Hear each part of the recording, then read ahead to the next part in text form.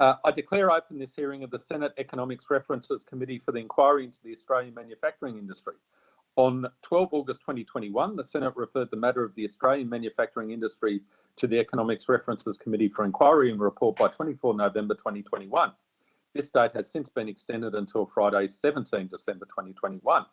The committee has received 130 submissions, which are available on the committee's website. The committee has thus far held one public hearing on 11, actually we've held two now, two public hearings, one on 11 November 2021, and the other one was this Monday just gone, with this being the third. As this is a public hearing, a Hansard transcript of the proceedings is being made. However, the committee may determine or agree to a request to have evidence heard in camera. Information on procedural rules governing public hearings and claims of public interest immunity has been provided to witnesses and is available from the Secretariat. Any witness called to answer a question for the first time should state their full name and the capacity in which they appear. To assist Hansard with the recording of this hearing, witnesses should speak clearly into the microphones and please ensure your microphone is set to mute when you are not speaking. I remind any media representatives listening to follow the media guidelines and any instructions of the committee secretariat.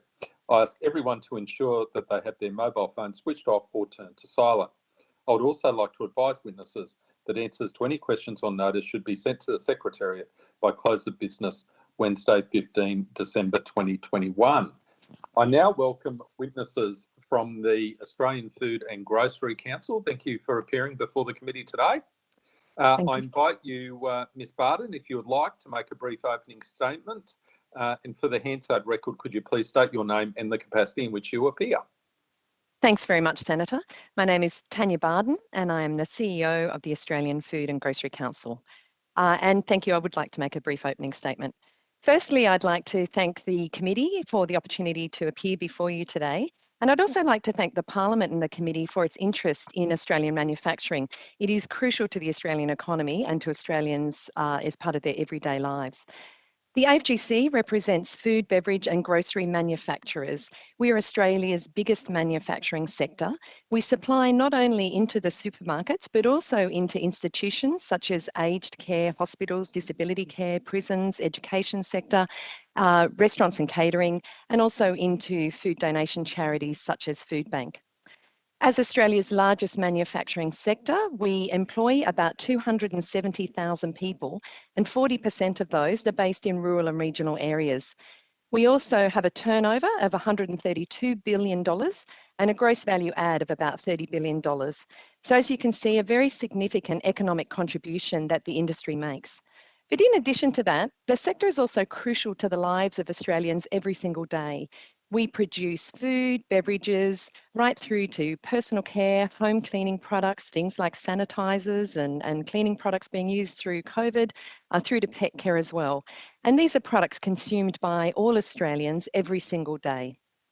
COVID has also highlighted just how crucial it is to have that sovereign capability in manufacturing. There's been significant disruptions to global supply chains, to local production and to distribution. And as a result of that, it's been essential that we've been able to ramp up production locally to be able to meet, as you would have seen, panic buying over the last 18 months. Earlier this year, the AFGC released a report sustaining Australia food and grocery manufacturing to 2030, and a copy of that was appended with our submission. Now, that report identifies the opportunities, challenges, and also a growth path for the food and grocery manufacturing industry out to 2030. It also identifies some policy mechanisms to help achieve that growth target. The industry has aligned with the modern manufacturing strategy, which had a food and beverage roadmap and also set a vision for doubling the size of the industry. So we've set an ambition for food, beverage and grocery manufacturing to double to $250 billion by 2030. However, there are some significant challenges that the industry faces in achieving that vision. As the report highlights, input costs over the last decade have risen by 50%, while wholesale or output selling prices have only increased by 25%. This has led to a drop in the industry's profitability from $8 billion to $5 billion over the last decade. And as a result of that, we've seen a stagnation in capital investment.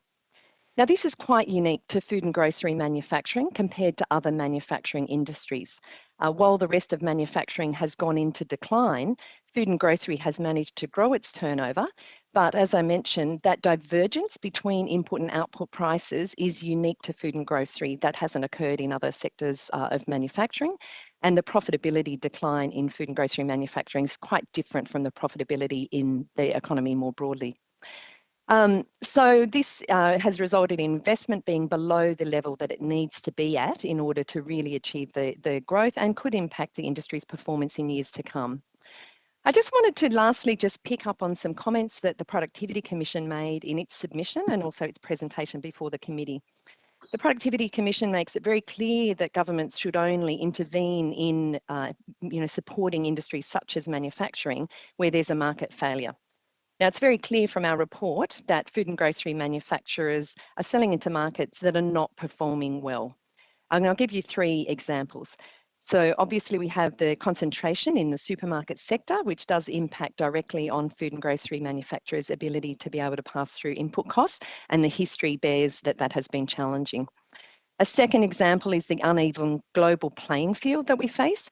So we face not only significant non-tariff barriers to international trade, but also our global competitors have very strong policies supporting investment and research and development in their markets. And thirdly is obviously regulation, domestic regulation. There are certain examples where that is impinging on the industry's ability to be competitive and to innovate. So all of these factors constrain innovation and investment below what would be a reasonable level for the sector and what's needed to achieve growth. So it's therefore really timely that the Parliament, and indeed major political parties, have recognised the importance of domestic manufacturing capability, not only in terms of its economic contribution, but also the important role of industry resilience in the face of ongoing disruptions, not only due to COVID, but also other factors such as geopolitical tensions. Thanks very much. Okay, thank you very much, Ms. Barton. That was very helpful. Senator Walsh, you have the call. Thank you very much, Chair, and thank you very much, Ms. Barton, for being there for us and for your opening statements there. I might just start where you ended your opening statement with your comments around the particular constraints that your sector faces, one of which you mentioned this morning and in your submission being the supermarket duopoly, which makes it, I think, more difficult to sort of pass on your own production cost increases. And you say that that's contributing to a sort of a stagnation in innovation and productivity. What is it, I guess, that you think government should do to assist with that particular challenge that you face there? So what has been really important and has changed over the last 5 or so years is that both sides of Parliament have supported a food and grocery code of conduct. So that's a voluntary code that the major retailers all have signed up to, which essentially regulates behaviour within the industry. It provides more transparency of information and decision making. It supports negotiations being in good faith between the parties and provides dispute resolution mechanisms. So we have seen that that has improved behaviour within the industry, and that is a really crucial component. So ongoing monitoring of that code and strengthening of that code to make sure it's supporting manufacturers through their negotiation processes. And then I think, obviously there's been a number of different reviews into supermarkets, and we're not using this as an avenue to, to push for breaking up of supermarket concentration. But I do think that we need to recognise the effect that that domestic market structure has, and to make sure that we have policies that help to support an industry that is then impacted by that. Yeah, okay, that makes sense. So, I mean, despite the code that you mentioned and general support for that and that being in operation, you've said today and you say in your submission that in the last 10 years, food manufacturers' output prices have increased at half the rate of input prices, which is a considerable sort of constraint. I guess given the environment that you're in and some of the factors that we just discussed, what are the other sorts of supports that have been important to the sector from government, and what else do you really think could be done there? Thanks, Senator. So food and grocery manufacturing over a long time has received very little by way of government support. We're an industry that has tended to just get on and get the job done. But as I say, it has become a lot more challenging over the last decade. In most recent times, things like the modern manufacturing strategy and putting that priority on food and beverage manufacturing, which is a great start. We'd like to see grocery included in that as well. But that has been really important. And having mechanisms that support investment, such as grant programs or things like tax incentives, such as investment allowances or instant asset write-offs and those sorts of things, are really crucial because they help businesses to be able to get over that hurdle rate, to be able to build the business case to invest locally. So those sorts of programs are great. I think what is also really critical is that we need to be able to take a very long-term approach to manufacturing. This can't be just a dip in for a few years, dip out. Our competitors globally have had very sustained programs over a long period of time.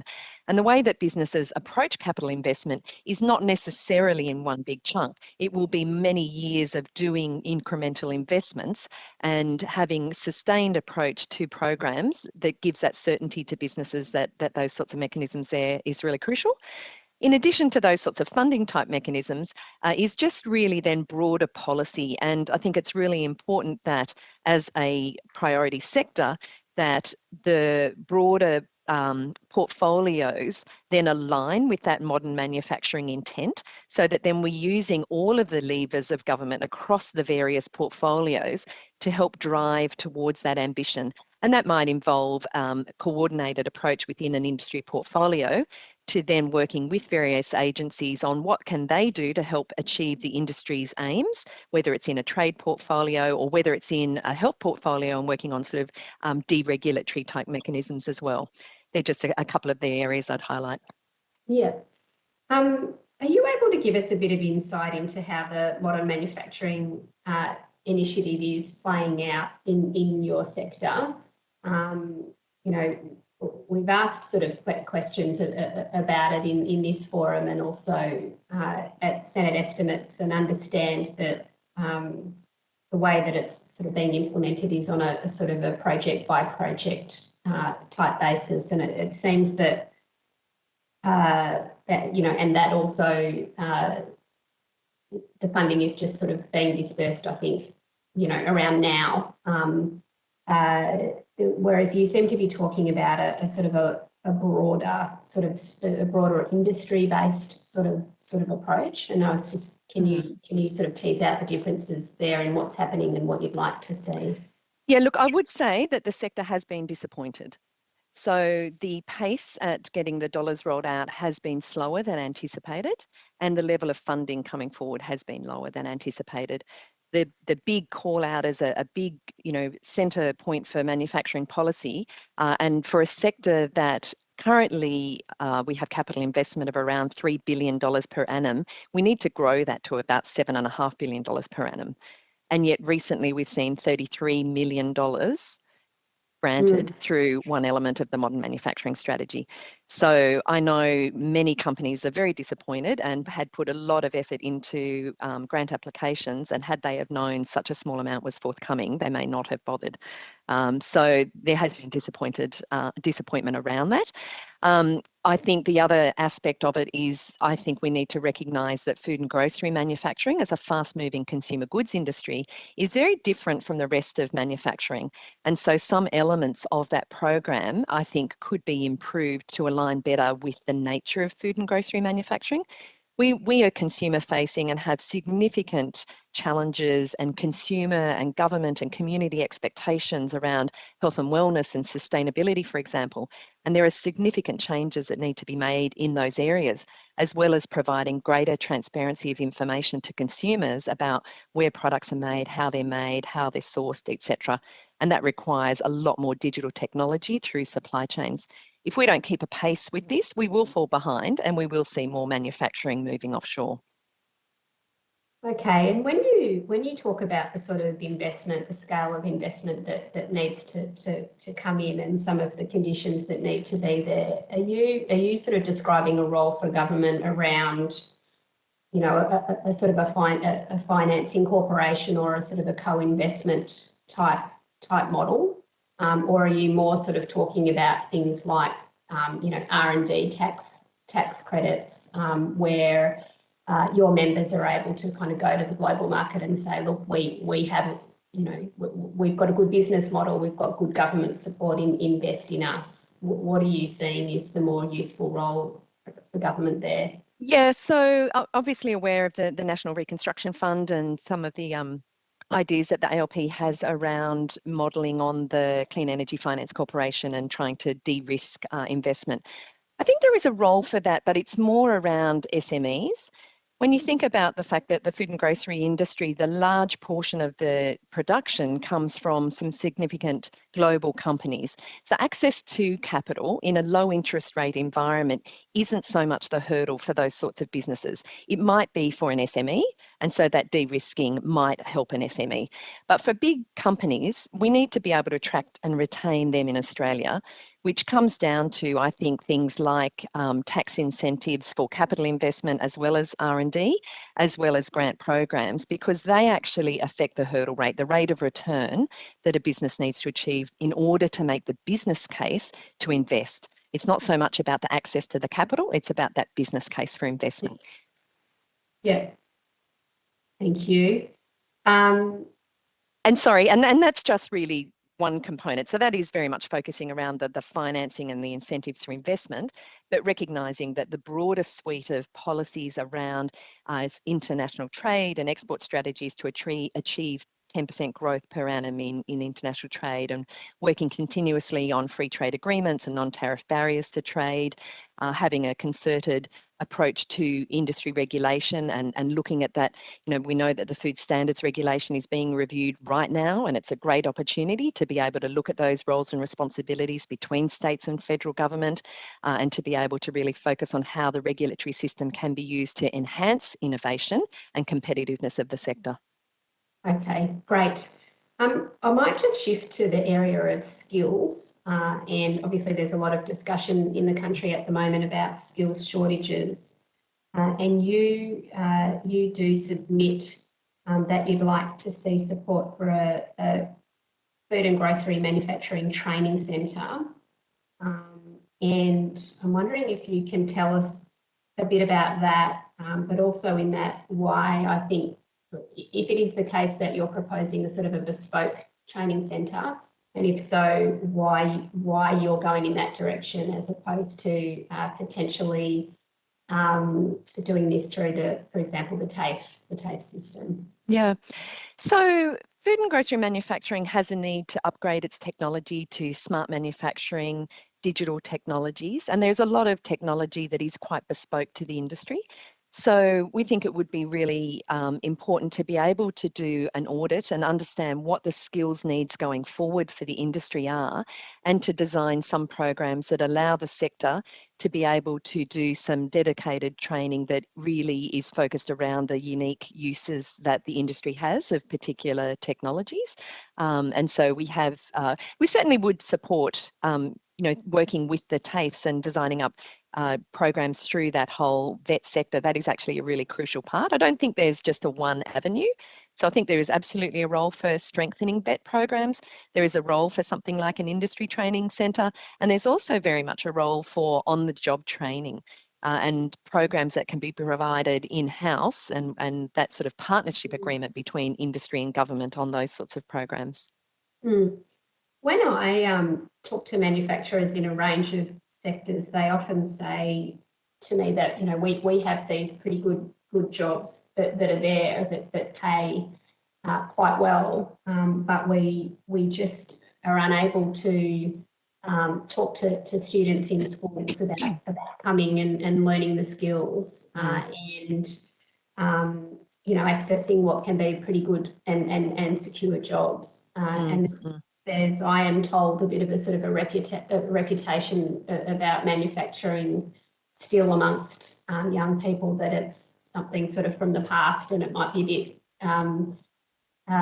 well, the quote I've been given, I will just repeat, is sort of dumb and dirty rather than smart, the sort of smart jobs that you're describing in advanced manufacturing. What are you seeing there, and what needs to happen to attract people to these jobs?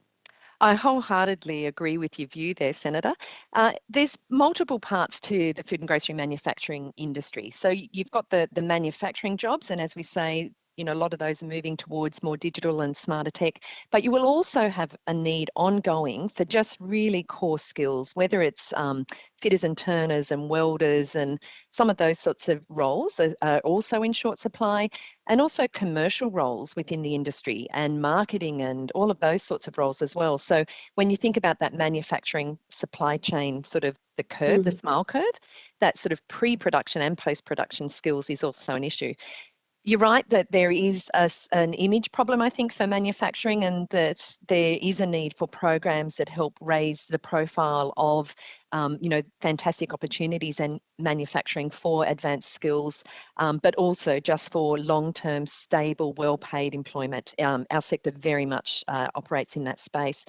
I think the extra challenge that food and grocery has is when you think about the data I provided before, and the challenges that the industry has been through, it is a very high pressure sector in that interface between retailers and suppliers.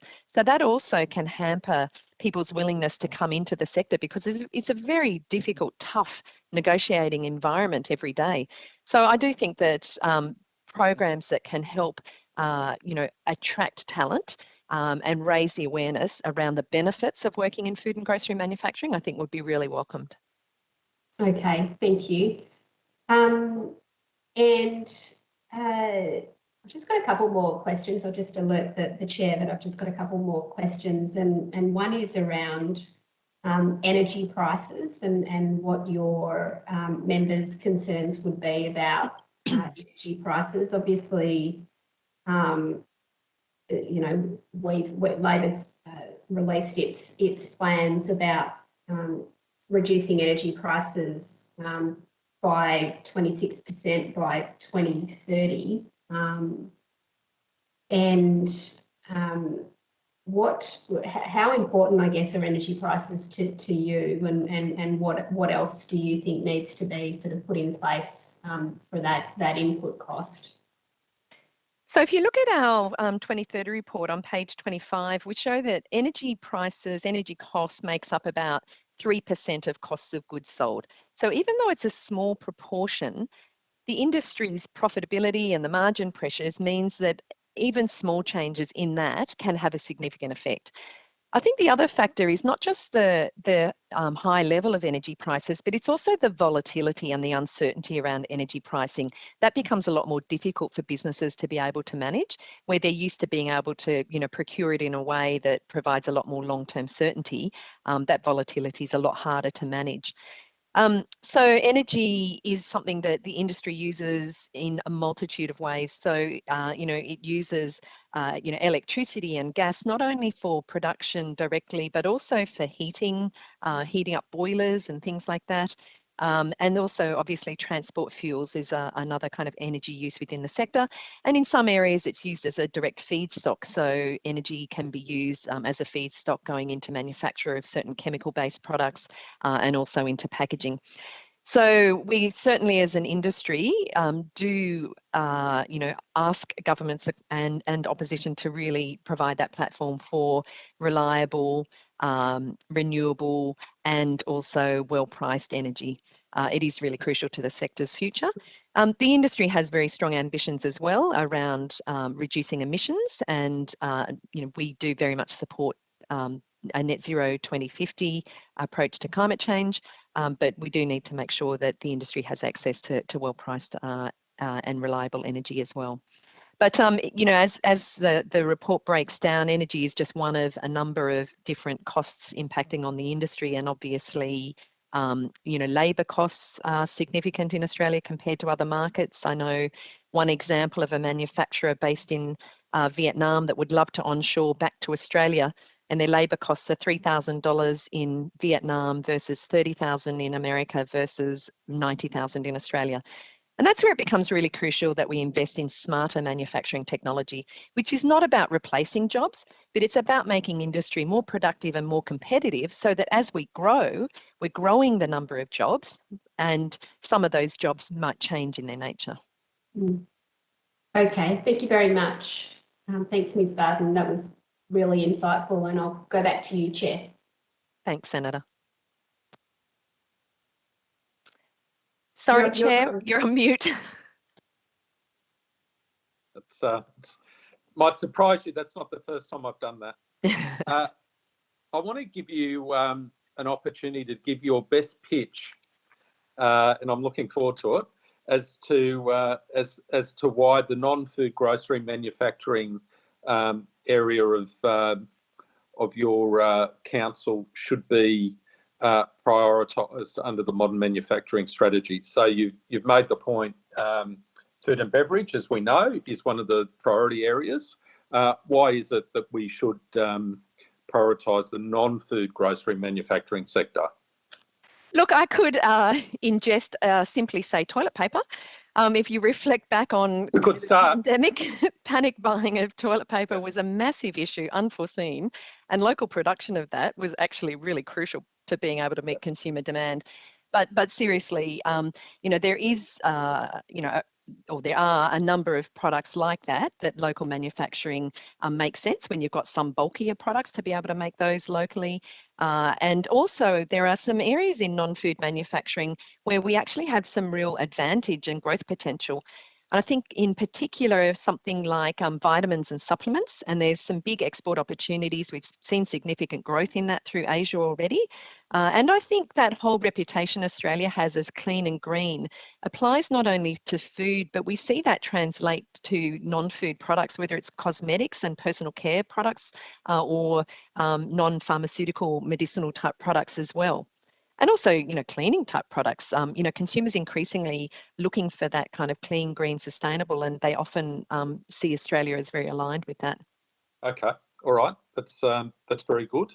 I wanted to talk to you about I'll quote from the covering letter which you provided on page 4. There's a reference to a grant process that supports food and grocery manufacturers to offer on-the-job training or integrated learning programs that connect the sector with education training providers. So what's, how do you, in practice, how would that work?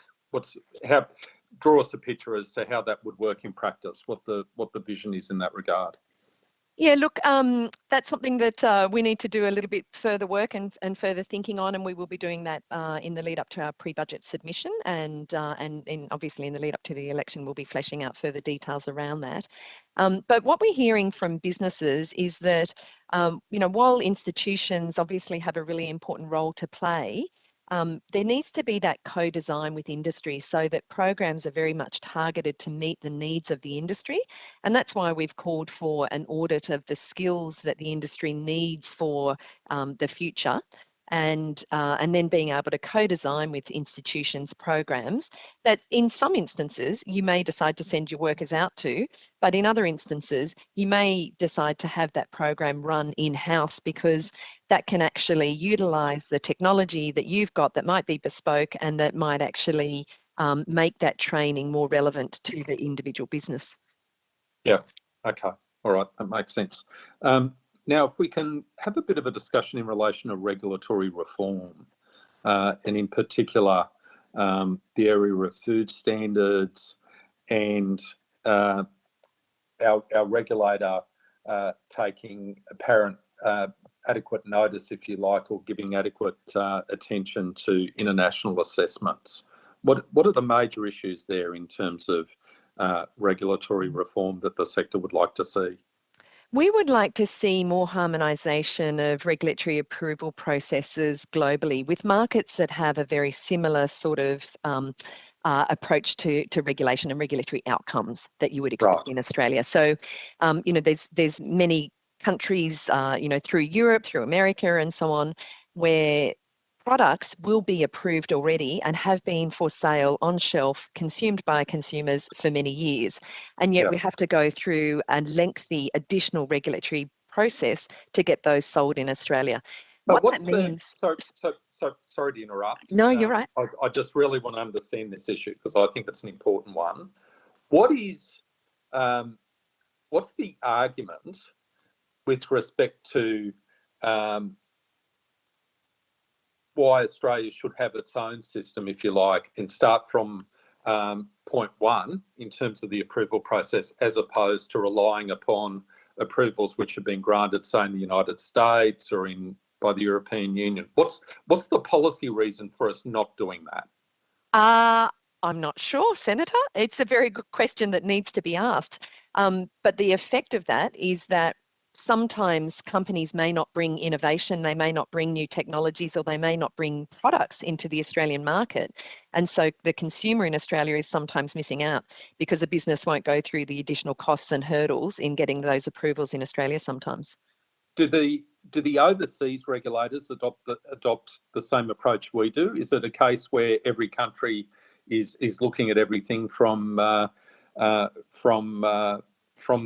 starting point, as opposed to giving recognition to regulatory approvals in other jurisdictions? Are there any examples you can give us of regulators which say in Europe, say, well, if it's been approved in the United States, Great Britain or Australia, then tick, you've got an approval on the basis of reciprocity? Yeah, look, there are some areas where harmonisation or mutual recognition has actually been achieved. And I know the wine industry in particular has done some work in that regard.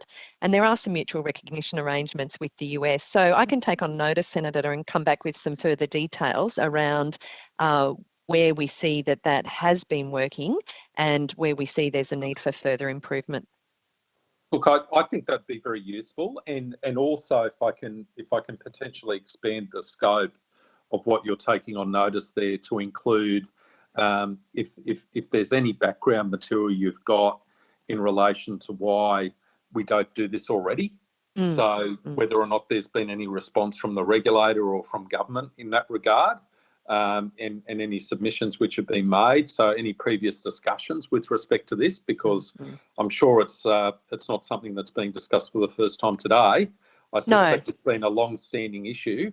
That's right. And for the life of me, I can't understand why there can't be mutual recognition, reciprocity with respect to jurisdictions that have similar standards and similar values to the ones we have, in order to cut the red tape and increase the speed where goods can make it to market. What I would say is that under the review of the food standards legislation at the moment, we have submitted in that process that if you change the objectives of the Food Standards Act so that you're having regard not only to public safety, food safety, but also having regard to industry competitiveness and innovation, then that change at that objective level will actually filter down into an internal change in culture in the way that the regulator operates. And I think that would be really crucial in terms of them then looking at how could they achieve the same outcomes of public safety, but in a more efficient and effective way that's going to stimulate innovation. So that is very much an opportunity right before government at the moment to look at making that change to the food standards legislation. And while we talk about mutual recognition, internationally, another area that would be really helpful would be to streamline the regulatory process internally. So food regulation tends to happen at a state level. We have, submitted into that review process that standards to do with food labelling and food composition really need to be set and enforced at a national level. It doesn't make sense for industry to be going to different states to get different advice around health claims, for example. And so we have submitted that there be that streamlining and that states play a role around on the ground enforcement of standards to do with food safety and facilities approvals and all those things, but that labelling and composition be enforced at a national level. Again, it makes good sense, and it is a simple way of being able to support innovation and competitiveness in the industry. Yeah, so I must say I wasn't aware that food labelling is actually governed at a state level as opposed to a federal level. That's that actually surprises me. Yeah, it's often the interpretation and the advice and the enforcement of some of that will be at a state level. So, for example, a company that wants to make a health claim on their product will go to their local, jurisdiction for guidance around interpretation of the food standards. And so you can get a different set of advice from a regulator in one state compared to another state. Right. So there's a real opportunity there to drive harmonisation and consistency across all of our state jurisdictions in that regard. Absolutely. Can I move into the area of digital labelling? So can you give us an overview of what the issue is here and where you think we need to be heading? So this is really being driven by the consumer. Increasingly, consumers want to know what's in their product, how it's sourced, whether it's ethical, whether it's environmentally sustainable. They want to know where it's produced, how it's produced. They want to know the health attributes of those products as well, whether there are allergens and so many different factors. And consumers increasingly expect to be able to use digital technology. So ultimately, the industry needs to get to a level where consumer can take their mobile phone, scan a product and find out that information. And that will be different for every consumer because the priorities an individual consumer has will differ. So that's where we're trying to get to as an end result. There's that aspect to digital. Another aspect to digital is the end-to-end supply chain and making it more efficient and resilient. So there is a lot of manual paper-based work within supply chains. And moving that towards digital will allow businesses to be able to optimize those supply chains, which helps to build resilience. So, for example, having better predictive analytics for supply and demand. And then the third aspect of digital is within the production facilities and being able to use digital technologies such as sensors to be able to monitor water usage, energy usage, and to be able to optimize those within the plant and again be able to use advanced analytics for production and also things like virtual reality technologies for new product development. So that need for digital is really quite broad and the labelling is one aspect of it. Now, globally, there has been some standards that have been developed to underpin, digital transfer of information. And for industry, though, the uptake of the technologies and those standards has been slow. And I think it comes back to the points we raised earlier, just around the constraints on capital investment. Again, another crucial area that if Australia falls behind, then we miss opportunities, where if we can actually land this digital transformation, then that will actually really support our export markets, where consumers increasingly want to know that sort of provenance and traceability through supply chains. Yeah, understood. No, I think that dovetails with the point you made earlier in relation to the comparative advantage that Australian produced goods have. Absolutely. In terms of environmental compliance, ethical procurement, etc. Indeed. My last question, Ms. Barden, before we let you go, is just in relation to investment incentives. So you made the point in the letter, the submission, that the AFGC recommends that the Australian government alter the eligibility threshold for the temporary full expensing, the instant asset write-off measure, to include companies with significant manufacturing capital stock in Australia that don't meet the alternative eligibility test. So what's the scope of the enhanced eligibility there we're talking about? How big's the opportunity there?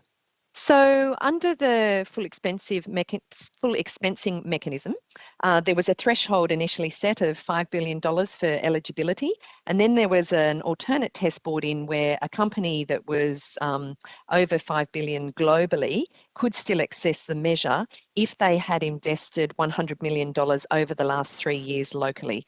And I can understand the intent behind that to make sure that the dollars are being directed to companies that have on the ground assets in Australia.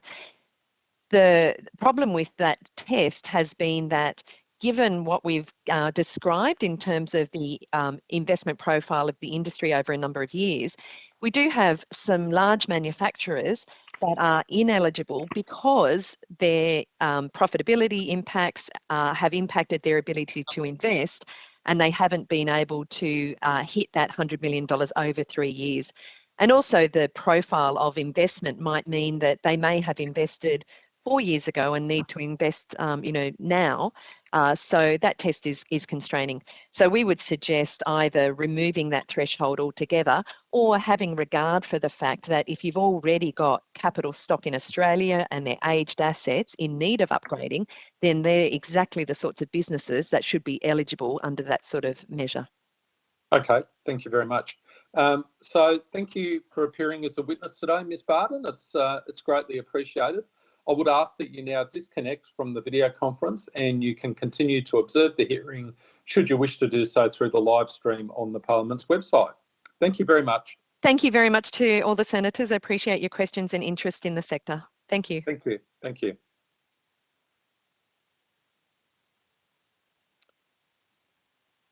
Okay, I now welcome representatives from the United Workers Union. I think we've got you here. Yep, I can see you. Thank you for appearing before the committee today. Information on procedural rules governing public hearings has been provided to witnesses and is available from the Secretariat. To assist Hansard with the recording of this hearing, witnesses should speak clearly into the microphones, and please ensure your microphone is set to mute when you are not speaking. I would also like to advise you that any questions or notice should be sent to the Secretariat by close of business Wednesday, 15 December 2021. I invite you to make a brief opening statement should you wish to do so. And for the Hansard record, could I ask each of you to please state your name and the capacity in which you appear? So who's kicking off? Thank you, Senator. My name is Godfrey Mose. I'm an Executive Director with the United Workers Union, and I have responsibility for allied industries within the union, which covers much of our manufacturing membership. And I'm joined today with me by Richard Glenk from ex-Pfizer, Perth, and Harry Fisher from GSK in Boronia, both who were long-term pharmaceutical manufacturing workers. As far as an opening statement goes, what I would say is this, and very simply, our union's experience during the COVID-19 pandemic is that this country has lost critical capacity with regards to advanced manufacturing, and that has gone to integral supply chains such as oil and plastics, and today, in terms of the witnesses that we have with us, pharmaceutical industry as well, which runs counterintuitive to the public discourse at this present time. So I'd like to hand over to Richard to share a brief opening statement. Sure. All right. Mr. Glenk? Yes, good morning, Senators. Good morning, everybody. My name is Richard Glenk, and I worked at the Pfizer pharmaceutical facility for over 10 years. Unfortunately, in October 2020, during the height of the COVID pandemic, Pfizer announced that it would be ceasing production operations in Perth within the next 3 years, whilst increasing its production in places like India and China. As part of the staggered closure plan of Pfizer Perth, I was made redundant on the 18th of November this year and have not been able to gain work in a similar field in Western Australia. For other than Pfizer, the industry is made up of very small organisations. Now, should I wish to remain employed as a pharmaceutical worker, I would have to move my family, namely my wife and my teenage daughter, interstate, which is a daunting prospect, or I'll have to leave the industry altogether. Now, moving interstate or leaving the industry is the unfortunate predicament facing all the remaining 400 workers at Pfizer Perth at present. Now, what is truly disappointing is that this Perth site for over 50 years has produced medicine to the highest international industry standards. We've continually demonstrated over the years the ability to meet the process qualifications and process validations in getting medicines for commercial release. In short, we've been as good as any pharmaceutical manufacturing site in the world. Now, the closure of this site is also going to impact the wider Perth community, such as the local packaging manufacturers, the plastic syringe manufacturers, and of course the transport and logistic companies. So it's going to have a very big impact on what is happening here in Perth. So thank you very much for listening, and I'll now hand over to Harry Fisher. Mr. Fisher. Excuse me for my incompetence of working the computer. That's all right. You're in good company here, I can assure you, with all of us, certainly me.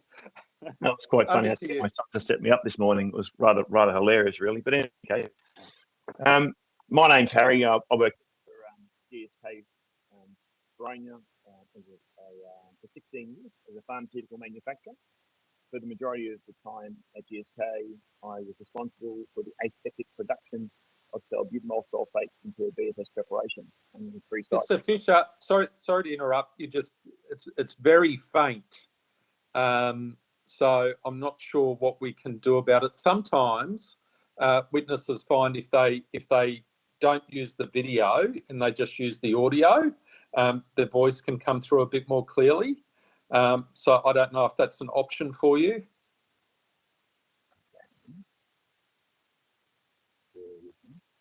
Came across loud and clearly, Harry, at the start, so I don't know if you've put something on a microphone or moved away from it, perhaps. To be an absolute incompetence on my behalf, I do apologise. No, that's okay.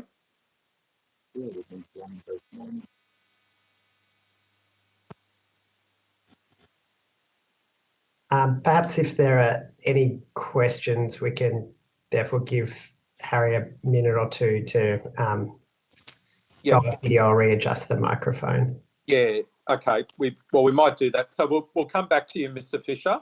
So just it might even help if you come back just through teleconference, so we can hear your voice clearly. But that's another option. But we've got some time, so I'm sure we'll be able to work it out. Mr. Glenk, can I ask you some questions first, just before I hand over to my colleagues, because I'd really like to drill down into this decision by Pfizer. What were the stated reasons from Pfizer as to why they were taking the approach that they of actually shutting a plant which, as you say, has met these high standards over such a long period of time, and to move manufacturing offshore, especially given what's been happening with the global pandemic? And I would have thought it's counterintuitive that someone in that space would actually be closing locally based manufacturing facilities, given the supply chain access issues. What were the reasons, the rationale given by Pfizer? It was very much a commercial reason, Senator. They restructured some of their global supply plans and have now regarded Perth just as an obsolete site, that they found it far more commercially and businessly beneficial to move towards places like India, China, and a couple of other places around the world where obviously reduced costs, government incentives in those parts of the world have provided far more a lucrative means for Pfizer to do business in these parts of the world, rather than continue their working relationship with Australia. Right. Okay. And and did they refer in particular to any particular policies in any of these jurisdictions, like incentives being given to them to relocate, or did they refer to any discussions they'd had with the local state government or federal government before making their decision? No, there was very little interaction with the state government at all. They, as I said, they purely based their decisions on a commercial basis, and it's obviously been now to the detriment of Pfizer Perth and the whole wider West Australia community. Yeah, okay.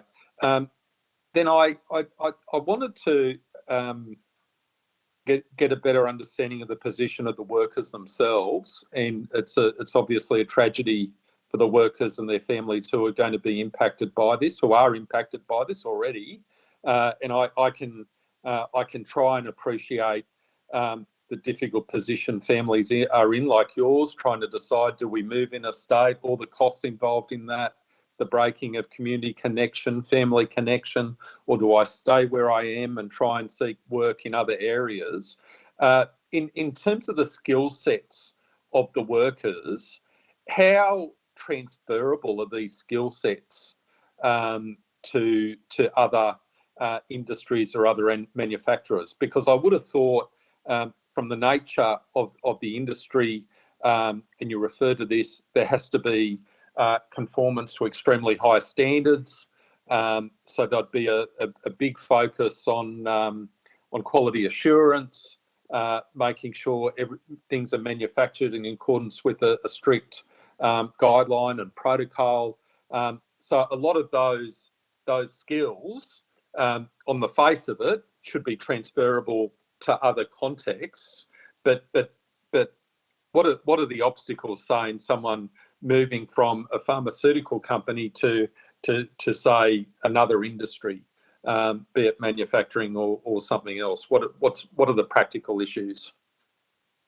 I guess the real practical issue is that we're so highly skilled. What's required, how often we're audited by, say, the FDA or the Therapeutical Goods Association in Australia, the TGA.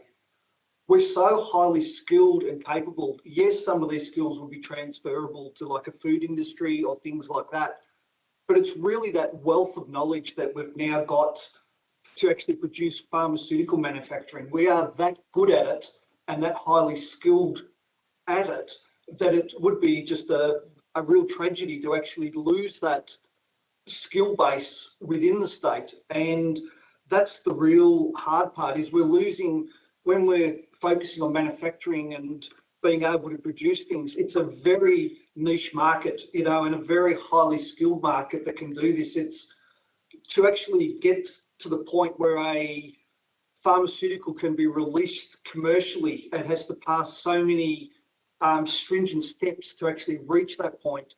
You can't just create that in a short term. This takes many years of high development, validations, and just analysing all the processes along the way to actually reach that point. And I think that's the critical one, is how good we are and how good the manufacturing to actually make pharmaceutical goods just doesn't happen overnight. It really is a long-term process and a very, very highly skilled process.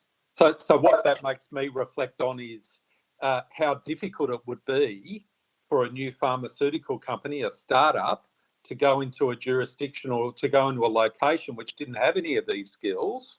It would be extremely difficult to build these skills. And yet here at the other end of the spectrum, we've got a situation where we've got those skills in a company in the pharmaceutical industry is walking away, and those skills are going to be lost.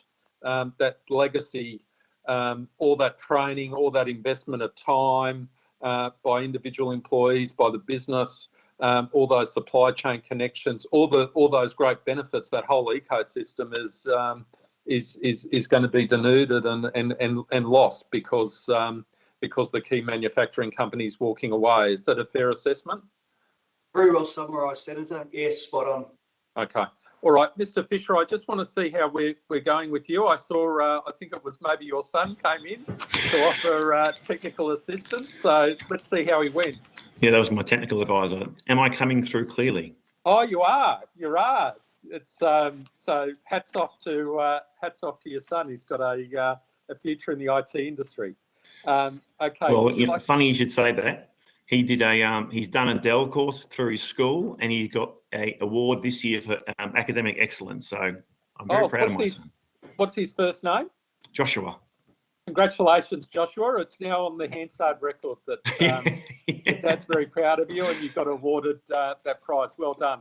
Over to you, Mr. Fisher, if you'd like to give a bit of an opening statement with respect to your experience.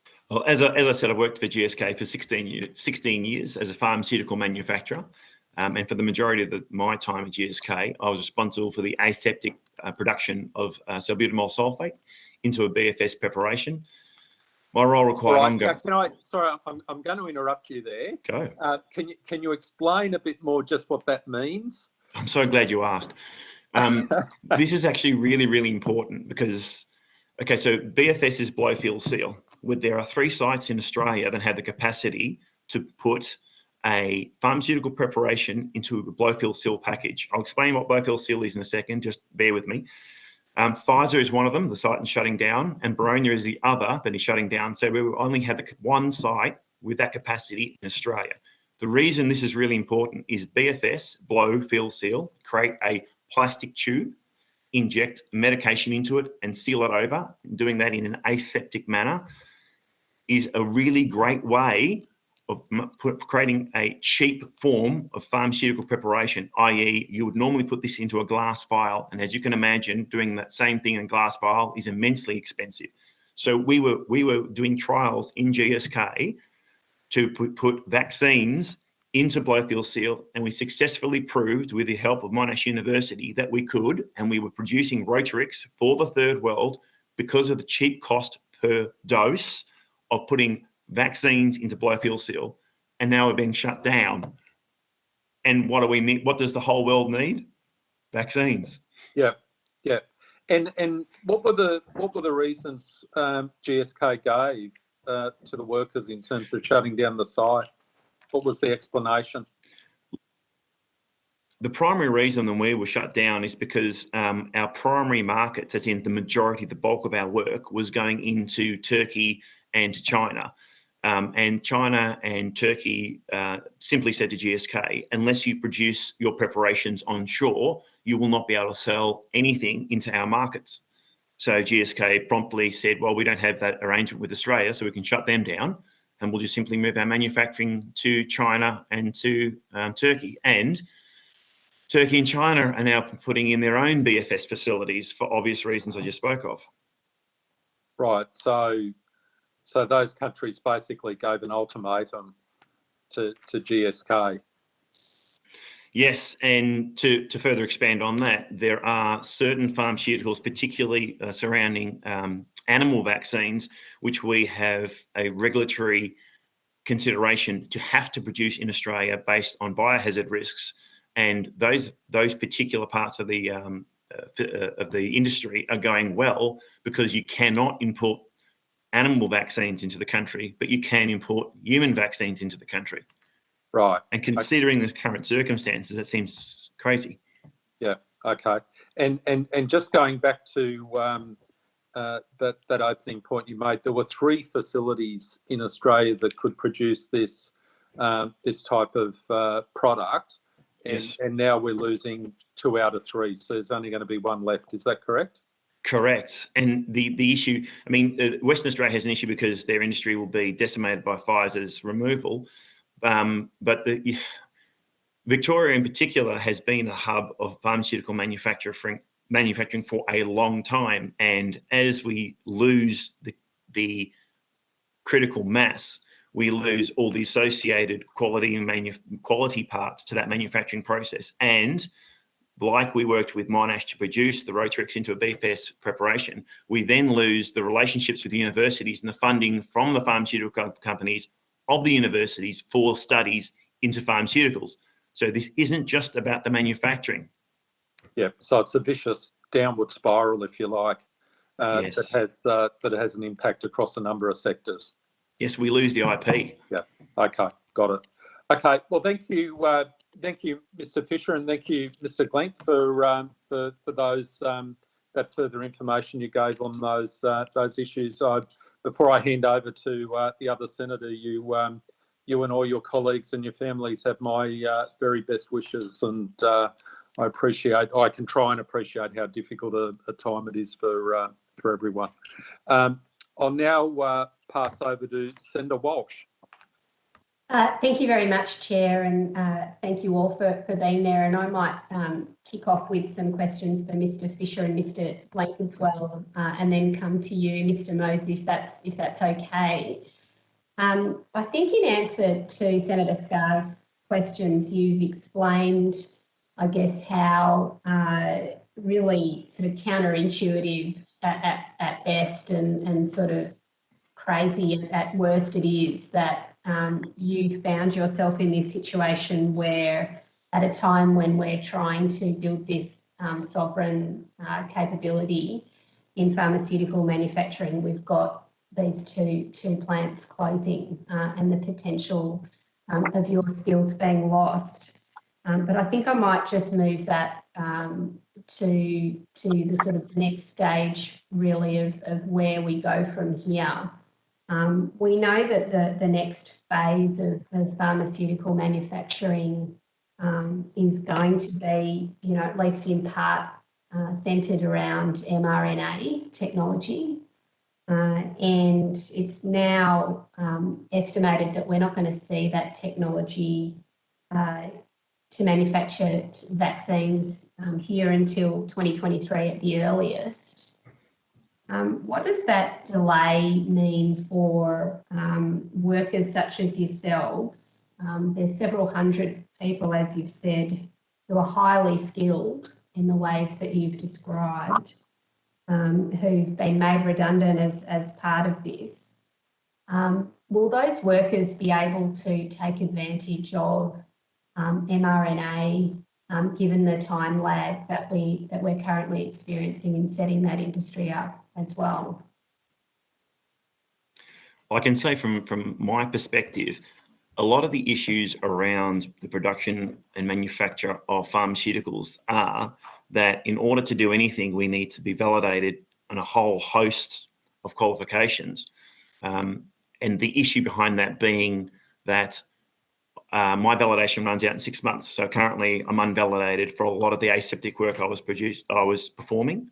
And unless I am revalidated, that is simply lost. So it doesn't really matter what I did in the past. If I'm not validated, I'm not validated. If I can't prove the work that I was doing, i.e. if I have no evidence of the fact that I was ever validated for aseptic work, then it's pointless that I was ever doing aseptic work. It doesn't make any difference. I'm effectively a new person. And it's not necessarily from the perspective of whether this person has experience. It's from the perspective that the TGA needs the company to prove what this person's qualifications are in order to be able to produce that preparation legally. So if we wait 2 or 3 years, all these people with all their experience, all their validation, simply won't be validated. They won't be legal to do these jobs. And it will take, for us to leave somebody alone in any way, shape or form in GSK Boronia was a minimum of 6 months. And at that 6 month point, they were very inexperienced. They couldn't, if anything went wrong at all, they were lost. So realistically, it would take between 18 months to 2 years before somebody be trained up enough for them to be an independent personnel. And that's still not particularly skilled.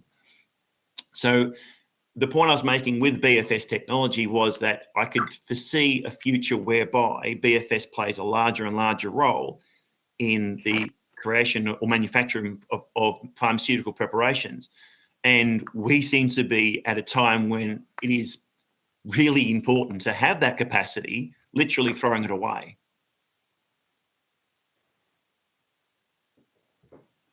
So we're basically in a situation where we're losing our pharmaceutical manufacturing of today under the current technologies, and we've got this big lag before mRNA manufacturing is set up. And in that time, what you're saying is that the validation that you have of your skills basically runs out. So what are the implications for the several hundred workers do you think of being able to find jobs in the pharmaceutical sector that you're so well trained in and obviously so passionate about as well? Well, I can give you my own personal experience. After being in the pharmaceutical industry for such a long period of time, obviously I'm not particularly skilled in anything else. The other thing is too, because of the work I was doing, I was able to work 250 kilometres away from the site. So now I'm 250 kilometres away from Melbourne. I haven't been able to get a job since April. The only work I've been able to get is unskilled labouring farm work, which doesn't even afford me enough money to support my family. So I'm not the only person who is doing that. Like a lot of the other large pharmaceutical sites will be in the same position. The majority of us, given 2 or 3 years, will have had to find some other form of work.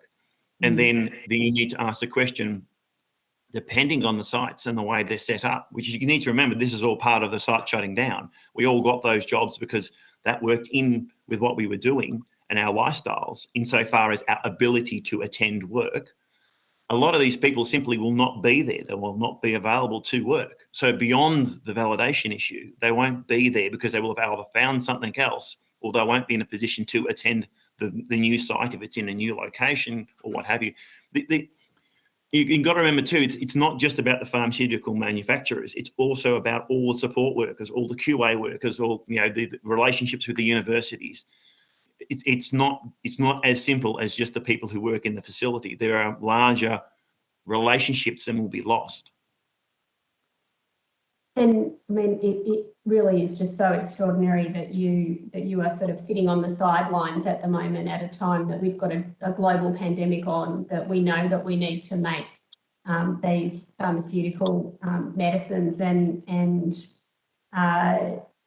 there's no sort of there's no pipeline at the moment because of the delay with mRNA. So in addition to the workforce being sort of put into this situation, what about the plant as well? I mean, what happens with the plant at GSK and Pfizer, and would that have been retooled and scaled up if the government had have actually had a plan to move from how we manufacture pharmaceuticals today into mRNA more rapidly? Yeah, that's definitely the case. So, Harry, I was just going to jump in to say, very, very, very much so here in Perth. There was the opportunity to redevelop the plant, and we're also very close. We're located opposite Curtin University, which is the largest university in Western Australia, and there's a very good sort of reciprocal base there. And just to reiterate what Harry's been saying too, I think what the greatest concern is, we're going to create a skills vacuum here, is we're going to lose so many capable people within the industry who are going to likely look elsewhere, and there's a huge risk we'll never get these people back for the RMDA once all this comes on board. And it's just going to be a very challenging time for Australia to move on and create their own sort of sovereignty with their own pharmaceutical manufacturing. Okay, thank you. I think I better go to Mr. Mose and ask him a couple of questions before The thing I was going to say is No, go ahead, Mr. Fisher.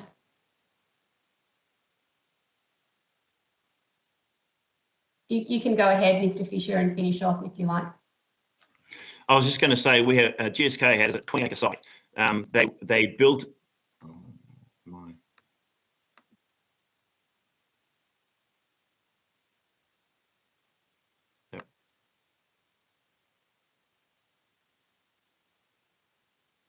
I think we've lost Mr. Fisher's audio connection now.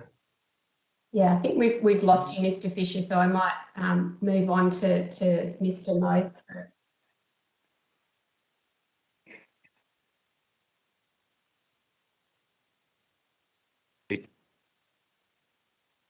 Yeah, I think we've lost you, Mr. Fisher, but we really appreciate your evidence very much, and I'll just move on to Mr. Mose now. I guess the question really is, how did we get here? there's a global race to lock in this particular manufacturing capability. How are we tracking in that race right now? I think that we are well behind in relation to that race. And our analysis is that Pfizer and GSK are part of a pattern where there's a global oversupply in terms of manufacturing capacity, and large multinational corporations are choosing to consolidate where they can make the most amount of money. And because we are not exercising functional leadership with a vision, we're not marshalling those leftover resources for things that we actually need and that we need to be able to do, like make sure our region is vaccinated, make sure that we can supply pharmaceuticals to people who need them in a short space of time. Thank you. And what do you think is needed to deliver a successful mRNA manufacturing capacity in Australia, and really to rebuild that sovereign capacity that we want in pharmaceuticals more generally? I think there's two key ingredients at a public policy level. Number one is a national vision, that there's a mission that we're trying to go for and achieve, because if we just ride back seat, we get taken for a ride. And that mission is what will marshal the resources that we need to get up and running. The second thing that goes with it is that we are overly obsessed with competition and neglecting the key role that cooperation plays. And that plays out particularly within the Federation.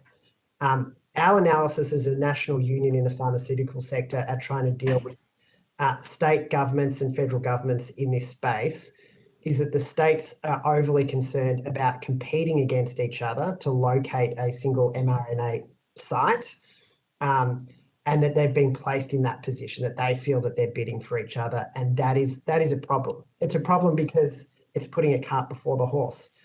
We should be saying how many mRNA facilities do we need based on what we're trying to achieve, and that's the vision element.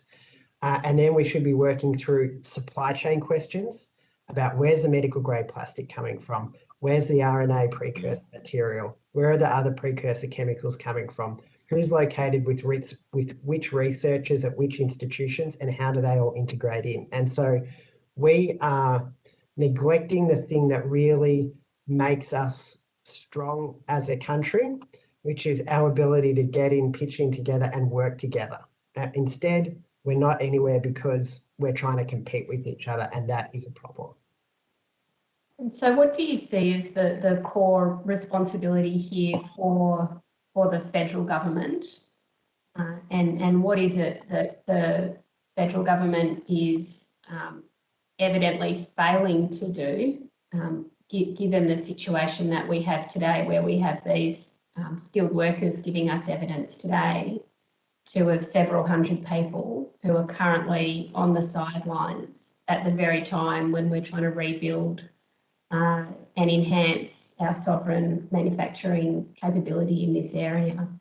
Yeah, I think the number one responsibility for the federal government is, particularly with mRNA vaccination, is to create a market. And I say that quite deliberately because we know that there are a whole bunch of people around the world who need to get vaccinated, and that we need them to get vaccinated in order for us to get to where we need to get to as a country. They're not getting vaccinated because they don't have the funds. And they don't have the funds, therefore there's no market. And so the federal government stepping in and saying, we are retooling our foreign aid budget to make sure that people get vaccinated, creates the market.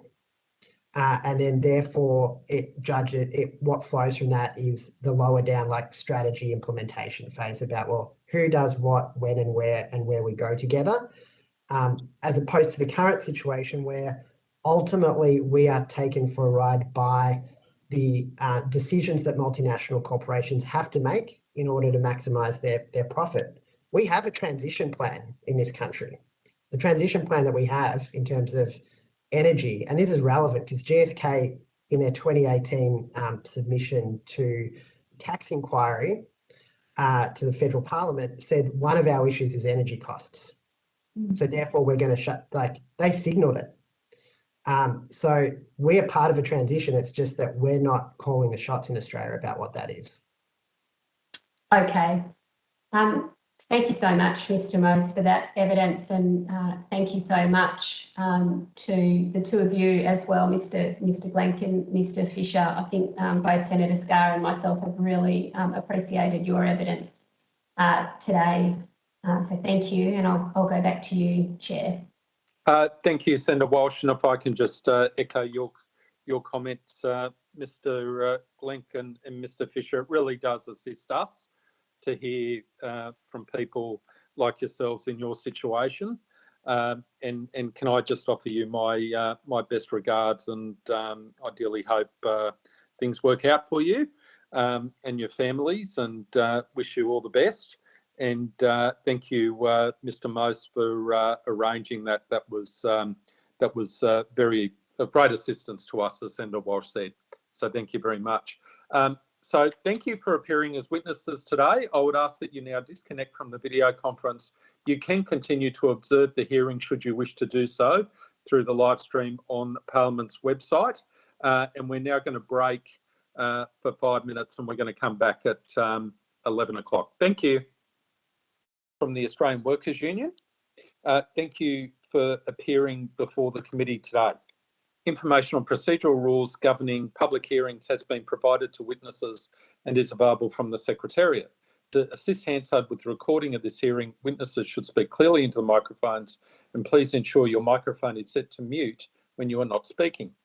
I'd also like to advise you that any questions on notice should be sent to the Secretariat by close of business Wednesday, 15 December 2021. I invite you to make a brief opening statement should you wish to do so. And for the Hansard record, could you please state your name and the capacity in which you appear? Mr. Rundle. Thank you, Senator, and thanks for the opportunity to appear before the committee. My name is Taylor Rundell. I am the National Economist at the Australian Workers Union. I advise on industry policy, including in manufacturing. So the AWU represents members at Australia's steelworks, aluminium smelters, concrete manufacturers, fuel refineries, fertilizer manufacturers, and many others. So we are quite deeply involved in Australia's manufacturing industry. The pandemic has demonstrated, firstly, that manufacturing is essential to Australia's economy. And secondly, our reliance on imports has created a massive risk, not just for the manufacturing industry, but for the economy as a whole. The issues created by the pandemic have been exacerbated by Chinese global economic pressure, including misuse of anti-dumping laws, and also by the impacts of the exit of the United Kingdom from the European Union. Australia's ability to come up with ideas here and to make them here is extremely limited for a developed economy. During and after 2020, there were a number of half-formed attempts to reinvigorate Australia's manufacturing industry, including the National COVID-19 Coordination Commission, which the AWU participated in. But even some very obvious areas where it was clear that Australia's capacity to make things here was far too limited have seen very little change. An obvious area for that is making face masks and PPE here in Australia. However, the AWU believes it's not too late for the Australian government to have a more serious attempt at bolstering our manufacturing capacity. In our submission, we recommend building on our raw materials industries to move towards the manufacture of renewable, green steel and other inputs that are likely to face increasing demand over the next 5, 10, 20 years, drawing on government procurement in a more strategic manner to support our manufacturing industry, and continuing to invest in gas to provide stable energy supply for manufacturing going forward, with the aim of building a complementary hydrogen industry. Combined, this would provide Australia with the opportunity to offer well-paying, secure jobs to workers in a manner that complements the global energy transition. That concludes my opening statement, but I'm happy to take questions from the committee. Thank you, Mr. Rundell.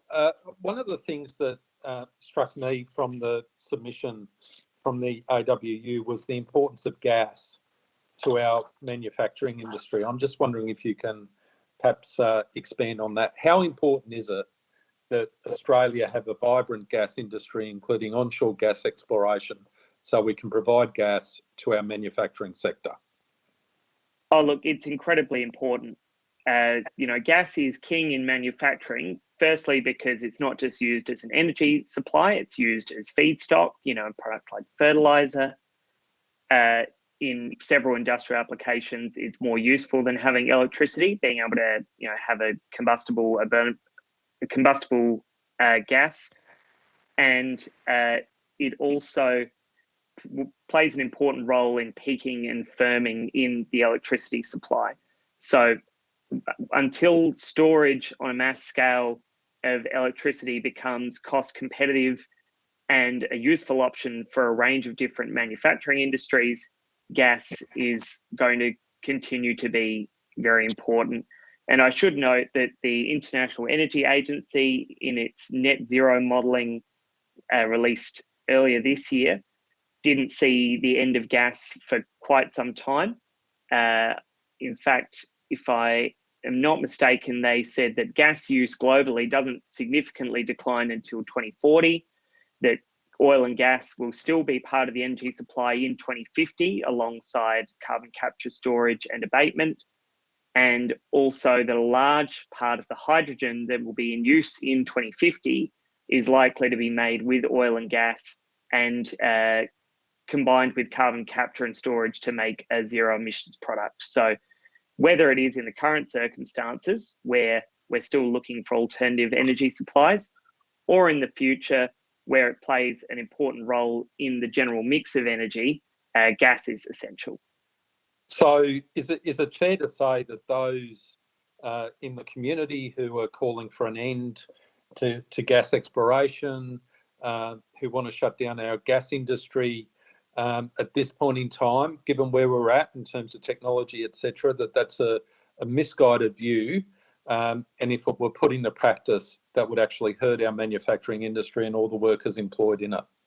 Yes, absolutely. I mean, there's a range of manufacturing industries where an energy transition will be required. There'll be some that are incredibly hard to decarbonise, and it's most likely that those are the ones that continue to use gas and other fossil fuel sources for some time. And if we rush towards ending domestic gas extraction, whether that's onshore or offshore, then we are going to price out our manufacturing industry from a secure energy supply. Right. Look, I'm a big supporter of us doing more refining and smelting in this country of our products, of our ores that we mine in this country, rather than simply exporting ore and having it smelted and refined overseas. How important is gas in order to keep those smelting and refining operations onshore with all the jobs they involve? Oh, look, it's incredibly important. There are a number of industries that we have members in, or a number of companies that we have members in. Zinc refineries based in South Australia and Tasmania come to mind. Also, the small domestic copper industry here in Australia. Not to mention the opportunity to continue to develop that industry for rare earths minerals, critical minerals that go into batteries and solar panels. Demand for those products will only increase. And if there is no secure energy supply for those products, then they simply won't be made in Australia, even though we have abundant resources to make them. Yeah. So really, it's absolutely imperative that we as a nation do everything we possibly can, including supporting a vibrant onshore gas exploration and production industry, to keep the smelters and the refineries and the major energy-intensive industries onshore that we have, and also look to opportunities to actually expand those industries, taking advantage of the new economy and the demand for those new metals and critical minerals that are going to be part of the transition that occurs over the next decades. Is that a fair comment?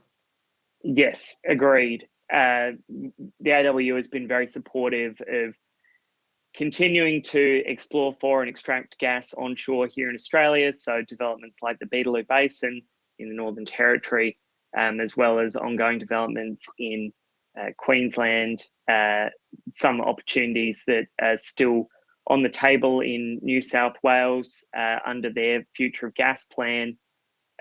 We think that these are all essential, not just for securing gas supply for existing manufacturing, but expanding the opportunities for the manufacturing industry going forward.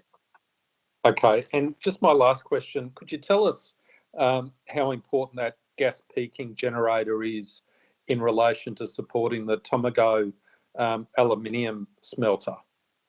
Yes, absolutely. So the Tomago aluminium smelter is a very heavy electricity user, and it needs to be operating all the time in order to be profitable. If the smelter shuts down for an hour, 2 hours, that is a huge cost to Tomago, and it really could have a dire impact on their viability.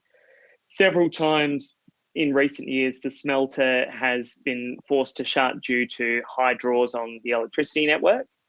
And so the announcement that came after the budget this year that a peaking gas plant be built at Kurri Kurri to support the Tomago aluminium plant was very much welcome. We see it as complementary infrastructure to Snowy Hydro, that until storage can be built on a mass scale that can facilitate these massive industrial uses like aluminium smelting, infrastructure like the Kurri Kurri plant are essential. Okay, and that might be a model that needs to be rolled out in other contexts to make sure we keep those smelters and refineries operating onshore. Is that correct? Yes, we would support it wherever we believed it was necessary. Okay, excellent. All right, thank you very much for that, Mr. Rundell. I'll now pass over to Senator Walsh. Thank you very much, Chair. Thank you very much, Mr. Rundell, for being there for us. You spoke in your submission and you spoke in your answers to questions there about the opportunities that Australia has to become a world leader in renewables manufacturing. Earlier in our hearings this week, we heard about the case of workers at Keppel Prince in Victoria who faced job losses basically due to a lack of a local content plan for the Ryan's Corner wind project. What concerns do you have for your members regarding the lack of a local content plan at a national level as we make this transition? Yes, I was part of the delegation that went with workers from both the Australian Manufacturing Workers Union and the AWU to Canberra to meet with the energy and industry and trade ministers about this issue. It is very disappointing that workers can see turbines and towers being imported into Australia and trucks literally driving them straight past their place of work where they have the capacity to make these here. The cost premium, as I understand it, for making the wind turbine towers in Australia is relatively small, but without any government support, the private companies, the private developers of wind farms will choose the cheapest option. So we have been very active in campaigning wherever we can that state government rules for infrastructure generally, but particularly renewable infrastructure, incorporates local content rules. There are different positions in each state, but in this case,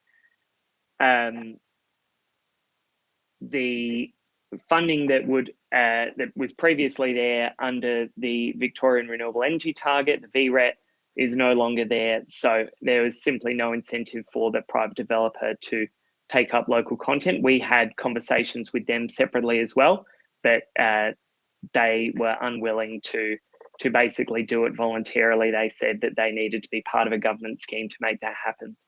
So, different states are taking different approaches to this. The New South Wales government has established a renewable energy sector board, and there's a whole policy infrastructure around that, which has a significant goal of ensuring that local suppliers have the opportunity to provide local content to renewable developments.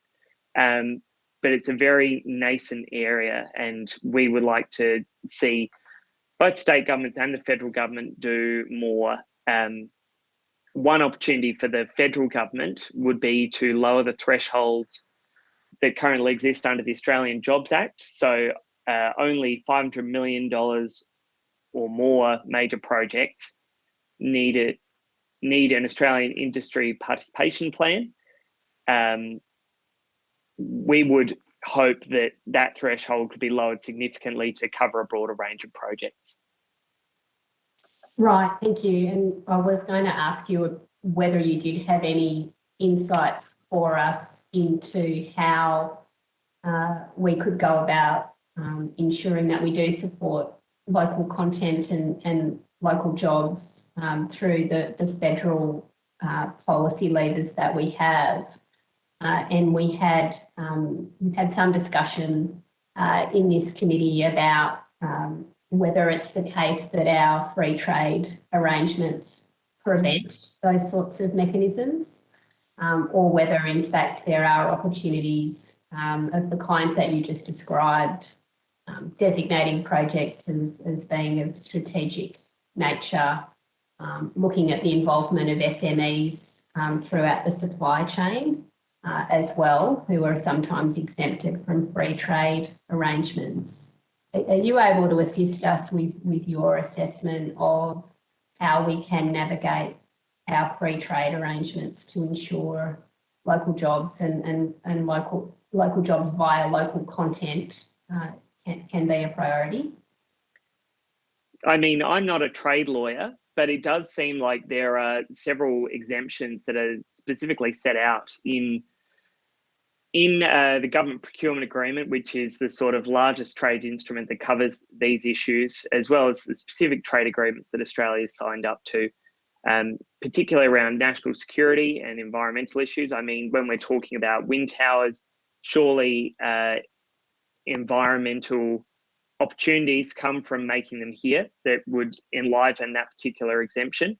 And on the note of national security, again, looking at the circumstances over the last year where we've seen so many critical products, computer chips, face masks, whatever else, face supply constraints, wouldn't we be thinking that metals, are essential to Australia's sovereign capability, and therefore that they would enliven exceptions if the Australian government or state governments set requirements for local content? And, looking at some of the projects that have happened around the country, I know that in Victoria, they set a threshold of 100% steel made in Australia for the level crossing replacement projects, and they didn't seem to have any trade issues there. Of course, at the federal government level, other state actors might be more enlivened or aware of potential breaches. But I think that there's definitely opportunity to seriously look at the exemptions that are already there and evaluate whether risks arise or not, rather than just saying, oh, this looks too hard, let's not go there. Okay. And just going back to some of your earlier evidence around the role of gas in manufacturing, I know that your submission of course, supports net zero emissions by 2050. And you've spoken today about the role of gas as a firming energy source. And you are, of course, also sitting in front of a sign that talks about Australia's gas reserve. And that's a policy that I understand the AWU has been putting forward for some time. Can you talk us through how the idea of the gas reserve works in making sure that energy is being directed to where it should be, and also how you see the role of gas evolving as we move to net zero emissions? Sure. So on the first part, in essence, gas, a highly valued commodity globally. We export largely to Asia. We are, of course, pretty much equal pegging for the world's largest gas supplier to the world's largest gas exporter. This seriously prevents Australian manufacturers from accessing gas, essentially because they're forced to pay the same prices as users in Tokyo or Seoul to use that gas. Other countries with abundant gas either have mechanisms that allow them to make those reservations, or they're, much more sort of liquid gas markets. There are still some issues in Australia with the distance that gas has to travel to be used for particular purposes. So in the Australian context, Western Australia has had a long-standing reservation policy where I believe 20% of exported volumes need to be reserved for domestic use. And this has meant for quite some time that the gas price on a spot market level is significantly lower in Western Australia, and that provides great opportunities to the manufacturers in those in Western Australia. Again, energy being one of the key supply constraints for manufacturers, it just reduces that level of uncertainty, how are international markets going to fare. It is quite a strange situation for Australia to be the largest gas exporter in the world and none of our manufacturers being able to access it.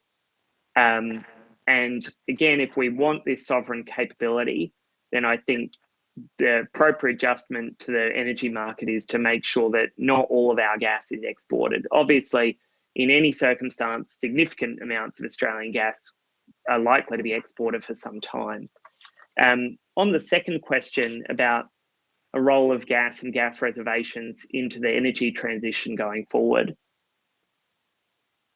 I think there are a number of complementary opportunities. We've spoken about Snowy Hydro and having a gas peaking plant there, essentially as a peaking solution.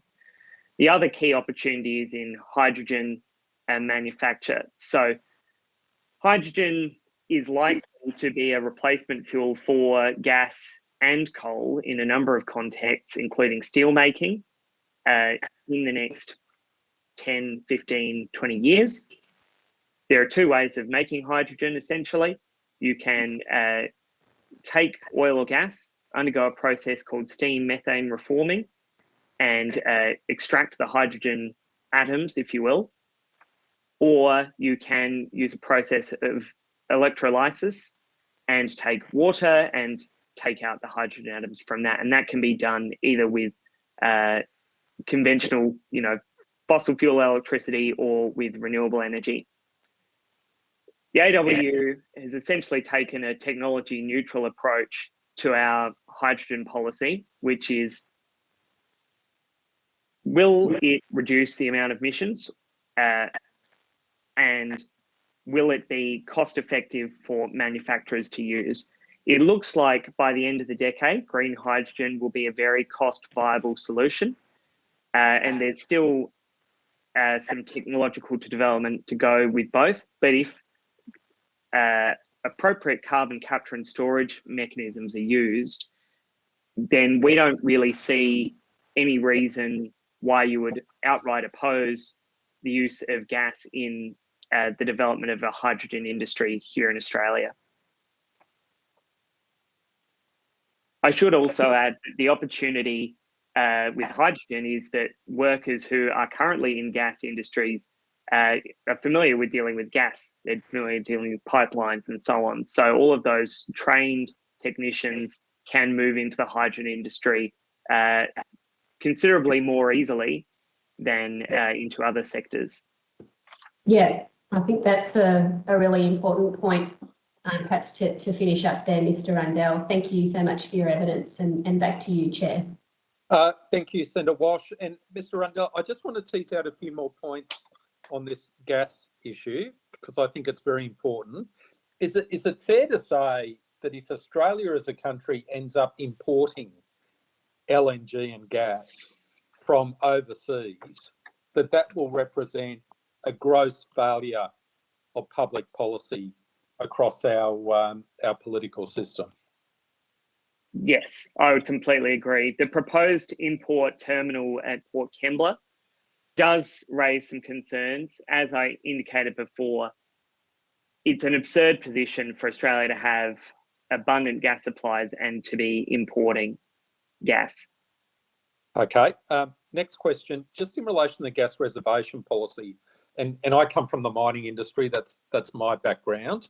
So in terms of putting projects together and getting them off the ground, does the AWU recognise that there's a difference in terms of applying a gas reservation policy to projects which perhaps were constructed on the basis of the underwriting provided by long-term offshore supply agreements, and that those projects wouldn't have got off the ground but for the fact they had those long-term agreements, and as opposed to looking forward in terms of the issuing and grant of new gas exploration permits, which have embedded within them gas reservation policies, so that the explorers and producers know from day dot that this is the expectation?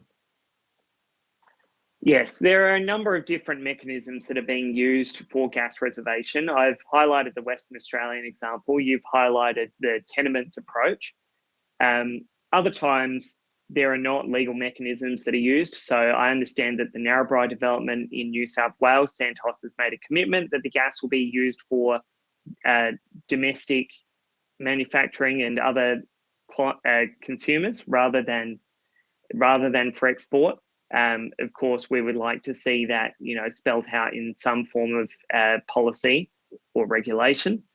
I think security for both project developers and for consumers is very important. And the government indicated that they would take measures to increase the level of security that gas users have through a code of conduct late last year and earlier this year. And the progress on that has probably been a little bit more limited than we would like. But I completely agree with you that certainty from the outset of gas extraction through to the supply of gas to users is crucial for sustaining that investment.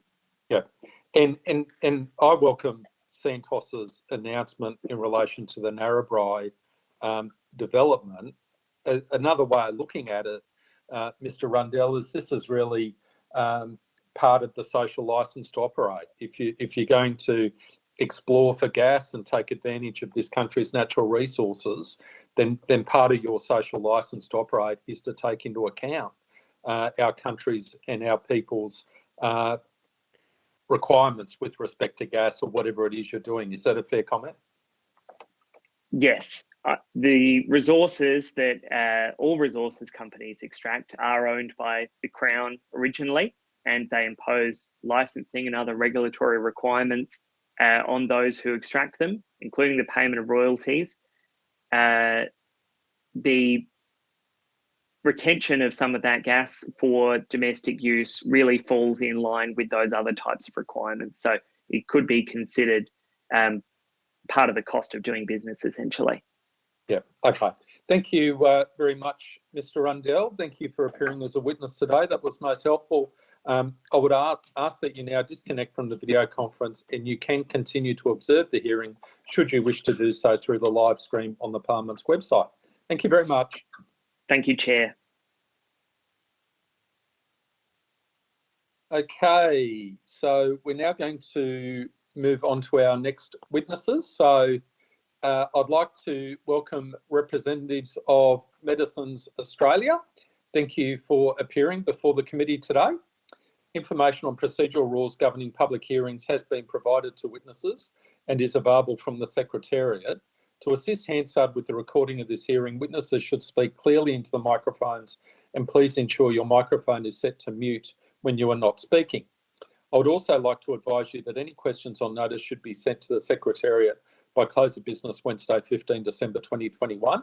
I invite you to make a brief opening statement should you wish to do so. And for the Hansard record, could you please state your name and the capacity in which you appear? I think you might be on mute. Just can't hear you.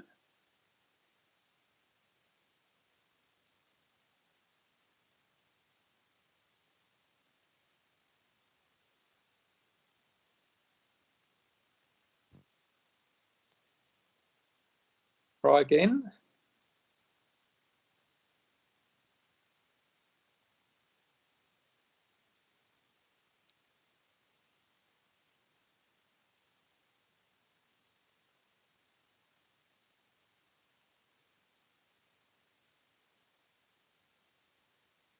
We need Joshua back, Senator Walsh.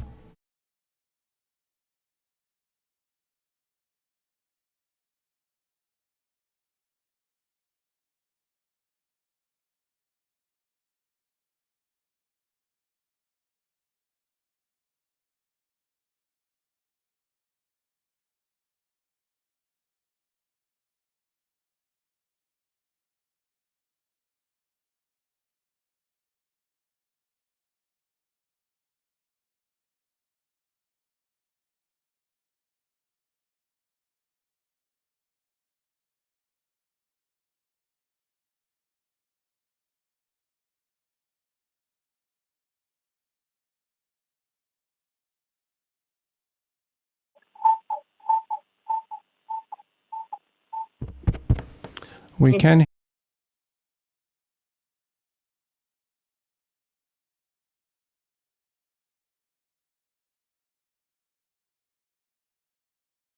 Great. Thank you. So for the Hansard, I'm Elizabeth de Soma and I'm the CEO of Medicines Australia. And I'm Dr. Anna Lavelle and I'm the Chair of the Board of Medicines Australia.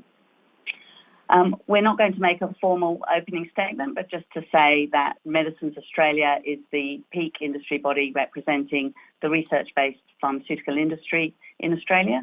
We made a submission to the inquiry and we're very pleased to take questions. Okay, I might pass the call over to Senator Walsh. Thank you very much, Chair, and thank you both for being there. Can you just confirm that you can hear me okay? Yes, we can. Okay, great. We had some earlier evidence today from two pharmaceutical workers who are not able to work in the industry at the moment because of the closure of Pfizer and GSK in Perth and Melbourne, respectively. I'm wondering if you, from your position, can shed any light on why it is that at the moment we have this sovereign risk in relation to pharmaceuticals manufacturing. We have this sector as a designated priority industry, but at the moment we're losing jobs, losing plants, and haven't been able to establish mRNA facilities in Australia as yet. It is a vexed issue, and we are, the questions about the individual company decisions for their manufacturing plants are best referred to those individual companies because those decisions may be many and varied. But the issue of whether there should be investment in Australia's sovereign manufacturing capability is one that I think we have all answered with a resounding yes.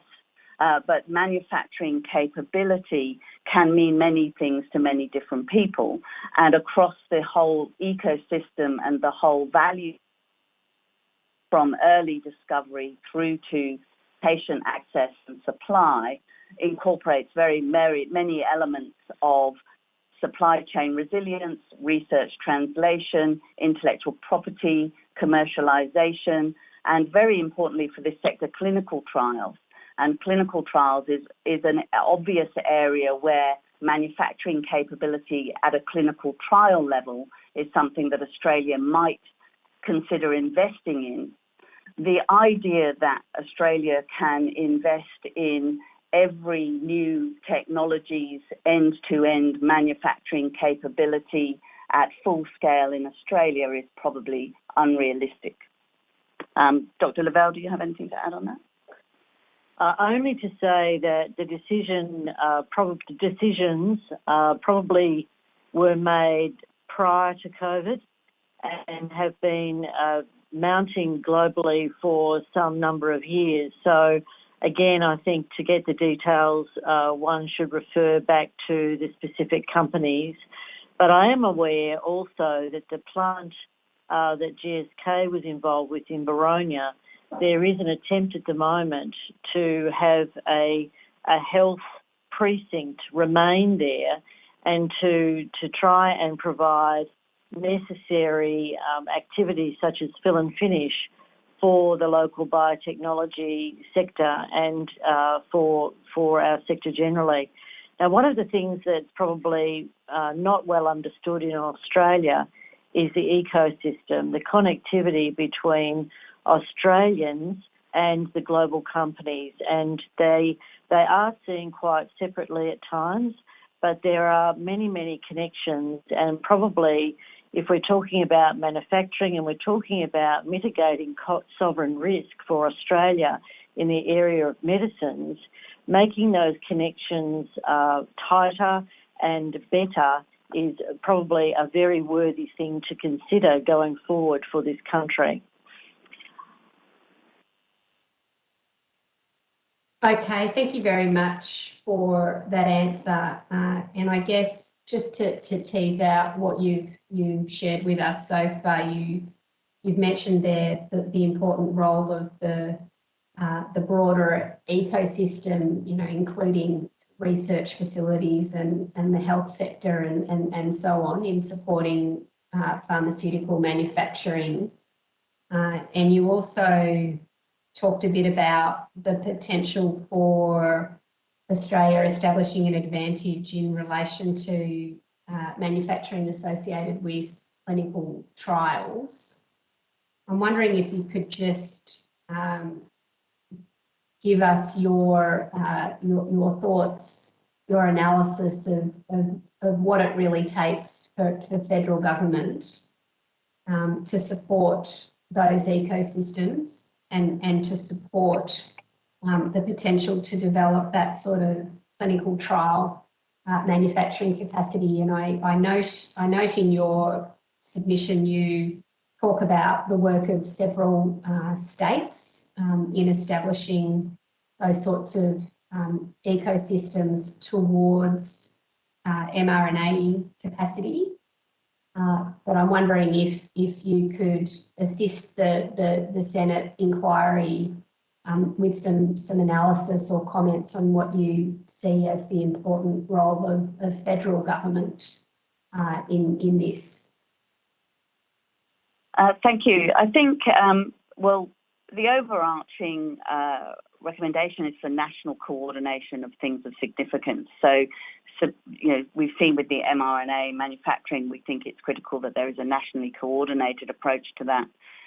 Where Australia has a competitive advantage, we need to leverage that competitive advantage to grow the industry, grow the sector, grow the jobs and the opportunities. We see, and you would have read in our submission, opportunity in other advanced technologies and advanced manufacturing and biopharmaceuticals such as regenerative medicine.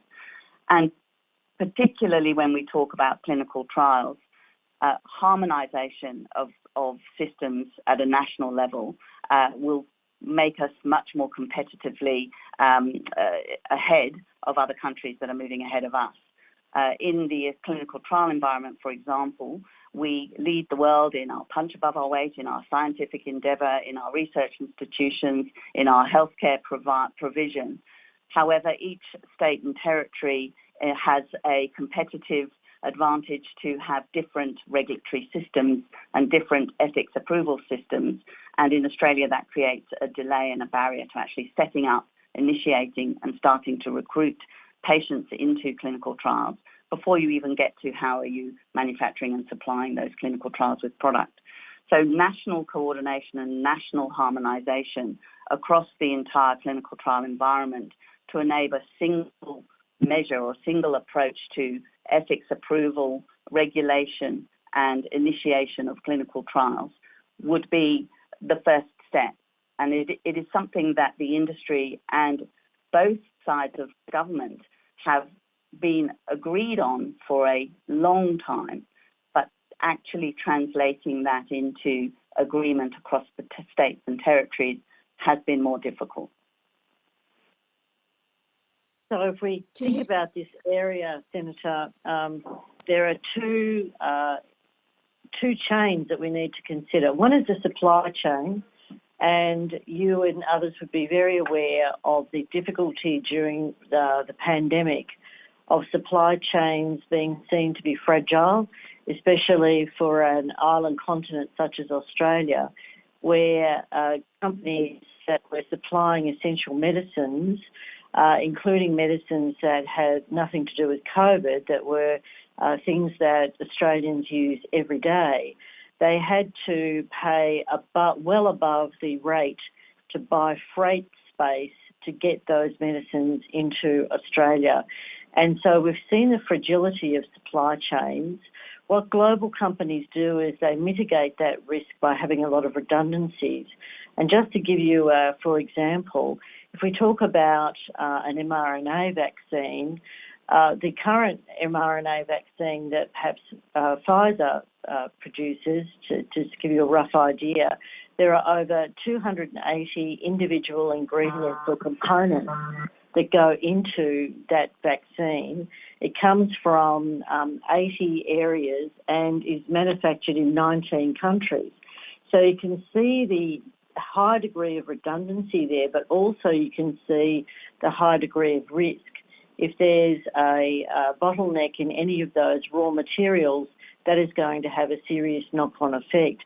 Now, how can Australia protect itself in such a situation and make sure that we have the essential materials that we need? You can see immediately that it would be futile to try and cover what I've just described in our own backyard. We just wouldn't have that capacity. But we could have certain trade arrangements, certain agreements, certain understandings with other countries where we do regular trade, and make sure that there's cooperation in times of stress, of crisis. The other chain that we need to look at is the value chain, the local value chain in Australia, that takes something from an idea in a university, for example, in a scientific lab, right through all the various steps through to manufacture. And that is a vexed area as well. And for many years, the biotech sector has been bringing to the attention of government the fact that there are certain manufacturing facilities that are not available, have never been available, and it does force companies to take their materials offshore. They have no other choice because there is no option onshore. So those are some of the areas where we could look at it critically and ask the question, how could we bridge some of these areas? Should we have this onshore or not? Sometimes, yes, we should.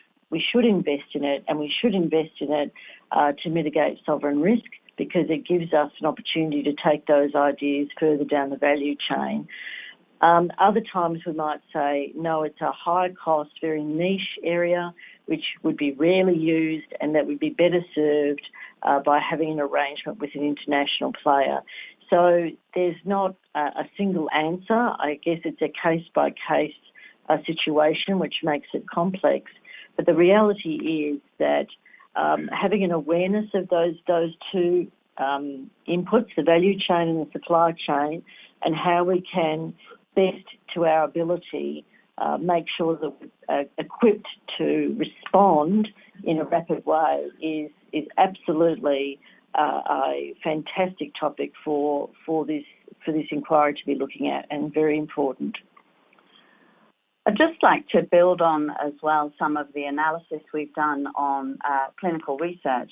The pharmaceutical industry in Australia represents around 1 to 2% of the global pharmaceutical market. Currently, we invest between $1 and $1.4 billion per year in clinical research R&D investment in Australia. The global investment in clinical trials and research and development from the pharmaceutical industry is, in some data points, up to $1 trillion. Now, if Australia was to attract 1 to 2% of $1 trillion of investment, that would be a massive investment in Australia. So we do believe that there is a very significant opportunity for that investment in R&D in Australia to at least double. I do know that there are submissions to the inquiry that have raised this exact issue. I believe OMICO have submitted to the inquiry and said that increasing clinical research trial in the area of genomics and oncology could increase investment by $500 million. There is currently globally $130 billion invested by the pharmaceutical industry in cancer research alone. If you extrapolate that across all the therapeutic areas that Australia could contribute into clinical trials and research, there's a significant investment that we could attract if we just had a little bit greater competitive advantage against our international competitors. And leading on from that, if I may, the purpose for manufacturing... To ask you any questions. Oh, so sorry. No, that's all right. Go ahead, and I've got sorry, Bennett. We're passionate about our topic. It's showing through. Well, I might, I didn't mean to cut you off there, but I might just sort of jump in and ask a question and hand over to the chair for his time as well. I mean, you're talking about the need for, excuse me, you know, a really long-term investment approach to sort of build and sustain the ecosystem that supports the sort of advanced manufacturing that we're talking about, and you're talking about a need for a sort of long-term national coordination of dealing with the challenges that we face around, you know, the commercialisation of the amazing innovation that we do have, and getting through the valley of death and those sorts of challenges. I'm not sure whether this is within the remit of your organisation, but you know, we do have the federal government does have a modern manufacturing initiative. It does identify medicines, pharmaceuticals as a core area.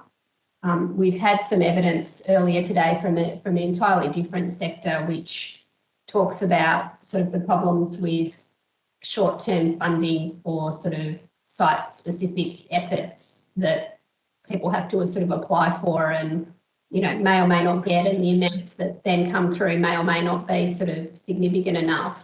Do you have any evidence for us about that modern manufacturing initiative framework? Is it the sort of thing that you know, helps with this kind of long-term investment and coordination that you're talking about, or do we need to be looking at it at a different path and recommending a different path? Well, it depends on the specifics. In some instances, short-term injection of capital would be welcome, because it would be fulfilling a need which has been well identified and been there for some years. And so there would be an immediate agreement that would be an addition to our armamentarium. However, where the field that we're working in here in life sciences is long-term by definition, and it can take 15 years plus, maybe 20 years in some instances, to take something from a laboratory and put it into a patient, into a person.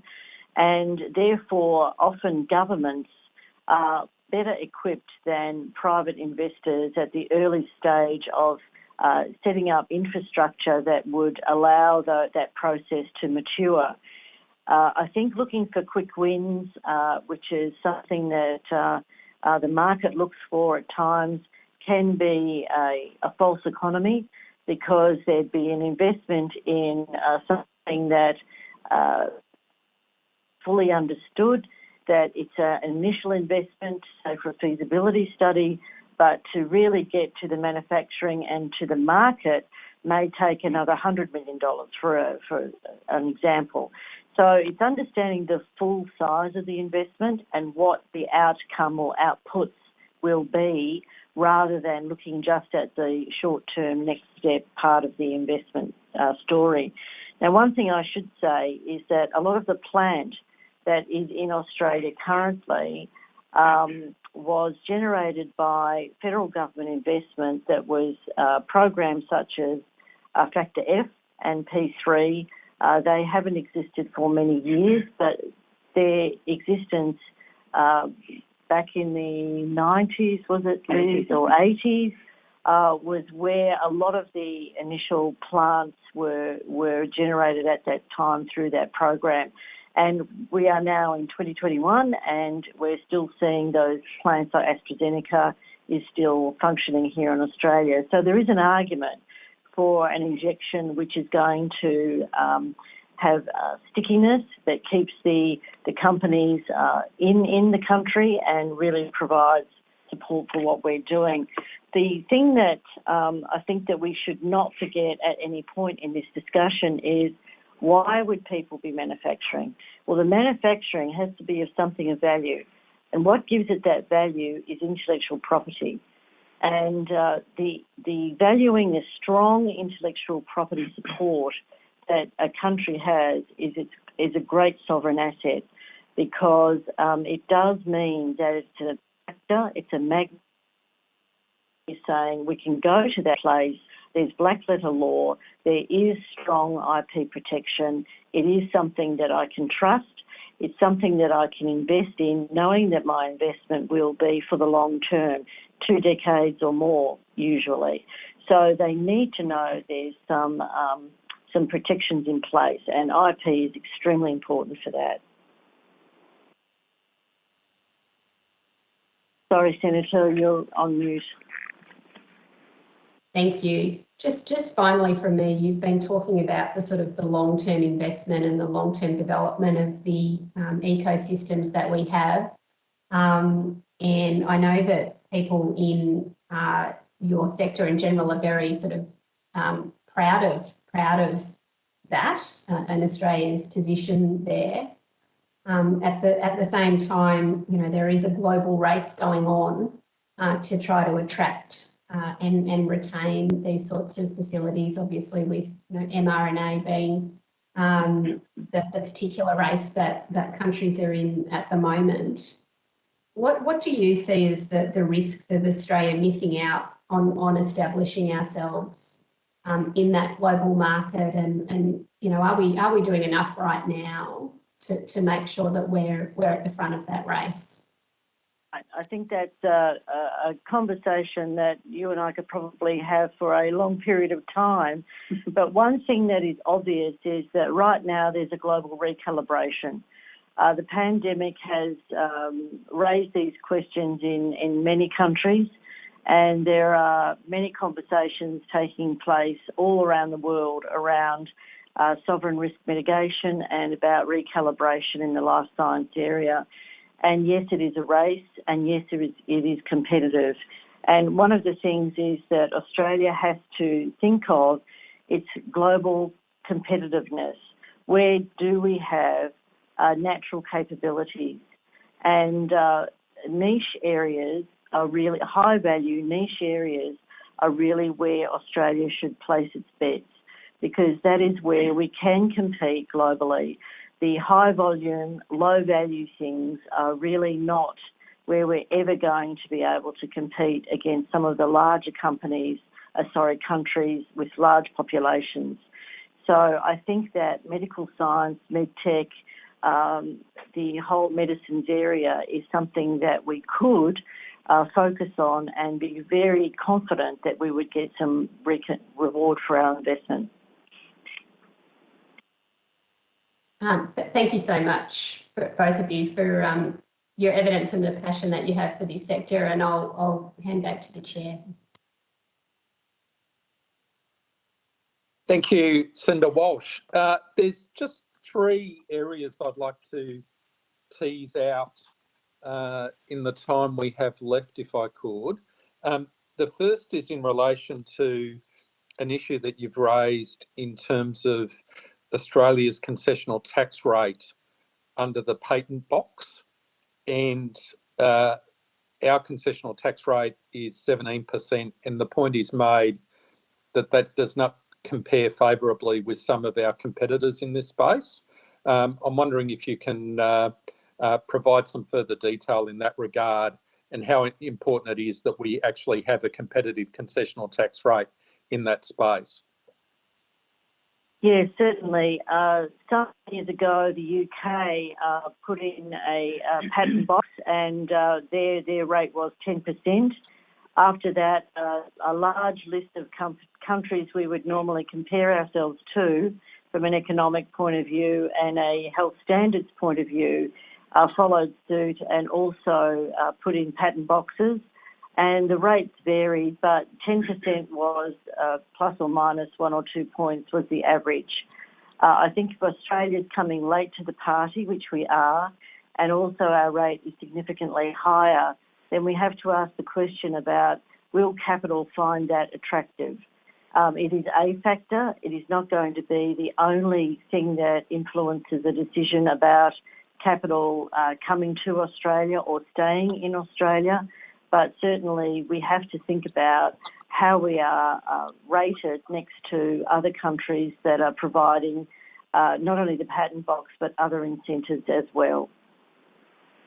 Right.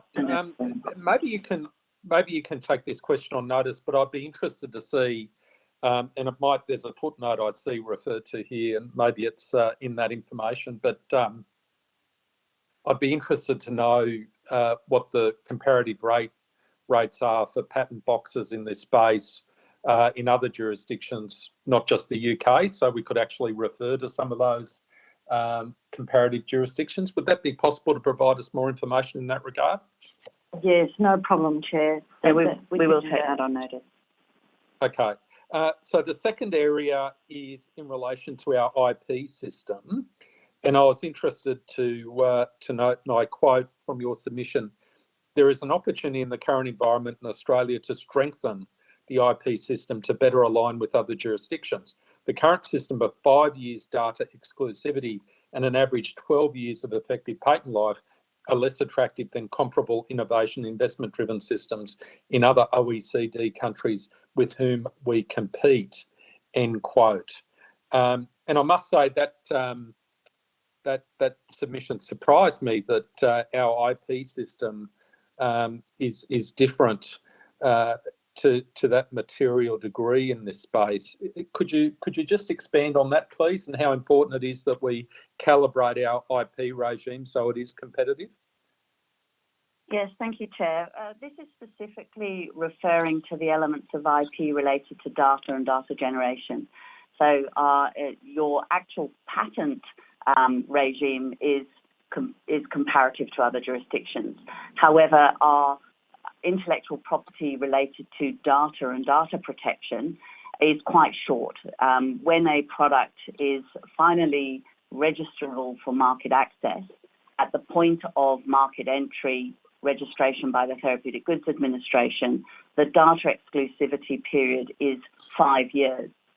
Now, in our current system, although you might have Therapeutic Goods Administration registration, you're not truly being accessed in the market until you have PBS subsidisation and reimbursement, which can take another 1 to 3 years. And that is 1 to 3 years of your data exclusivity period. So that means your effective data exclusivity period is shortened. Now, data exclusivity refers to when a patent expires, a competitor company can create the molecule, a copy of it. They can only rely on the originator data if the data exclusivity period has expired as well.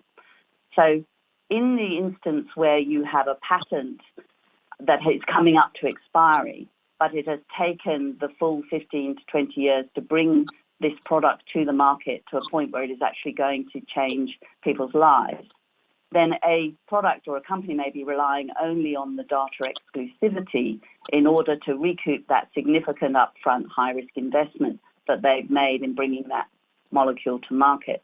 And if that data exclusivity is inadequate, it is a disincentive to bring those molecules to this market. So other countries will have between 8 and 12 years. In the Europe and the UK, it is between 8 and 10 years, with additional exclusivity periods applied when you add paediatric indications or new indications for unmet clinical populations. But Australia still languishes behind with only 5 years of data exclusivity. I note, though, that the House of Representatives report that was recently tabled by the Trent Zimmerman, Mike Freelander inquiry has made reference to a recommendation on improving data exclusivity in some areas. We think that should be expanded to all areas of innovation in therapeutic goods. Okay. So again, well, let me ask this question first before I maybe ask you to take something on notice.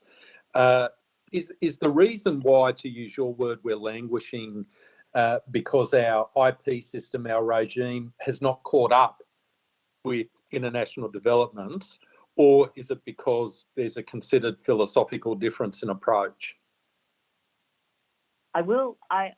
I do believe that the Australian successive governments believe that the current term of data exclusivity is adequate, and we have tried to indicate that compelling link between the matters that my chair, that Dr. Lavelle was talking about around the ecosystem, the retaining intellectual property in Australia instead of selling it overseas, the decisions to attract capital. And data exclusivity is one of those factors that goes into that decision-making framework where you are going to commercialise, research and commercialise your product. And those areas where there is a shorter data exclusivity period, it's a one mark against putting your capital and your investment into those regions. Okay, so could I ask you to take on notice perhaps a request to provide some more information just in relation to how we compare with some other jurisdictions, because I'd certainly find it very useful in terms of our consideration or recommendations to be able to say, well, this is the situation in Australia, but this is the situation in other OECD countries, just to draw out the difference. Would that be possible? Sure. Absolutely, yes. Okay. All right. My last question before we run out of time is in relation to the submission that's been made around working visas for all levels of researchers and what are referred to in your submission as essential colleagues with unique manufacturing expertise, end quote. Has the government's global talent visa scheme assisted in this regard? And I know with COVID-19, etc., perhaps it's the full benefit of that scheme hasn't come to fruition yet. But is that the sort of scheme that could address this issue? We have met with Peter Verweer, and the Global Talent Acquisition Scheme and Visa Scheme is absolutely commendable, but it does rely on identifying specific individuals to attract to Australia for a specific reason. And there are elements of the workforce that is required in this sector that it's not just one person, it might be an infrastructure of people with those skill sets to grow the sector. For example, in clinical research. Commonly, clinical research expertise comes from people in the health area, nurses, pharmacists, etc. And we may not have enough of them who are able to fill the workforce for the jobs that are available, and we would want to attract them, but not specific individuals for a specific project, a cohort of skilled biopharmaceutical or research experts for the whole sector. Right, okay, all right, I understand. That's, again, would it be possible for you to flesh out that that difference of approach and in terms of a supplementary submission, because I think it's an important point. Absolutely. I think workforce development is an important opportunity. Okay, thank you. So I'd like to thank you both for appearing as witnesses today. I would ask that you now disconnect from the video conference, and you can continue to observe the hearing should you wish to do so through the live stream on the Parliament's website. Thank you very much. Thank you. Okay, and I see we have Senator Pratt with us. Hello, Senator Pratt.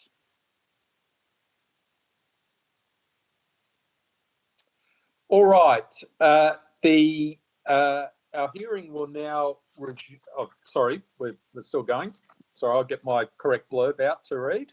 I'd like to now welcome representatives of the South East Melbourne Manufacturers Alliance. Thank you for appearing before the committee today. It's greatly appreciated. Information on procedural rules governing public hearings has been provided to witnesses and is available from the Secretariat.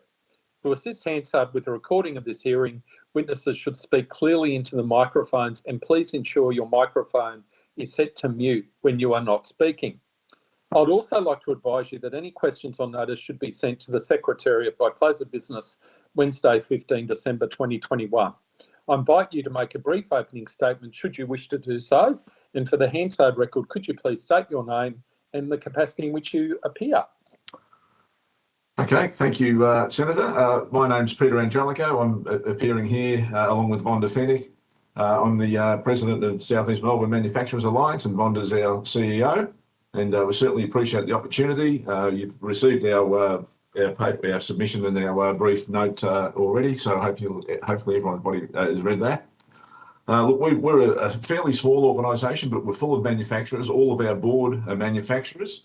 So that's part of our constitution. So you're talking to people at the coalface, and you're getting the right information. So briefly, we were formed in 2003 in response to a major rail contract that went offshore. And a group of passionate manufacturers, along with the City of Greater Dandenong Council, got together and said, we can't have this. We need to keep these people employed in the region.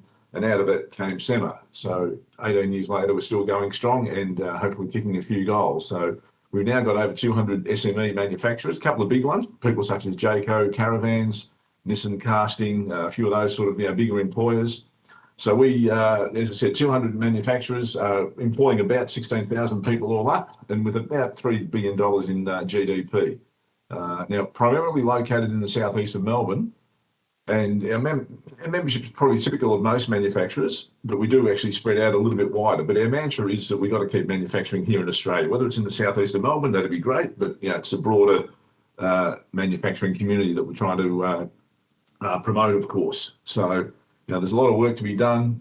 We don't see our competition as being Joe down the road. Our competition's overseas. So that's where we've got to make sure that we maintain the sovereign capability and keep those skills, and not jobs, but careers. We always talk about long-term careers in manufacturing. So that's where we're at. Perhaps Vonda, could you perhaps add something to that?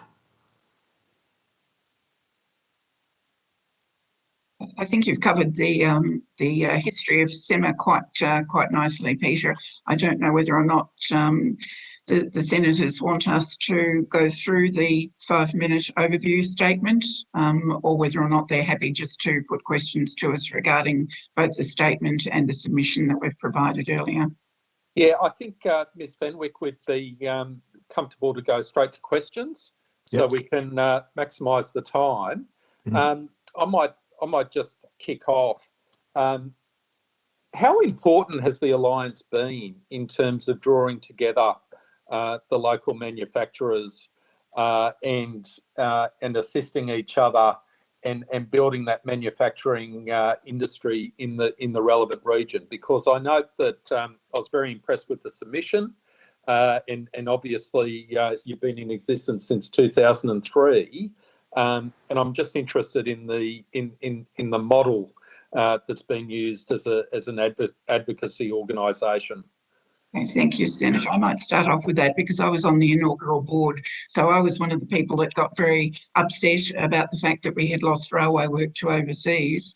Originally, we were very much concentrated on the City of Greater Dandenong, and it was great in getting manufacturers together, recognising that often they're so busy, particularly in SMEs, that they don't realise that there's somebody down the street who they might be able to collaborate with, they might be able to partner with, use as a supplier in their supply chain. And Peter would be able to talk about the realities of this as a manufacturer. But over time, over our history, we've actually extended so that we now cover 7 local government areas. So we're increasing our numbers and our membership and our reach across the regions. More people are becoming aware of us, and we're able to do things like the activity that we pursued earlier this year, which is run collaboration workshops so that manufacturers can actually start to work together. And one of those collaborations has been particularly successful. They've already managed to secure defence work through that collaboration. So they're the kind of things that we're doing, working with our manufacturers. I don't know whether Peter would like to add that from the experience. I'm the CEO now and not directly involved in a small manufacturer, though I have been over the last several decades. Yeah, so that the collaboration is a big part of what we do, because what we're finding that when we bring clusters together, now I might be able to do one particular component, another company does another, and we don't sort of know about what everyone else is doing. So we may miss out on particularly defence contracts because we don't have that combined resource or the combined capability. So bringing people together means that 5 companies can then tender on a particular package of a defence is one good example of that. One of our members, AW Bell, been around for a long, long time, but they're now doing work for the US Defence Department. So a lot of export dollars in that because they've been able to collaborate with 2 or 3 other companies within this area here. So we think that's pretty important. And there's a lot more work to do with that, but this is where we're sort of asking governments at all levels to how can they help facilitate that. Now, it might be someone in another state, who knows, but there's lots of opportunities. We just don't know what we don't know. So, that collaboration's a big example. And I'll give you one example with Bombardier Transportation. They can go out their back door in Spain and build everything. Here we don't have that. We don't have the massive manufacturing capability, but we still have it, but just not under one roof. So that's where we need to try and bring a lot of different companies together. So and we've had some pretty good success with that early days, but yeah, we sort of build on that. Excellent. If I could just add one thing. Yep. One of the benefits of an organisation like ours for our members is that now being recognised as representing large groups of reasonably large group of small manufacturers, people like Alstom in the rail sector, people like the building contractors, the prime contractors, can come to us and say, who have you got in this space? So we've actually managed to introduce some very successful SMEs, say employing 200 to 300 people, that were not even on the radar of those large primes. So that's one of the events, and it's also beneficial from their point of view. It means they can talk to us, we can engage a group of perhaps 12 suppliers, and they can then liaise with those 12 suppliers. So we provide a conduit as an organisation to those suppliers, the SMEs, to make sure that they can get to the table and talk to some of those prime contractors. Excellent. Ms. Fenwick, given your involvement in the Alliance from the get-go, from the start of the Alliance to now, and Mr. Angelico, you might have a similar length of experience in the manufacturing industry. I'm really interested in terms of your helicopter view, if you like, and reflections in terms of what you've seen the changes been in your space between, say, 2003 to now we're at the end of 2021. Do you have any high-level reflections, and maybe you could speak for a number of days on this, but just in terms of what you've seen develop or what's happened and what we can learn from our experience, say, over the last 18 or so years? Well, probably the mantra I use is manufacturing is changing. It's not dying, it's not dead, it's changing and evolving. So yes, we're good at making small widgets, we're just not as competitive as what we perhaps used to be. So it's low volume, high compliance, high quality. So that's the areas we've got to look at. And particularly high compliance when it comes to safety. I mean, you can buy cheap rubbish from overseas, but who's made it? How many people have died making it? Who knows? These are things that people just they look at the bottom line and that's it. So we're trying to educate people. But yes, it has changed in that regard. The biggest change, I suppose, in that time has been the loss of the automotive industry. But a lot of automotive componentry was coming from offshore already. The Ford Falcon was the highest local content at 31%. So it was more the parts manufacturers being overseas. And here they were just assemblers. They weren't actually manufacturers. So that was always a bit of a misnomer. But that's where it's changed. So it is the broader, smaller manufacturers, a lot more export now than probably what there was 20 years ago. And I think we became too reliant on the automotive industry. Yes, it provided a lot of R&D and a lot of that background engineering. And then a lot of that stuff is actually still here. Ford, Holden are still employing most of the engineering departments here in Melbourne. So that's, and there's a lot of on-flow from that. But again, defence, that's probably the big thing that's come up in the last 20 years. Rail's obviously been pretty strong. And again, we've managed to retain a lot of that rail capability here. You've got Bombardier up the road, you've got Alstom, you've got UGL. So yeah, a lot of that bigger manufacturing is still around, but it has changed. It's sort of more spread out. As I said, overseas, they can go outside their back door and everything's under one roof, similar to what the automotive companies used to be. But that's where it's all changed. It's now the supply chains are spread out far and wide. Ms. Fenwick, any additional reflections from your perspective? Thank you, Senator. Yes. One of the things that I think is very apparent is that over the last 20 years, and probably a bit longer than that, companies have been much more, Australian companies, right down to SMEs, have become a lot more sophisticated and professional. They've introduced quality systems, they've introduced lean, and what that's enabled them to do is to become more cost-effective and efficient and be more competitive. So one of the interesting things, the silver linings of COVID, is that when companies who were getting products from overseas couldn't get anything in, they were turning to our manufacturers. And we have numerous examples where the manufacturers have said to us, in such products as sheet metal, They have come to us, we have quoted, and we didn't know what price they were getting the product for, and we've come in 30% cheaper than the product from China. So we are able to be competitive in certain industries. Those people who had continued to buy from China because they had outsourced it 15, 20, maybe even longer ago, and now saying, hey, this is amazing. I can get this stuff. I know that I can get the quality. If I've got a problem with quality, I'm not going to have to send this back on a ship, or I'm not going to have to do some kind of financial deal. I know that I can call Fred down the street and we can talk about this and we can get it resolved. So they haven't got those issues that are associated with getting supply from offshore. So the quality has improved to the extent, the efficiency has improved to the extent that we are competitive now in so many areas. Excellent, thank you. I just have one more area of questions before I share the call with my colleagues. And I wanted to drill down into this issue of the critical testing capability that is provided by the Lane Cove testing facility.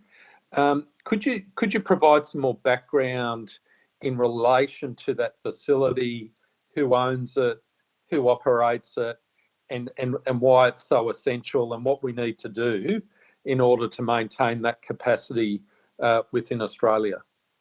Thank you. Look, I know that the AIG Group and Engineers Australia have put forward quite a detailed submission on the Lane Cove facility. I've seen that submission. So a lot of the information, the background, who owns it, that detail would be contained in that submission.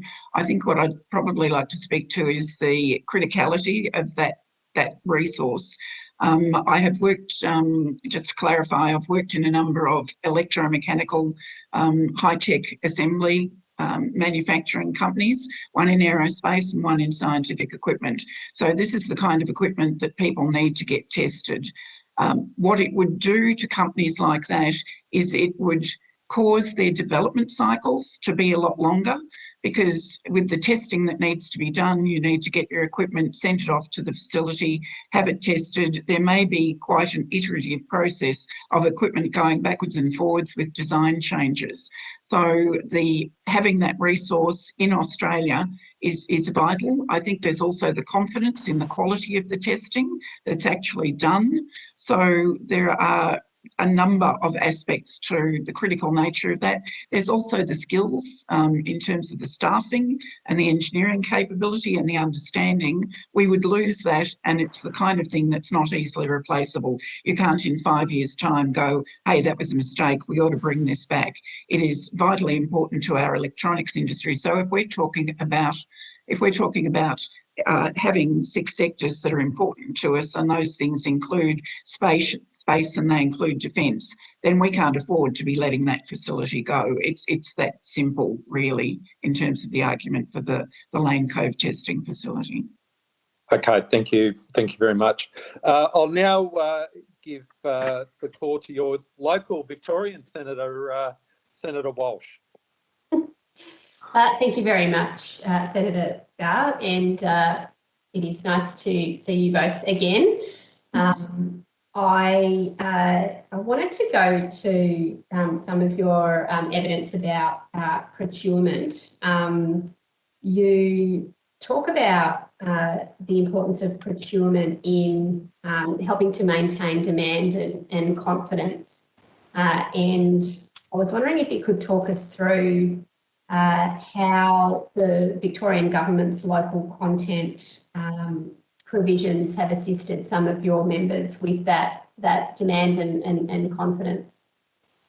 Yeah, I can talk about that if you like. Look, the local content is very important. Governments are still the biggest procurer of goods and services around the country at all levels, so that's been good. Probably the challenge is that it's not always monitored, or as you get down further, third, fourth, fifth tier of a supply chain, it's very hard to monitor. Same with social procurement. It sounds good, but you don't always get the benefit of those people who are actually taking it seriously. But it has had a big benefit. There's still a lot of instances, and there was one case where there was like 30,000 tonnes of steel for one of the tunnels went offshore. No one knew about it, so we couldn't even tender. So we're not even getting on the ballpark sometimes. We're not even spectators. So this is what we're trying to get governments to. I know you can't mandate these things, but even just give us the opportunity. Now, if we're not good enough because of price, service delivery, or the quality of those things. We can get better at that, but we're not even hearing about the opportunities. But it's okay, but there's a long way to go. And this is what I think the feds probably don't do it as well as what some of the state governments do. And I know there's obviously issues with international trade agreements and things like that. There may be some prohibiting factors for that. But even just, give us the opportunity. If we're good, we'll learn what we can, and then we'll get into those supply chains. It's very important. I mean, the other aspect of that too is that obviously raw material supply at the moment is a bit of an issue. And I think once, COVID's highlighted a lot of problems with supply chains from overseas. So, a lot of local capability. It was too easy to dig it up, ship it offshore, and then bring it back at 10 times the price. So that's where I think the major opportunities are. But we need governments to provide that encouragement. I'm happy to invest in equipment and people, but we need to know that we've got the opportunity to participate in those supply chains. Yeah, and I think one of the things I wanted to flesh out is what the specific role of government procurement can be in a business. And it's sort of my understanding in some of the sort of metals areas that you are quite active in, that it's not that people are seeking their whole business to be government work, but that people, are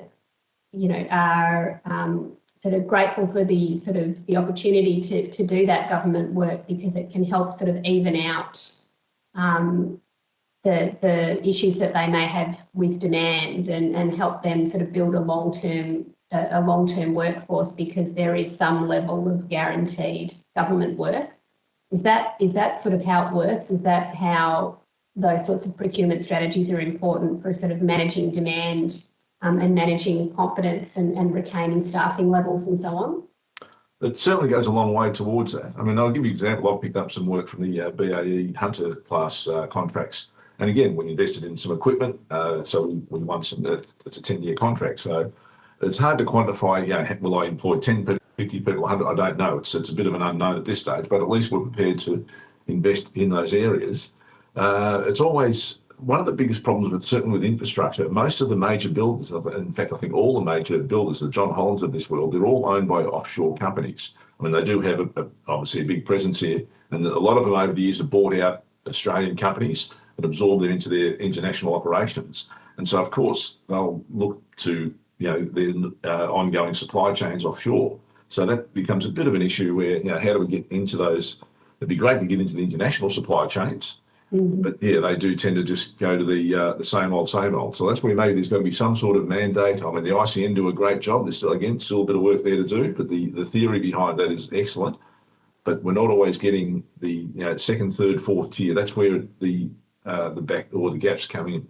So we need to find out who's talking to who at a certain stage of a project. But they talk about confidentiality clauses, all these sorts of things. So there's a lot of barriers to actually participating within those supply chains. So do you think it would be helpful if there was a more nationally coordinated approach to procurement and to local content plans, sort of building on some of the states that are more active in those areas? Absolutely. I mean, in Victoria, we have the Local Jobs Commissioner, and there's a few of those sorts of roles. But it's almost a bit of window dressing. They sound good, they get some nice photos and that, but at the bottom or the lower level, that's where you've got to get in there and find out. You've got to be able to monitor and audit those supply chains, because it's easy to actually get around those. I think that the first and second tiers are very good at filling in forms. I can put it like that. Right. Okay. So there's an issue with sort of compliance. Yes. Compliance within the supply chain or within the Victorian Local Governments Act. And same with the social procurement. It's very easy just to tick a box, and there's not a lot of monitoring of is that actually real or not. Yeah. So how would you like it to be? I guess if you're telling us on the Senate inquiry how you'd like to see that sort of local content, local jobs policy sort of working at a more national level, what would you like to see? Well, similar to what they had set up in Victoria with the Local Jobs Commissioner, the person who was in there, Don Matthews, actually retired. So there was a bit of a gap in that. But he didn't really have the resources to actually go in and monitor the larger companies, the first and second tiers, to see if they were doing the right thing. So the resources didn't help. And at the end of the day, you've got to go in and maybe make a few examples of people. You know, we all sort of know what's going on, but we can't always prove it.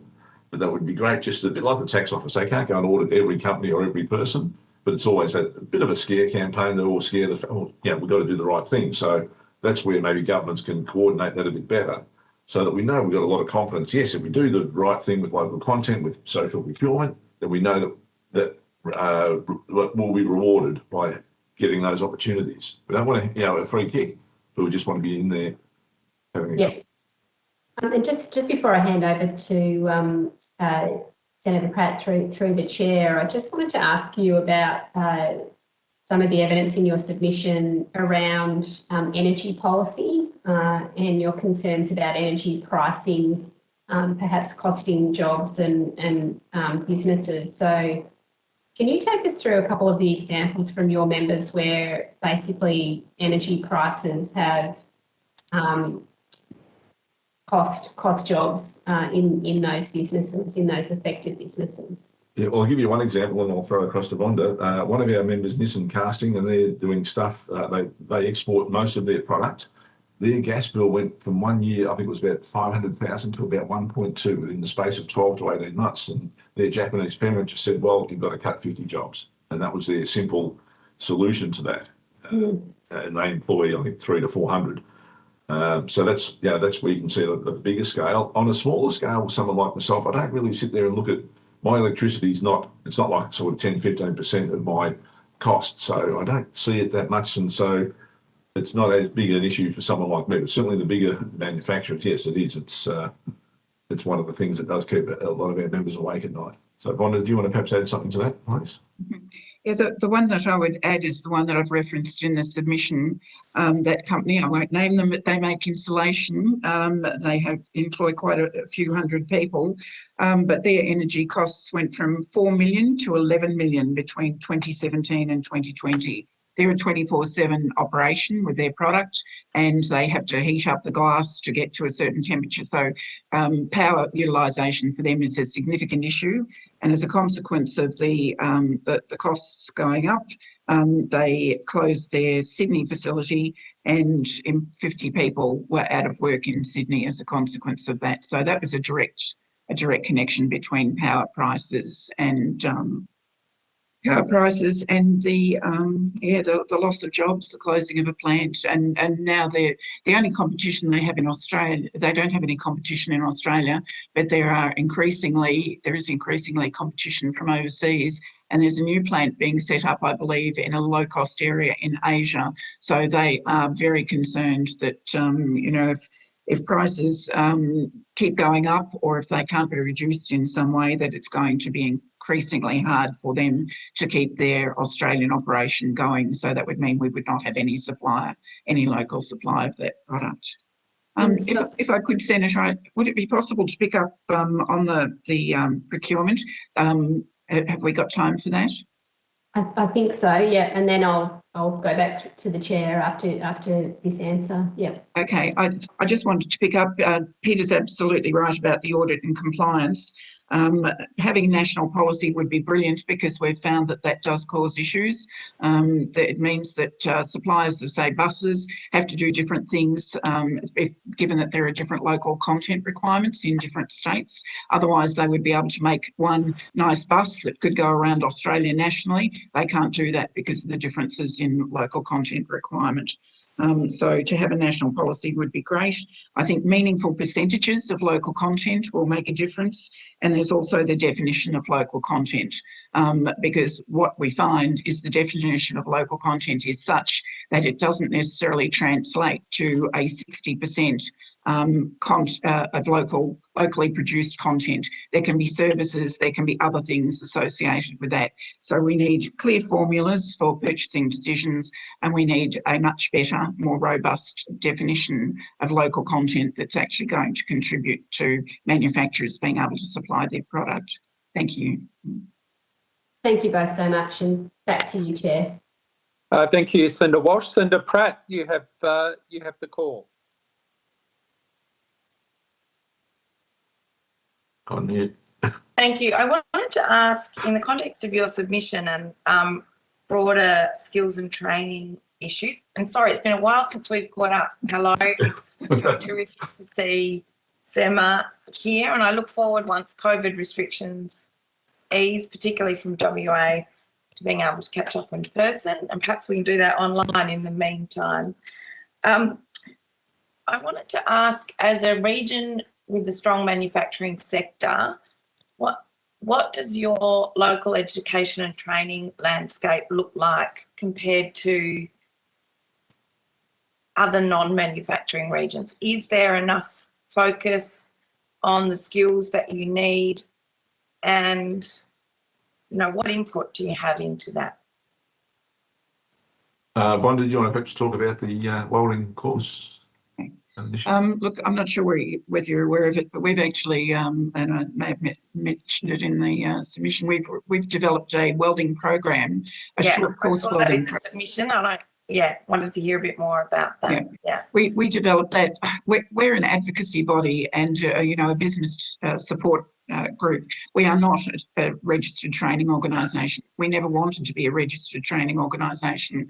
But what's happened is that there has been a shortage of welders for years, and coming out of COVID, it became a dire need amongst our manufacturers. They were saying, we haven't got these welding skills. And the problem is, because all of a sudden there is demand for product now, and manufacturers are trying to recover from the hits they took during the worst of the COVID impacts with them last year, than when there was a lack of confidence, is they've now got more orders than they can cope with. And the limiting factor is skilled workers. So what we have done is put together a short course, a 150-hour course. We can't wait for 3 years to get the apprentices from the TAFEs. Obviously, a qualified apprentice is and a qualified tradesperson is what you would want, but the need at the moment is for basic level skills. So if you imagine it as a micro course, a building block in a series of training, what we've put together is a really basic course to be able to provide those basic level skills. And the reason we've done that is just because there wasn't anything in the market that provided that. We're doing it through one of our members on site, actually in a factory, so that they get a feel for what industry is like, and the training is going to be provided through Chisholm TAFE. One of the issues we've had with TAFE, and they're aware of this, the local TAFE, and it's nationally, I believe, because Weld Australia have also talked about this, is that the content of some of the programs is antiquated. They're trying to put in subjects that around welding that hasn't been used, arc welding that hasn't been used by most manufacturers for 20 years. And as recently as 2 weeks ago, we had a TAFE come to us and say, will you support our funding application for this training? And we looked at, the welding subcommittee looked at it, it still contained a big chunk of arc welding. We went back and said, we can't endorse this. This isn't going to do anything for our manufacturers. Who's driving the desire to put arc welding in it? Is it the TAFEs? Is it industry bodies? Is it unions? We're not sure. It's all that welding equipment, perhaps. It's just, yeah, I mean, this is weird. I think is there something in the principles of learning arc welding that someone thinks is important intrinsically to the trade? They're not saying that. They're not saying that to us at all. But I think there's been historically a case of, well, this is what we've provided. It's almost like the industry input is not really taken on board at times. So they're getting better at talking to us about what is required. But I think there needs to be mechanisms to enable industry to have more input. And I think what we're finding is tertiary institutions are reaching out to us more. So we're getting organisations like FedUni and Swinburne and Monash coming to us, talking to us about curriculum. At the TAFE, we'd like to see that more available. So some mechanism to ensure that there's more grassroots industry input. Particularly, I think sometimes they deal with the larger companies that have different resource or different requirements, but the bulk of employment, 95% in manufacturing, is through SMEs. So I think there needs to be more engagement there. I don't know if Peter wants to add to that. Yeah, it's as I said before, manufacturing is changing and evolving, and I think there's a lot of the, well, this is how we've always done it mentality, which we've got to change. We can't just do what we did 20 years ago, and that's a lot of the training, and I'm glad you mentioned the TAFE, because the TAFE system is broken. There's more money. I noticed sort of another announcement the other day. There's just more money being thrown at it, and it's not working. There's so many levels of bureaucracy within the training systems. And so if you can get rid of those levels of bureaucracy, people, I believe, the KPMGs of this world are advising on curriculums for trade training, which is just... The TAFE could just talk to local industry, couldn't they? Well, and this welding, the welding micro-credential course, which is on the spot, it's at one of our members, Hilton Manufacturing. That's, it's as close to the coalface as you'll get, and that's what we need, that sort of, one-on-one training with what the industry, what our customers are wanting. It's not what, TAFE or the bureaucracy want. They just don't know what they want or what they need, what we need. And so that's where, not so much we've been sidelined, but we're so far down the food chain when it comes to setting those curriculums. Yeah. And you just, like as Vonda said, this is 20 years ago. Why are they trying to push this? So I think that whole TAFE and training system needs to have a rethink. And just on that too, I've got a few mature age apprentices. So that's where we're finding people have been around for 8, 10, 12 years and realise, geez, I better do something about my life. So they're more than happy to jump into an apprenticeship, take a slight pay drop. They're still getting paid adult wages, but that's been very successful. But yeah, we need to, and also need to attract people from outside, from other industries, particularly women. It'd be great to have, might be, I don't know, what was that movie with Flashdance or something? Flashdance. Why not get women into fabrication? Then I know they're not the traditional trades, but I think there's plenty of opportunities there. Doesn't have to be full time. Learn the trade. They might want to come and do 4 or 5 hours a day. Drop the kids off, pick the kids up, all that sort of thing. There's so many opportunities, and how do we make that work for each other? Because at the end of the day, our customers drive what we want. Can I ask, in that context, do you think that those doing your short course will move through to apprenticeships?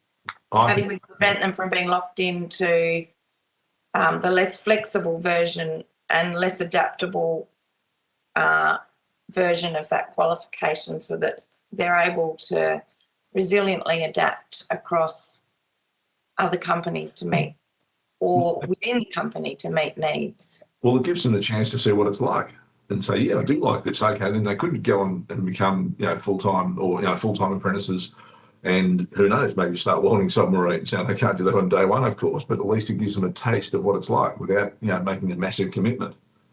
So yeah, I'd expect out of every dozen that goes through the short course, I think at least 8 or 9 would turn those into apprenticeships if they show some sort of aptitude for it, which I'm sure they probably will. Yeah, and I know your submission calls for a Minister for Manufacturing.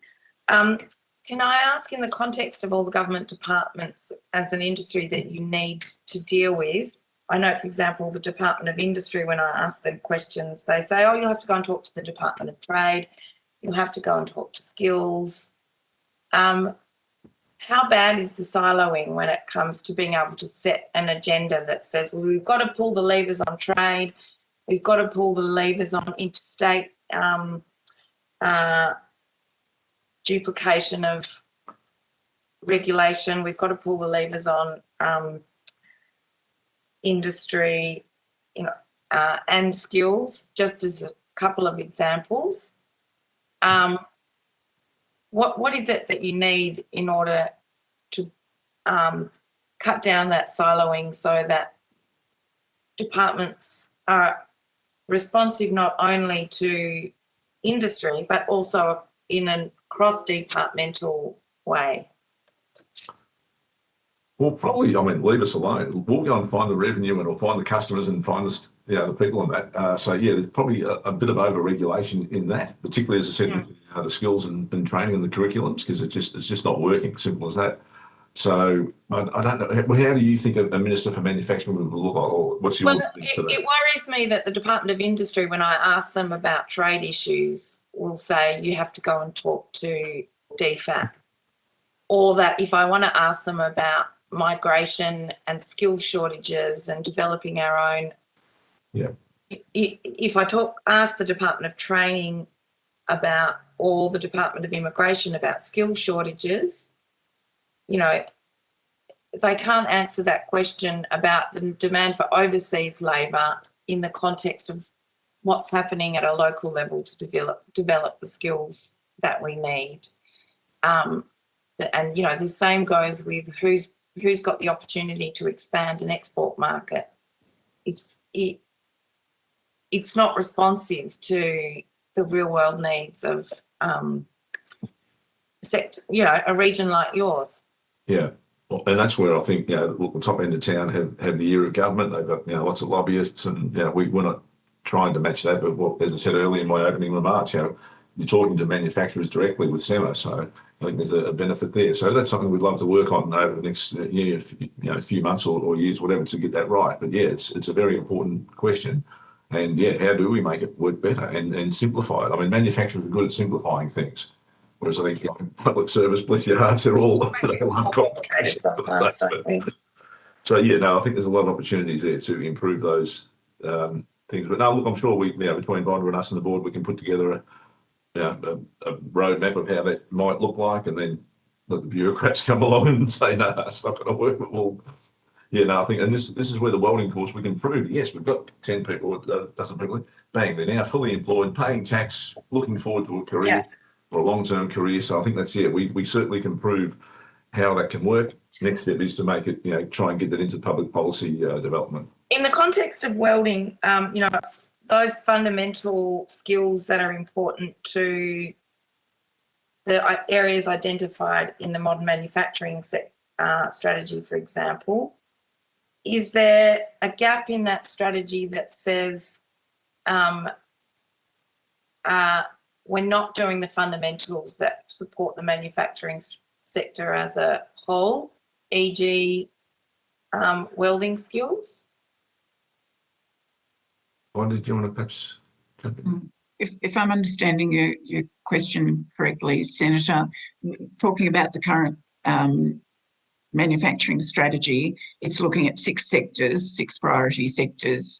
It doesn't include cars, but it does include renewable energy.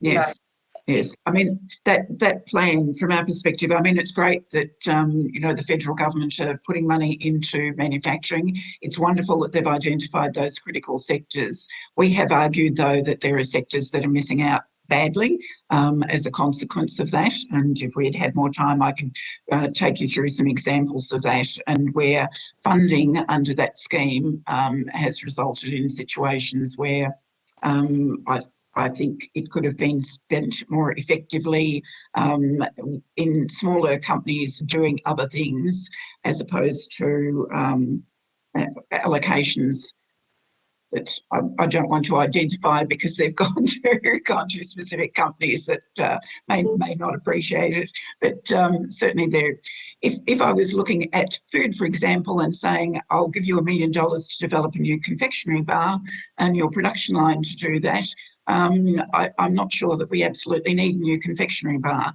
But if I took that same $1 million and gave it to 10 SMEs and gave them $100,000 each, I could see them, and I've spoken to 2 of them in the last couple of weeks, that could do really good things with that money to be able to develop new products in the spaces that they're in. So we could have really innovative things happening with that money in some of the little powerhouse SMEs. So I think there needs to be a broader look at the companies that are covered under that strategy. That's why we talk about having a manufacturing plan. I think it needs to be broader, and certainly pulling into that, we need to really examine the education and skills to look at what is required. Welding isn't the only area that's one that we've had to focus on because of the dire need. We're short on electronics technicians. We're short on engineers. We've got some great engineers, but the demand is still there. And if we're looking at these high value, low volume products, this is where you need your engineering smarts. You need your researchers. So we need to be supporting that. But certainly technicians, people that have the smarts to be able to run process control equipment. So they're your kind of electromechanical types with the IT smarts as well. So there's a need for that, because increasingly companies are trying to get into the Industry 4, the advanced manufacturing. They're trying to look at smart ways of doing their manufacturing, and they need those smart skills there as well. But we certainly have a dire need in terms of the foundational stuff, the welding, the CNC operators at the moment. Do you think that foundational stuff is missing from the advanced manufacturing strategy? Clearly, if you get that foundational stuff, it'll serve a broader base of manufacturing, which will also serve the already, it'll serve the areas that have already been chosen, but it'll also serve rail and all of that stuff as well. Exactly. I mean, defence needs welders. Defence needs welders. Medical equipment needs welders, and it may not be super high-tech welding. A piece of medical equipment usually has to go into a metal box. It has to look nice, but it's welded essentially. So even those high-tech sectors need some basic skills. They need basic skills, and we wouldn't be talking about putting our 150-hour people into doing some of that stuff that needs to look really classy, but certainly it's the foundation for them to be able to move on to do that kind of work. There's no question. Can I just add something on that? And it comes back to that point I made before about overseas. They have these, huge companies can do everything in-house, and that's where I think these 6 sectors came from, that overseas model. Now here we're a jobbing shop. Australia's a jobbing shop, so we've got to look at it in a different context. We're sort of like a team of SMEs, not one big, huge corporation. So it is a different mindset, and that's where perhaps with this the manufacturing industry you talked about before, that's where they might need to address that a bit. And again, even the top end of town sort of look overseas, and that's the model. They're not outside of that paradigm. So we've got to try and change the way people think about manufacturing, because it has changed over the years. We don't have the Fords and Holdens and the Toyotas, but we've got a lot of very, very capable SMEs and mid-sized companies as well. But we have enormous capability. We just got to, we don't know what we don't know. Thank you. I think we're out of time. Is that right, Chair? I can't judge the time difference between where I am and when we're supposed to conclude. We're out of time in Western Australia. We're out of time in Queensland. And out of time in Victoria. Senator Pratt.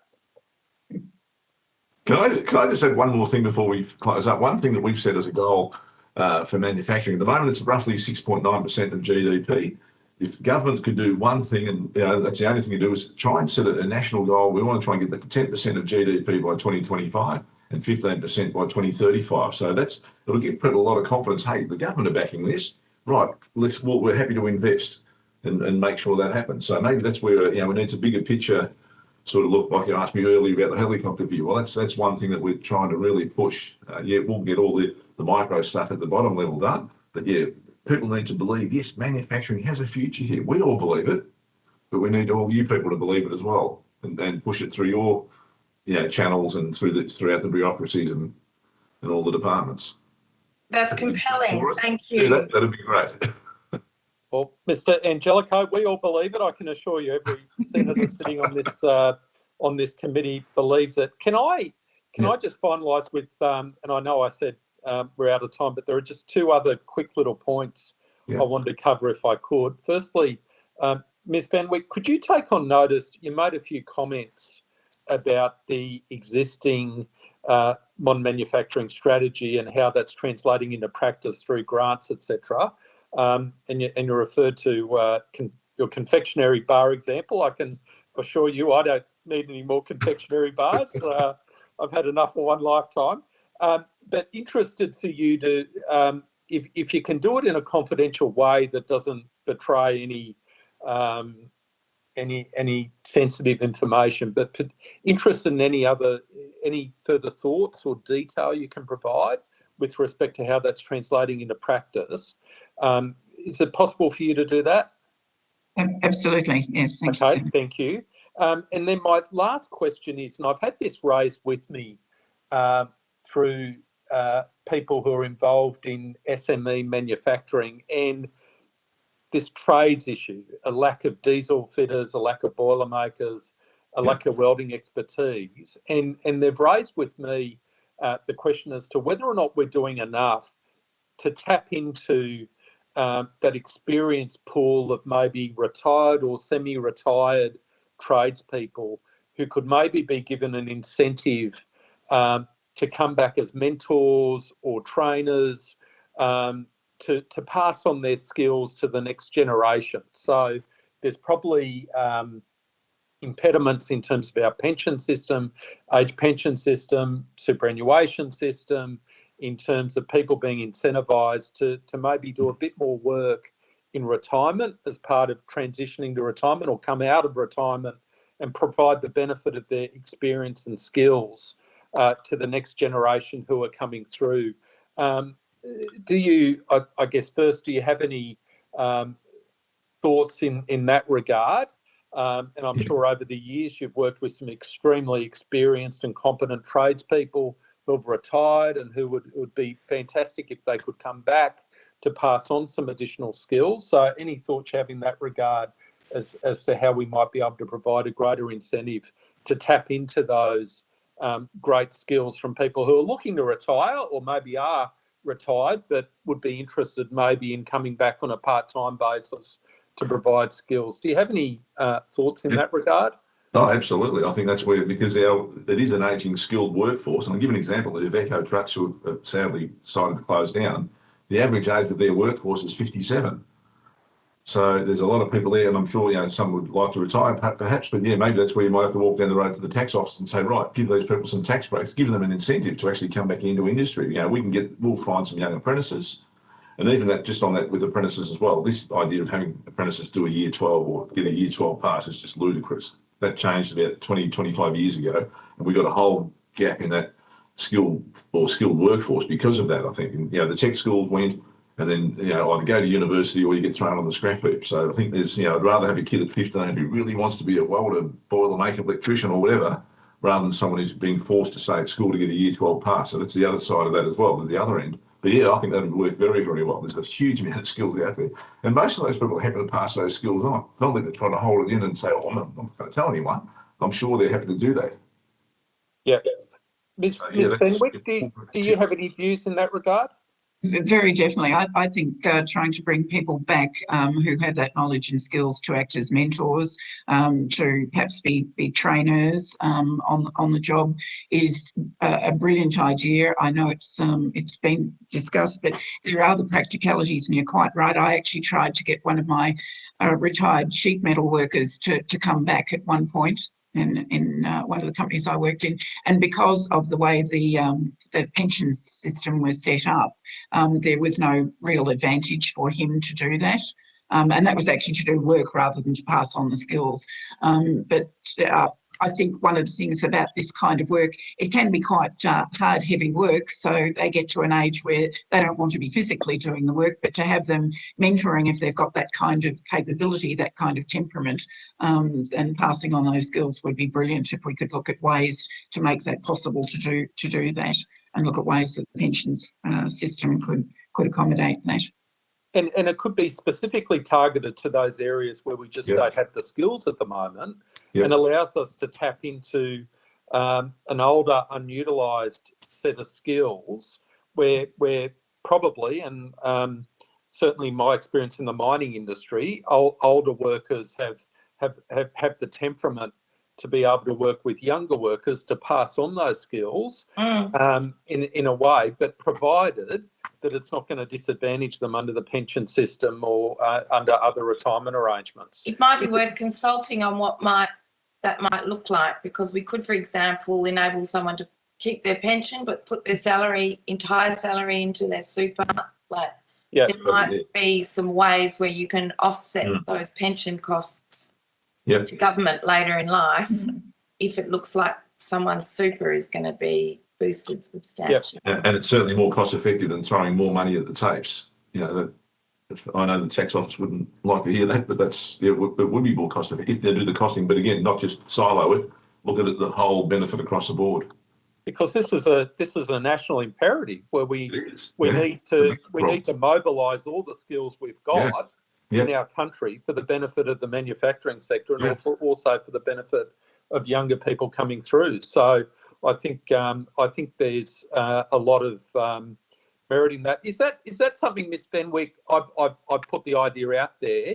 Is that something where you could maybe put together a few pages of a supplementary submission in terms of how that might be of great use in terms of your cohort of membership, in terms of them accessing skills?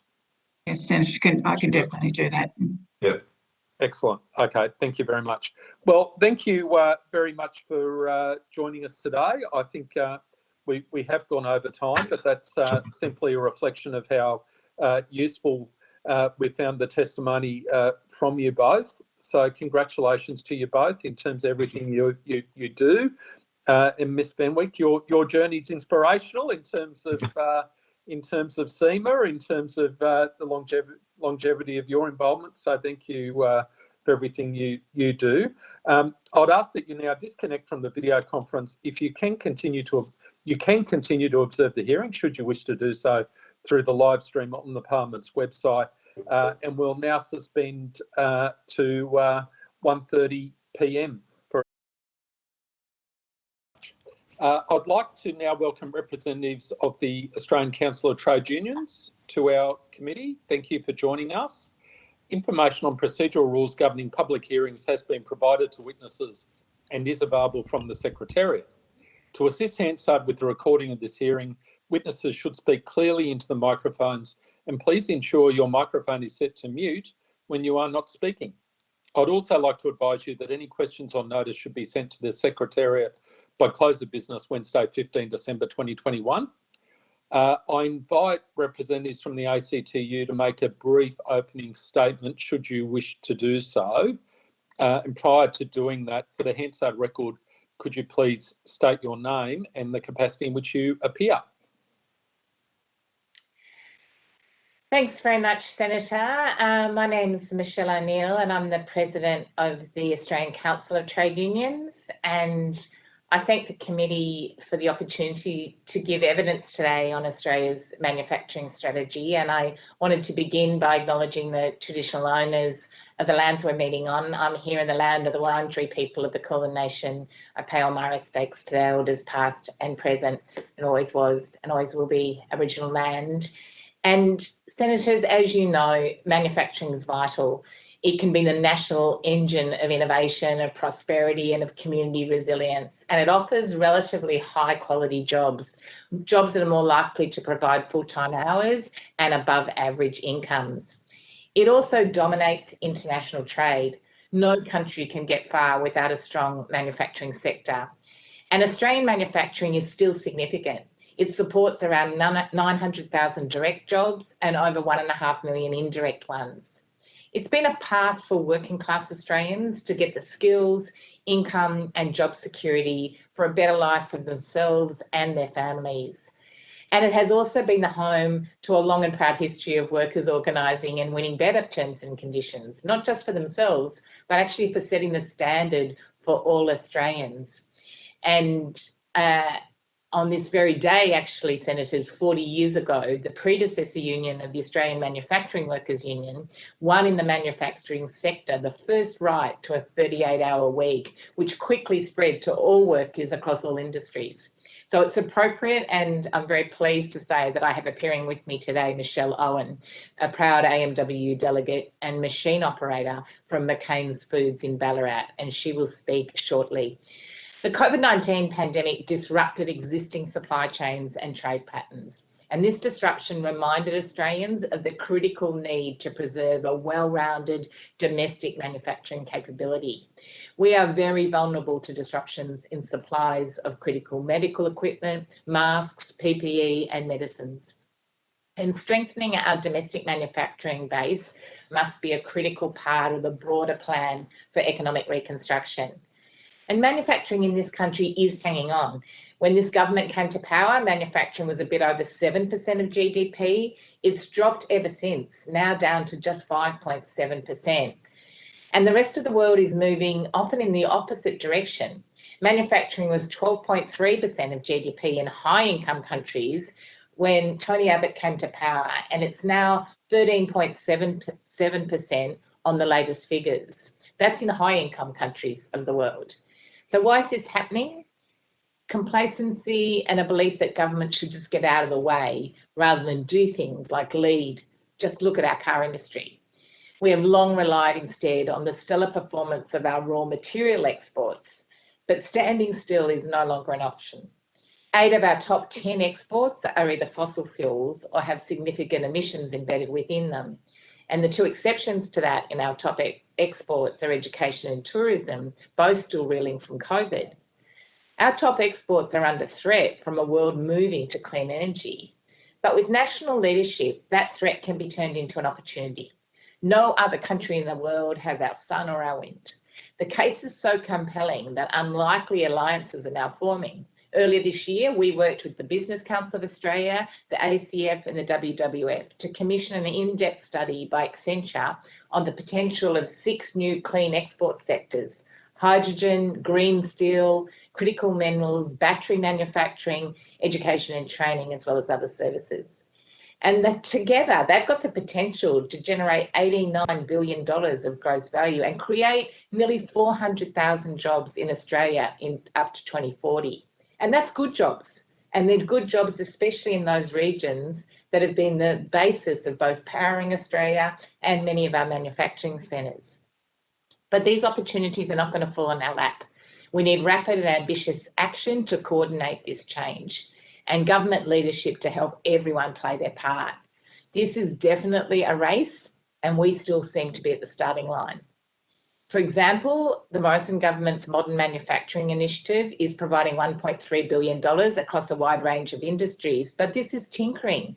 Germany, for example, is investing $8 billion alone just to become a leader in the production of green steel. This is something that is a clear opportunity here for Australia. In our Clean Exports report, we called for coordinated investment in 7 clean export precincts.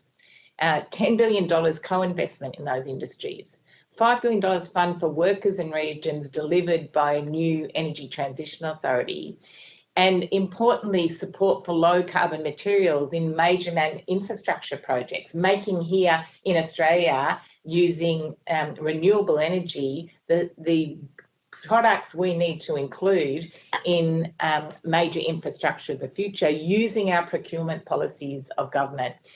And of course, clean and ambitious targets, especially for hydrogen and for the production of green steel. So this is a pathway to nearly 400,000 jobs, many of them in manufacturing, and a key part of revitalising manufacturing in this country. We are very happy to provide that submission to the inquiry because it was completed after we'd already submitted, and we'll be happy to file it with you. We have a number of other ideas that we raised in our submission to you, but I'll stop so you can hear from Michelle, but also have a chance to ask her questions. We support changes in terms of manufacturing that are driven through procurement, the development of skills, using our trade policy, and research and development. And I'm very happy to expand on any elements of those or anything else you'd like to ask. But I'm very pleased now to invite Michelle Owens to have a few opening comments. Ms. Owens. Sorry, interrupted you. Thank you, Michelle, and thank you, committee, for having me on board to speak today. As you know, my name is Michelle Owen. I'm a union delegate for the AMW and a member of their manufacturing campaign to support Aussie Made. I've been employed as a machine operator at McCain Foods in the frozen meal area for about 21 years. I became involved in the Support Aussie Made campaign after witnessing repeated products being sent to be produced overseas, creating insecure work and casualisation of employees, which is a flow-on effect within the community. Reducing a family's income and their standard of living reduces their capability of being able to support local manufacturing. Not surprisingly, however, my workplace has seen an increase in their demand for their products during the COVID pandemic, particularly during lockdown periods. So as it turned out, the overseas producers could not maintain the extra demand, and those products were sent back to be manufactured in Australia, once again highlighting the need to keep manufacturing within Australia.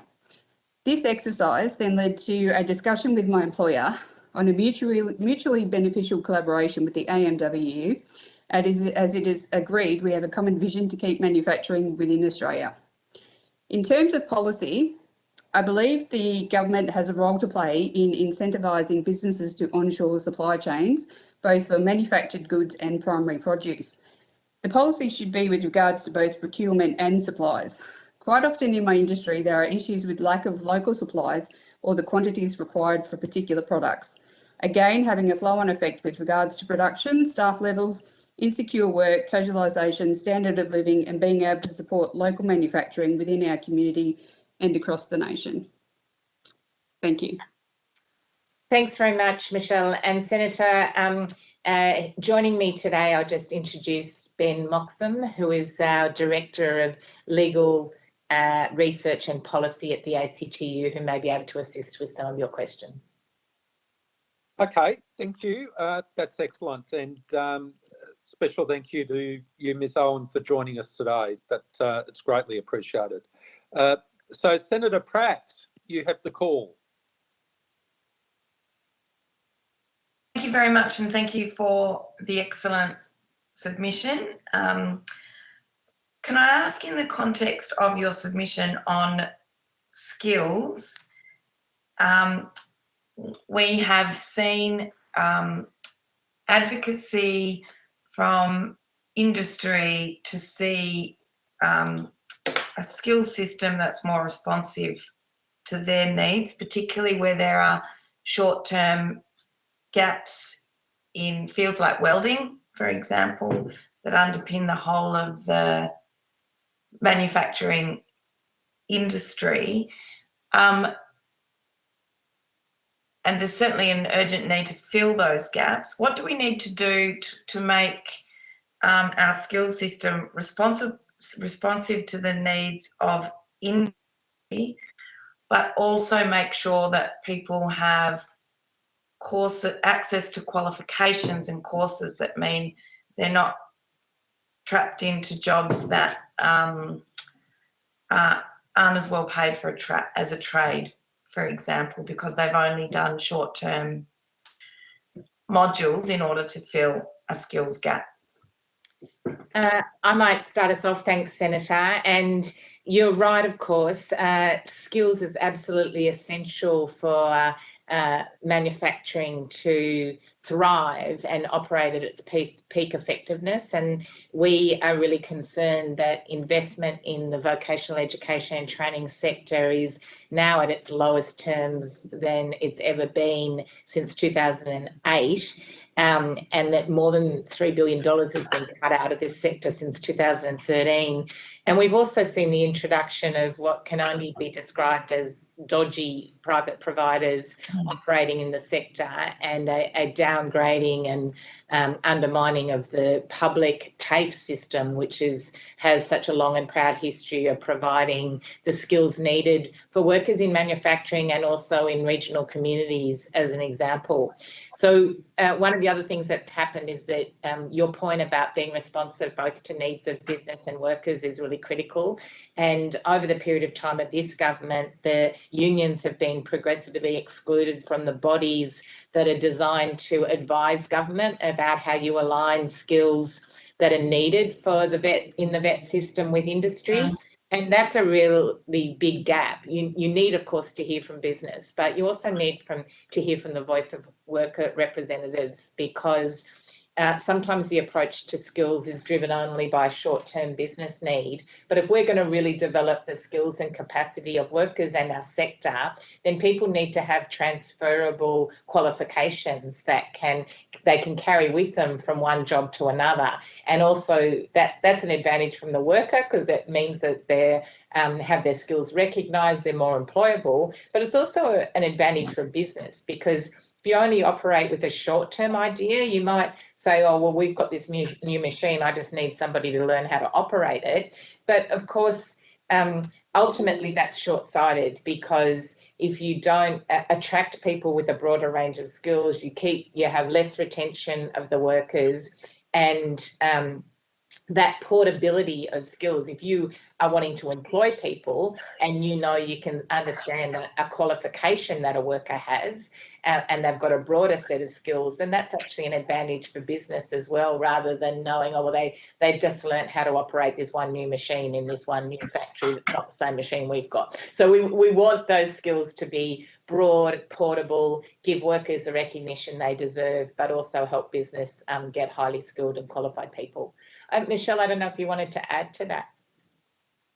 Actually, I would like to. Thanks, Michelle. I just wanted to point out that it's probably around, say, 15, maybe 20 years ago when I first started at McCain's, they actually offered the Australian or AQF training. So we actually had someone come on site. So we did the qualifications and we were actually recognised for them. However, down the track, I don't know whether it was just purely a monetary motivation, but that training stopped.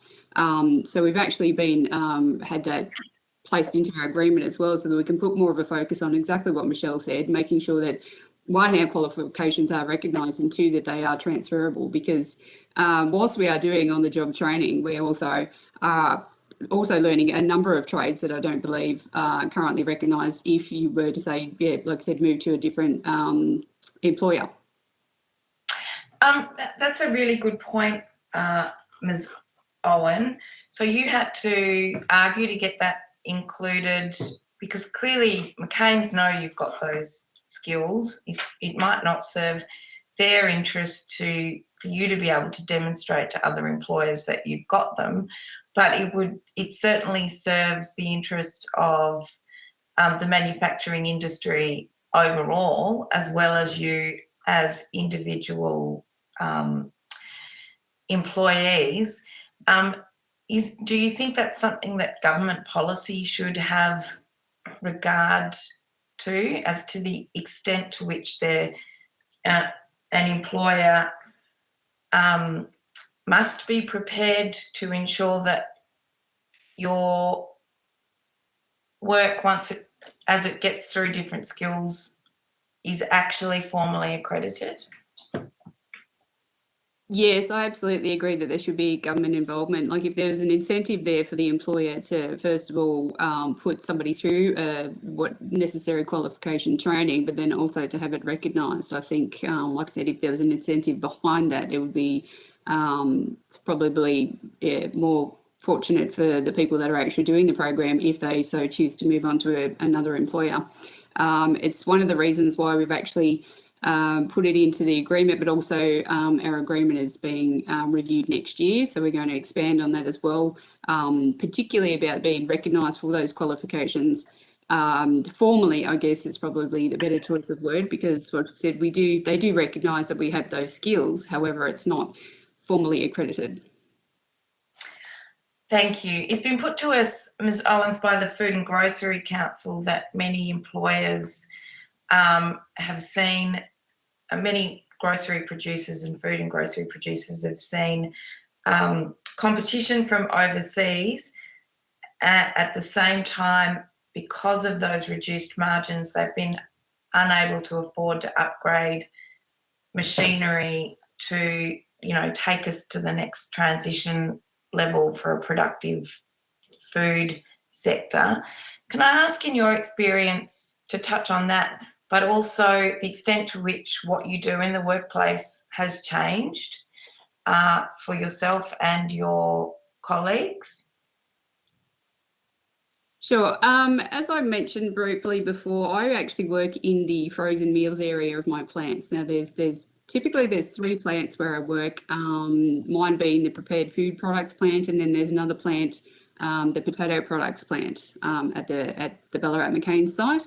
With regard to machinery, I've noticed that I guess McCain's original foray was to produce potato products, hence the French fries, etc. So they seem to be able to keep up with the modern technology, and they find the funding to be able to implement that. However, down the plants where I work, we seem to get, for lack of a better word, what's left over, and for us to be able to work with that. Okay, so in that sense, what you're talking about certainly does, your experience underscores that need. What do you think the ramifications of that might be in the long term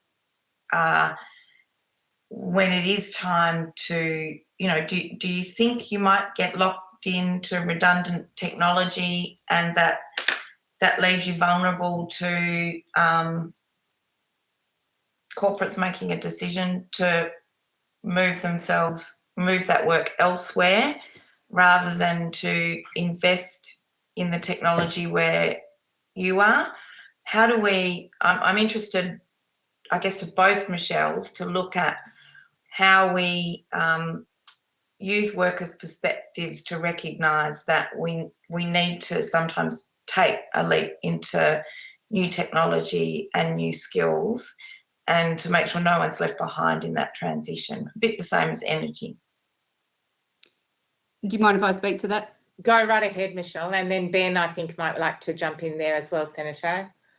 Sure, thank you. I have an example, just speaking on what you just mentioned. McCain's has also bought out Sara Lee. So at Sara Lee, they produce lasagnas as well as we do at the Ballarat site. So when they first purchased the Sara Lee factory and were producing lasagnas, they actually brought some of their products down for us to be able to make in our plant.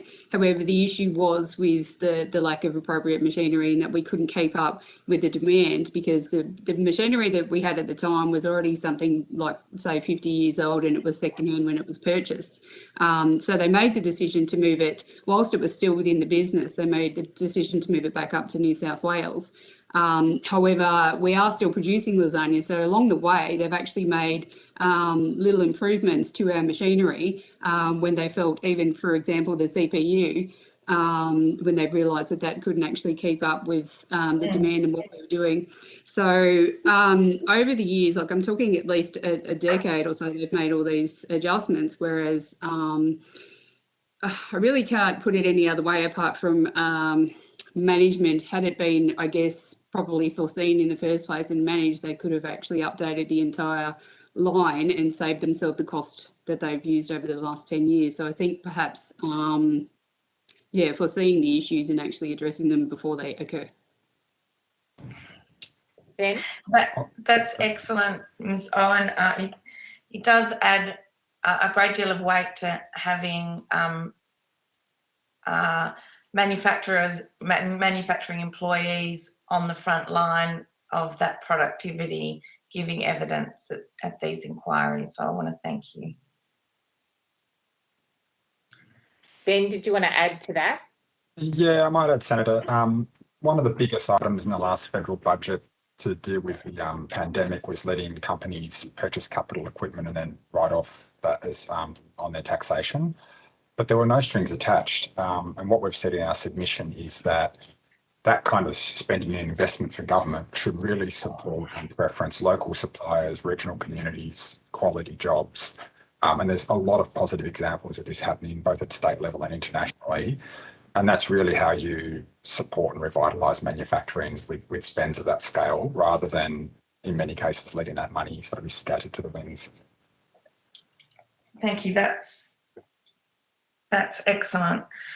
In terms of trade agreements, in terms of procurement, anti-dumping and labour standards, can I ask specifically what needs to be improved in that regard? You know, when we heard from the Department of Industry, they simply said states have more flexibility when it comes to setting local procurement thresholds, but the Commonwealth is subject to international free trade agreements. So we can't draw the line in the same place that states do in their procurement agreements to support manufacturing.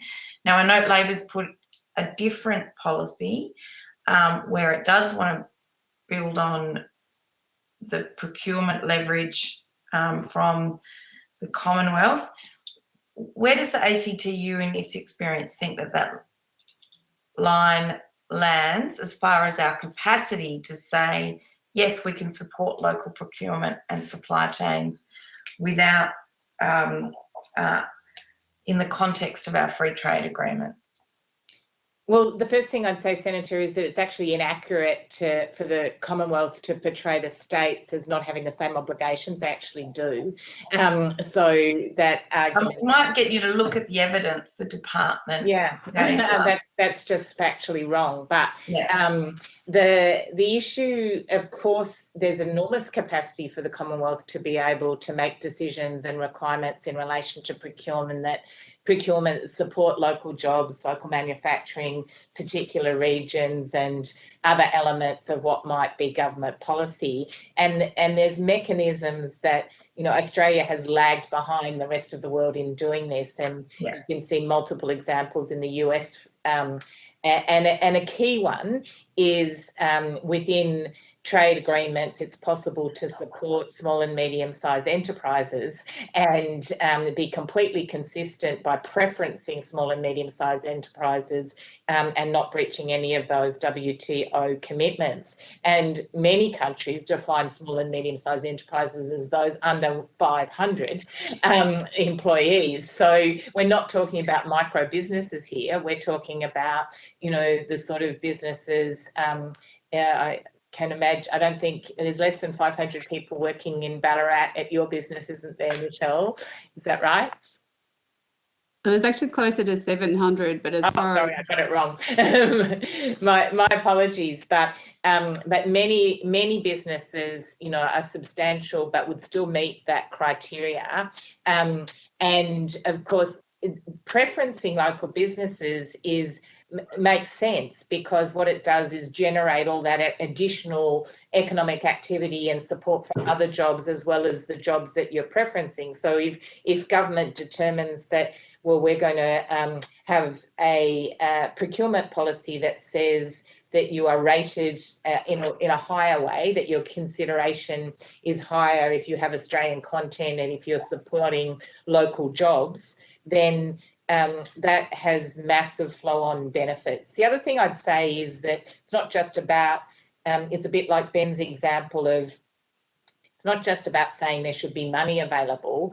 Similarly, you don't want to just say there should be tenders available. You want to make sure that they're conditional, that if you are preferencing local employment and local jobs and companies that are prepared to employ people here to manufacture goods, then you should also be requiring in those tenders and contracts that it's ethical employment, that it's not simply any job that can then be outsourced or to somebody else on lower set of pay and conditions. So you want direct employment, you want secure jobs where people get all fair wages and conditions, and an ethical approach to supply chains.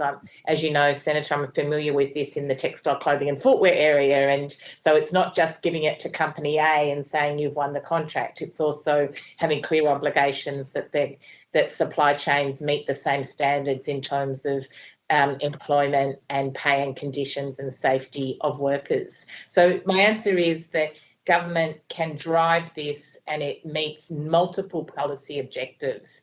It's good for the local economies, it's good for jobs, it's also good for things like skills and training and setting standards that government should set about what is the expectation about the quality of jobs, the type of jobs that we create here in Australia.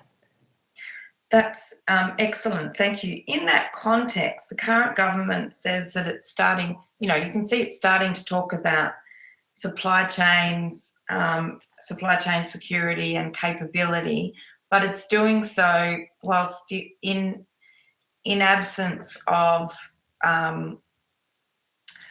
I guess those other accountabilities, and still referencing, I guess, a hard for the offshore free trade agreements, almost as a get out of jail free card for embedding all of those other things you talk about that you've just spoken of in procurement, etc. I wonder if you might provide, I guess, from a textiles point of view or COVID point of view, or, you know, any of them really, what we're missing out on because we're not taking regard for all those other factors. Well, the first thing I'd say is that it's partly about having a proper definition of what is value for money. And unfortunately, our procurement guidelines are written on a really narrow idea of that, which you've just gone to, Senator, that it's purely a cost basis, that the best value for money, the theory is, for the Australian people or government would be the cheapest price. What we know and what you've heard from Michelle, is that there's benefits to local people and communities that go far beyond just the notion of whether a product is going to be cheap or not when it's sold. So investment in jobs in communities, long-term secure jobs, have a massive impact on the economy and the social cohesion of those communities. So we need a broader definition of what is value, and value should incorporate social good as well as economic good. The social value of jobs and the type of jobs that they are is a really important element of considering what is value for money. And I think that needs to be explicit within the procurement guidelines. We also need to sort of bring those thresholds down. At the moment, there's Australian participation plans, but they apply at a really high threshold. And what many, in fact, food manufacturers in Michelle's sector, textile, clothing or footwear manufacturers, many other manufacturers in metals and other areas, the tenders don't hit that threshold. But the combined employment impact of those businesses is very significant. So that threshold we're proposing should be halved what it currently is. And I think that it's such a sort of valuable lever that government can use, that but it can't just be on the basis of, well, we've got a policy that's going to be about good supply chains. Those guidelines, the rules, need to be rewritten so that there's an obligation on these things being taken into account in deciding who gets the tender. Okay, and so that could include even things like food procurement in aged care, for example. Oh, absolutely. You know, like the notion that you want to, as a government, set the best standard. So you want to make sure that people in aged care have good quality food that's going to meet their needs as vulnerable residents, and also that is made locally, so that the standards can be properly assessed. I'm sure Michelle knows a lot more about food standards and safety than I do, but it's a very good example. And similarly, we saw the shocking example of not having the capacity to make masks that government had to intervene in Australia in the middle of a pandemic, so that we could have enough PPE, we could have enough masks to be safe. And we didn't have the capacity because we'd let those sectors be run down. But with government intervention, we managed to recommence the production of things like masks and PPE in Australia as we needed to during the pandemic. So the standards set by government are really important. Michelle, did you want to add anything about that? Yes, thank you, Michelle. I just wanted to make a comment with regards to quality. I've experienced and witnessed both prior to the pandemic and during the pandemic, the companies need to outsource cheaper materials to make our products, and not necessarily of a better quality. So we've sent them out, and then we've actually witnessed a decline in the demand for those particular products. So again, I think it also highlights the fact that whilst yes, a product may become cheaper, it's not necessarily better quality. And on many occasions, we've actually changed the quality of that product and gone back to the original supplier, and the produce has then increased. So I also think that it's an example of the Australian community also needing the quality over the cheaper product. And we do notice that decline in quality fairly quickly in that context in many instances. Probably the last one from me in the interest of time. Your submission highlights a need to look at our anti-dumping system as well as environmental standards within it. We heard evidence arguing that Europe has looked at actually including a profit margin rather than a zero profit margin in order to properly assess damage.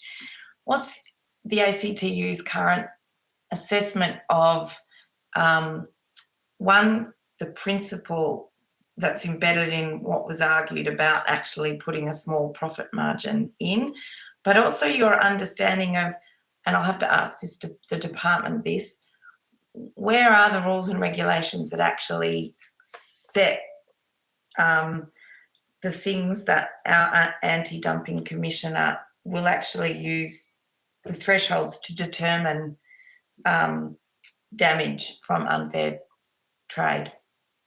Sorry, Senator, the first part of that question I didn't quite understand. You were talking about somebody else's evidence about the profit margin there, were you?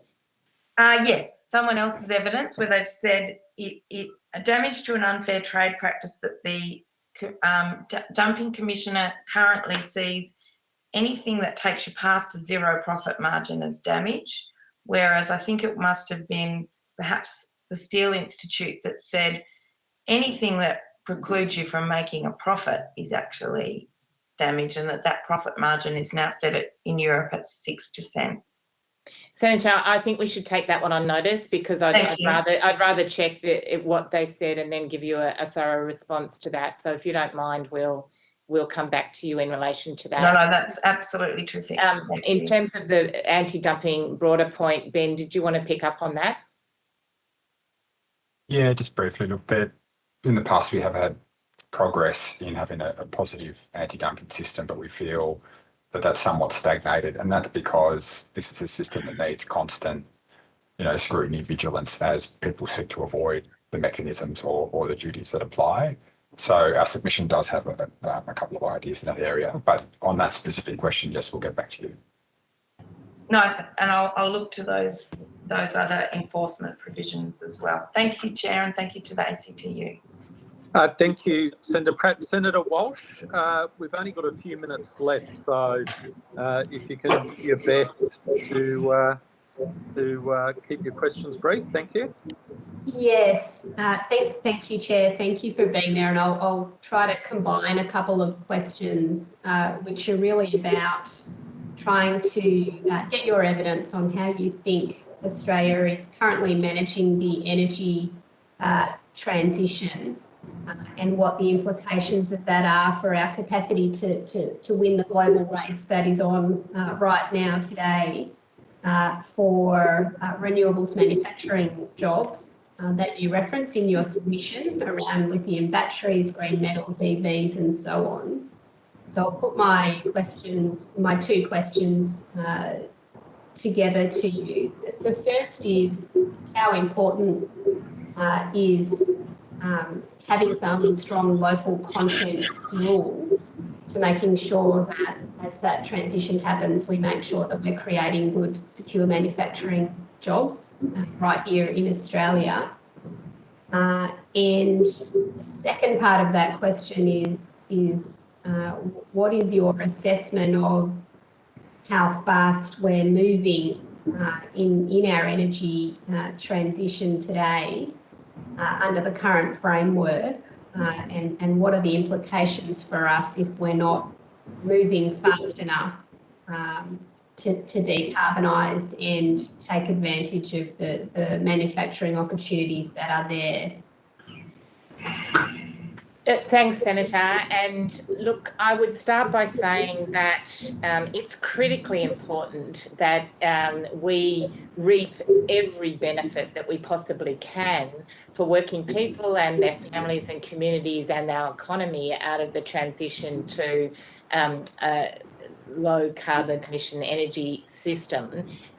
We need to move rapidly towards renewable energy, but we need to do that in a way that's both fast and fair. And when concentrating on the word fair for a moment, then it of course needs to be grounded in not just opportunities for companies to be able to reap the profit benefits of meeting the global need for renewable energy, but of course also for Australia and working people in Australia to reap the benefits in terms of good quality secure jobs. Because one of the things we know about this transition is that some people will be displaced out of it. That's the reality, and we've already seen that. And we've seen shocking examples of the closure of coal-fired power stations where instead of it being planned, where workers could have had a number of years worth of notice and where there could have been good investment in creating alternative good quality jobs, diversifying those regions' economies, the average period of time of notice for working people was 4 months for the closures of those sites. Now that's a ridiculously short period of time. Impacts very dramatically and negatively on those workers, but also on that whole community, which loses the opportunity to plan for change. And of course, government's responsibility to invest with business and corporate Australia in that change. So we've got to both think of the people that are being affected by the transition and build a bridge to good quality secure jobs. We have an obligation to do that for those workers, not just say it'll be all right, there'll be a job one day for you. Those jobs need to be created now. The opportunity is now, we can't wait. So that goes to your second point, because the current government's hands-off approach to this, that somehow the market and corporate Australia will develop the right sort of technology and eventually it'll all play out and we'll get there in the end, is irresponsible, because we need this investment now. And in fact, corporate Australia understands that, which is why we've been working closely with the Business Council of Australia, and as I mentioned, with ACF and WWF on those clean energy export opportunities, which are saying if we don't invest now, other countries in the world will have the jump on us. If this is the moment, you can't think in 10 years' time we're suddenly going to develop a green steel industry. Like if we don't develop the capacity to manufacture batteries now, we'll lose those opportunities for exports and consequently create fewer jobs. And, we also notice that AIG are following it. So we also sit on a climate energy roundtable with the AIG and many other employer organisations, Farmers Federation, etc., as well as environment groups. And there is a commonality of views about how urgent it is that this action is taken now, so that Australian business gets the opportunities, but also so Australian working people have those opportunities for jobs. And of course, the whole population has the benefit of a safer climate. And just to tidy up there, Chair, it could be possible to make this transition without creating lots of local jobs as part of it if we don't have strong local content rules. That's correct, Senator. That was, I suppose, I wasn't explicit enough in my first point. One thing to assist companies to make a lot of money out of this transition. I don't mind companies being profitable and making a lot of money, but there should be, given the massive government intervention that's needed in this area and investment in this area, and there should be government investment in it, it's a reasonable and sensible proposition that is tied to clear requirements that public money be used for public good and that it not just lead to profit by a few. So public money for public good requires that local commitment to local jobs is critical to any assistance that's given for this transition. Thank you so much. Thank you, Chair. Thank you, Senator Walsh, and thank you to the witnesses. Sorry, Chair, it's Kimberly. Could I ask just one question on the Commonwealth procurement rules? Okay, just one question. We are running behind. Thank you, and thank you to Ms. O'Neill for mentioning masks, because the company in Shepparton is now no longer contracted to the Commonwealth Government and has had to downsize its workforce and downsize the numbers of masks it was producing, which seems a shame. And I think the owner has said that he'd think twice about having a Commonwealth contract. But can I just ask, your submission has talked about reformed government procurement processes, and you've called for a rewrite of the Commonwealth procurement rules. Could I ask, could you expand on those reforms that you'd like to see made to the government's procurement processes? How do you think this will support a domestic industry, including local manufacturers? Senator, as I mentioned earlier, I think critical is a redefinition of the notion of value for money. So it's value, the broader sense of value, not just cheapest price. So in considering social and environmental value, for example, number of jobs created, all of that needs to be a key consideration in terms of the decision for the tender. There's the capacity to preference local businesses and consideration of what are the standard in terms of what is the size of a small or medium-sized enterprise and preferencing SMEs. There's also the requirement to have ethical standards in the manufacturer and in their supply chain. So preferencing local suppliers, but then requiring that that work is either made in-house, or if it is contracted, the same obligations flow throughout the whole of the supply chain. So you can't have somebody win the contract and then outsource the product without meeting those, the manufacturing without meeting those standards at every step in the supply chain in terms of number of jobs, but also the paying conditions and safety of the people working in them. There's also a call from us to reduce the threshold for the Australian industry participation plans to halve it from 20 million to 10 million. And we separately, of course, have talked about the need to have rigorous compliance. So it's one thing to have it in the guidelines, it's another thing to have it in the contract, but then from a life of a contract, there needs to be checks that the obligations are being met. So all of these things, I think, are possible to reform the system. And Ben, is there any key elements of that I've missed out that you wanted to pick up on? No? I think that answers your question, Senator. Excellent. Thank you. Thank you, Ms. O'Neill. We really appreciate that. I would go to the exemptions, but I might put a question in on notice and whether the ACTU believes that the exemptions under the Commonwealth procurement rules at Appendix A should be, what would you add to that to enable the ACTU's ideas to be implemented? But I'll be happy to take that on notice, Senator, and come back to you. Thank you. Excellent. Thanks. Thank you, Ms. O'Neill. We appreciate that. I'd like to thank all the witnesses from the ACTU for appearing before us today. In particular, Ms. Owen, thank you for appearing before us. We really appreciate your perspective. It's greatly appreciated. I would ask the witnesses to now disconnect from the video conference.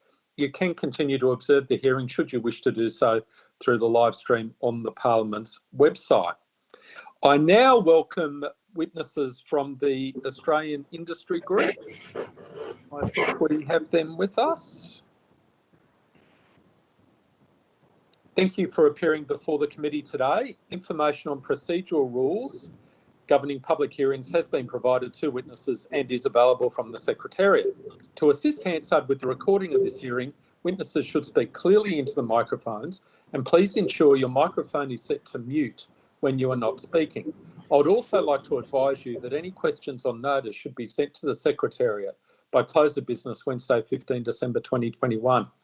I invite you to make a brief opening statement should you wish to do so.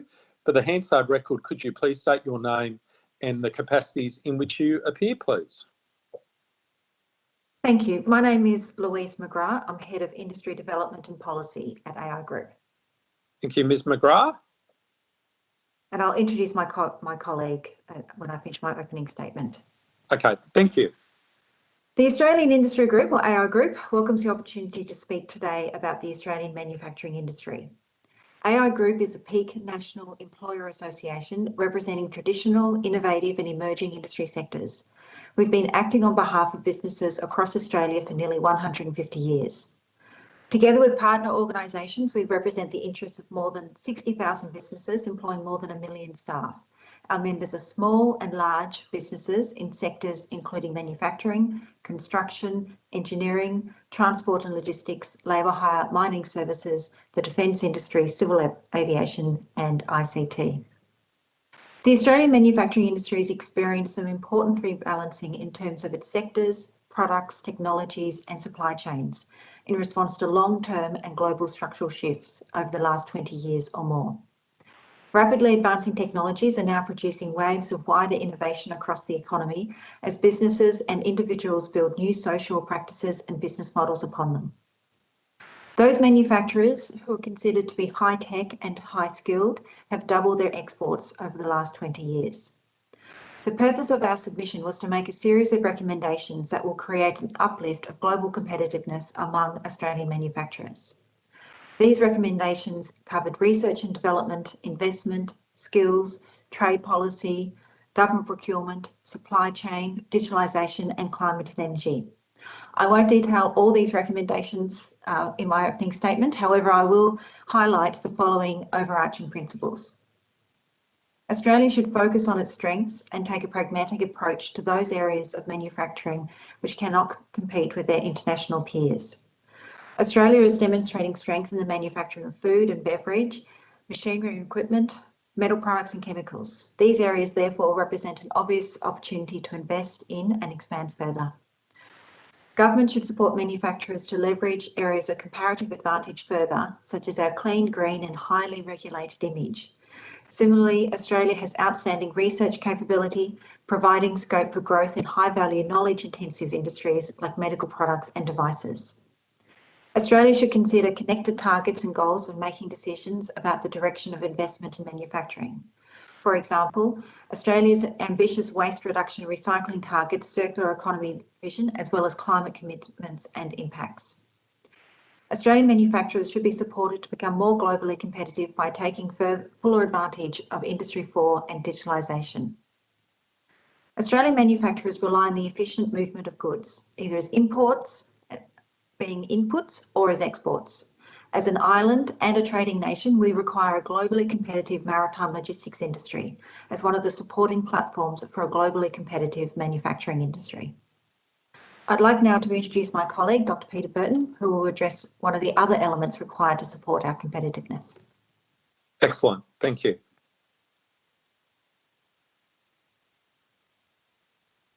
I think you're just on mute, if you could... You'd think after 2 years I was used to it, but thanks very much for the opportunity to appear. I've just got a few opening comments on a specific issue that we're interested in and on which AI Group, together with Engineers Australia, made a joint submission, and that is in relation to the importance of maintaining a high current electrical testing capability in Australia. As I said, we did make a submission on this issue. Larger scale electrical equipment requires high current testing and certification to meet regulatory standards and to provide assurances on reliability and safety. The only facility that has the capacity to do that in Australia has been the Lane Cove testing station in Sydney. The current owner is Plus ES, a member of the Ausgrid Group, which was some time ago spun out as part of the Ausgrid privatisation, or actually a long-term level.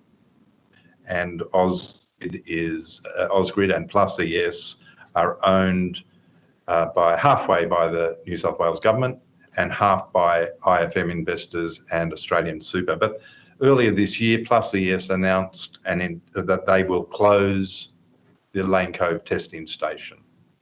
The closure will take effect in the next few days, and from that point, Australia will not have an operating high current testing capability. That will raise costs associated with overseas testing and certification, reduce the capacity to incorporate testing in R&D programs, and put at risk IP from the need to test at other facilities around the world. This will put smaller manufacturers of electrical equipment out of business. It will raise cost and production schedules for surviving manufacturers. It will reduce innovation carried out in Australia, and we are fearful that another area of manufacturing will be hollowed out as a result. We're concerned about the reliability and safety of equipment in Australian conditions when testing and certification can no longer be undertaken here. And we're concerned that a capability that will be essential in the energy transformation associated with our emission reduction targets will simply not be available. to date, representations to both the federal and New South Wales governments have simply resulted in them each pointing the finger at each other and saying that there's different governments, the other government is responsible, and no action has been taken. Thank you. Thank you very much. I might kick off with some questions just in relation to that topic in particular. What are the grounds on which the facility is mooted to close? What are the reasons which have been given by the existing owners for the pending closure of the facility? They aren't making. They can make more money by selling the land is probably one option, but the other thing is that it's not core business. Running a testing facility isn't core business to running the Ausgrid network, and so it's a bit of a distraction. It's not a very big part of their business. In fact, it's a very small part of their business. There's an operator, it runs at a very, very close to operational break even. It's not a significant thing for them, but it is a distraction for their management, and they don't see that they should be running that business. They don't think it's their job to provide that failure. And there's no other facility in Australia that can replicate the service, the testing which is provided by that facility. Is that correct? That's right.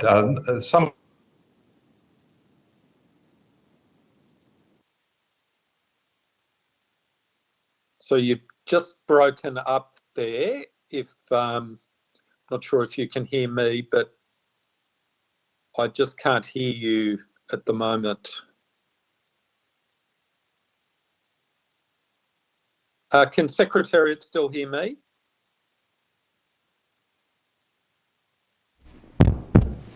Yes, Senator, we're having the same issue. We can't hear Mr. Byrne. Okay. So, Mr. Byrne, we just didn't get your response to that question. So I'm not sure if there's something you can do to rectify that. I'm happy to ask some questions of our other witness to give you a chance to see if you can rectify that.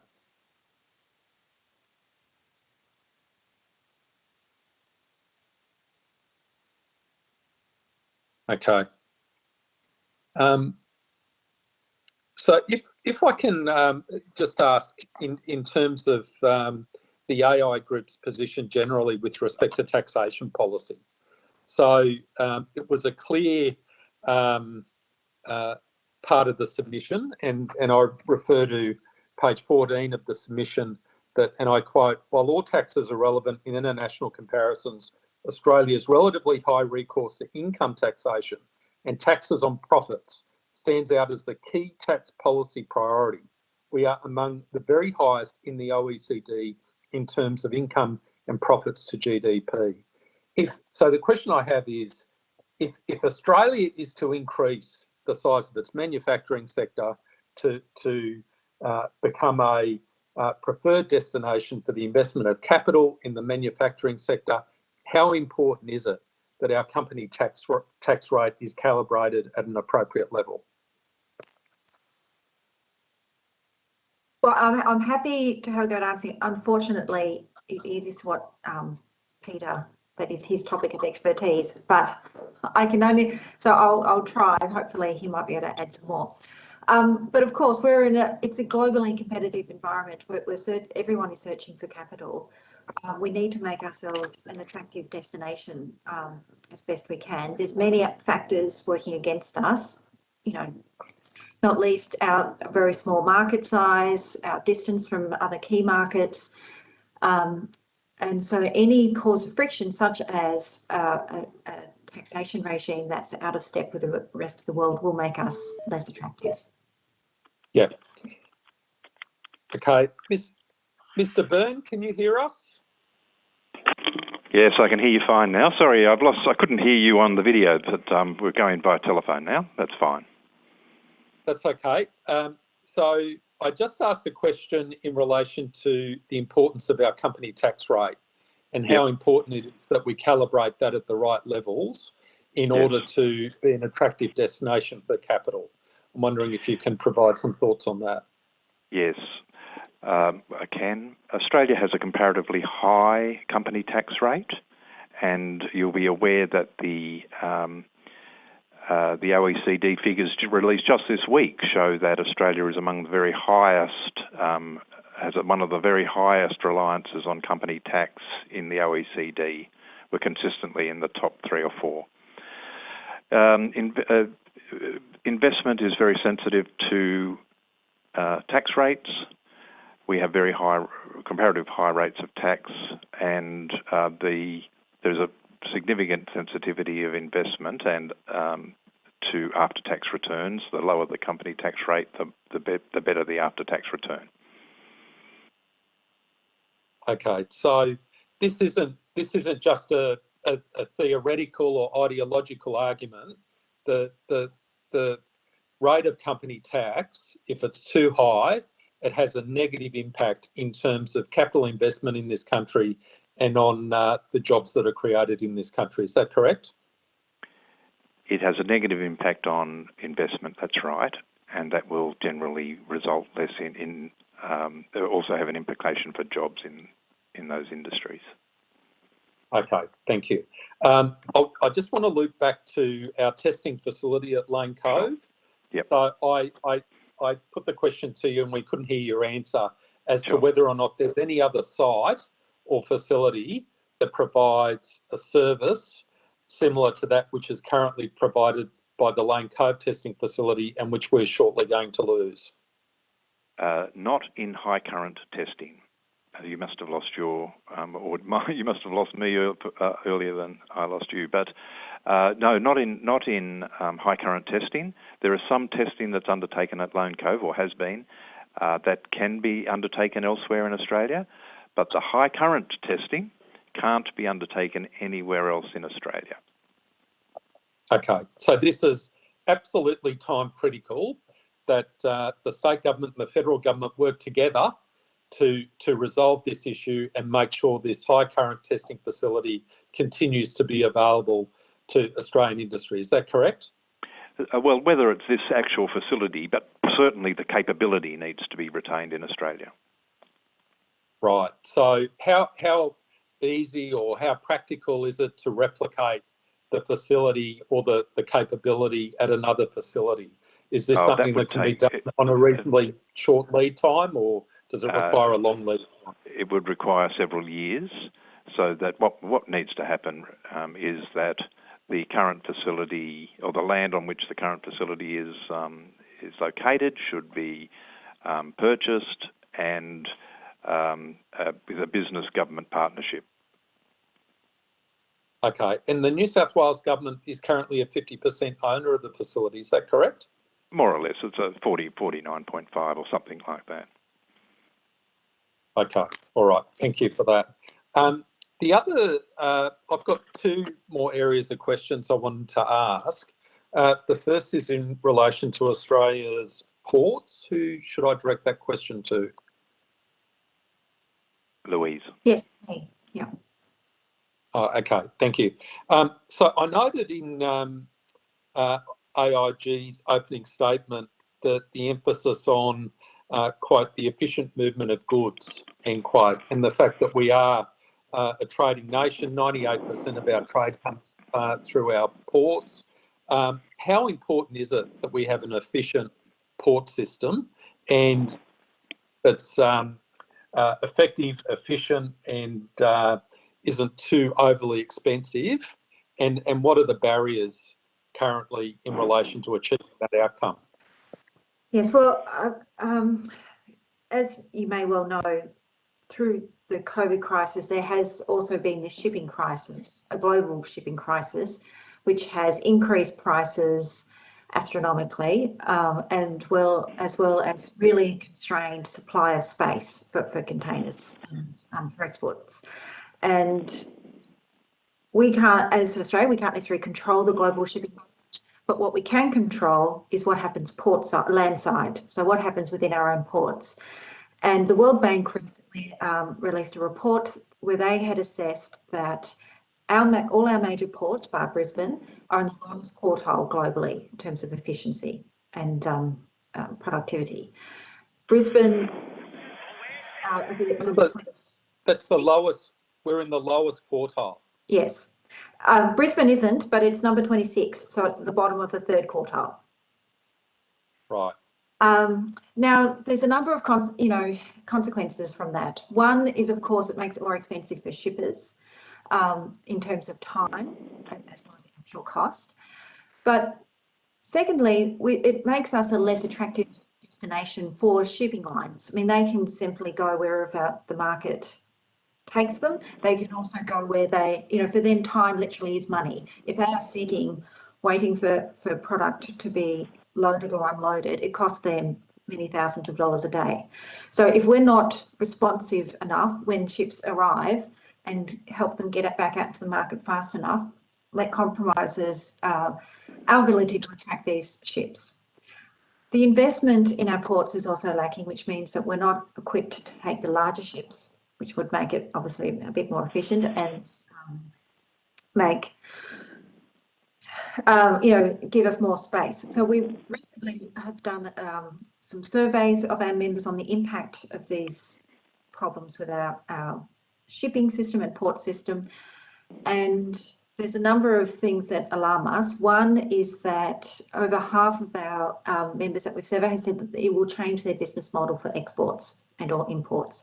And that potentially could mean then manufacturing offshore or moving offshore to be closer to their export markets if they can't physically move their goods.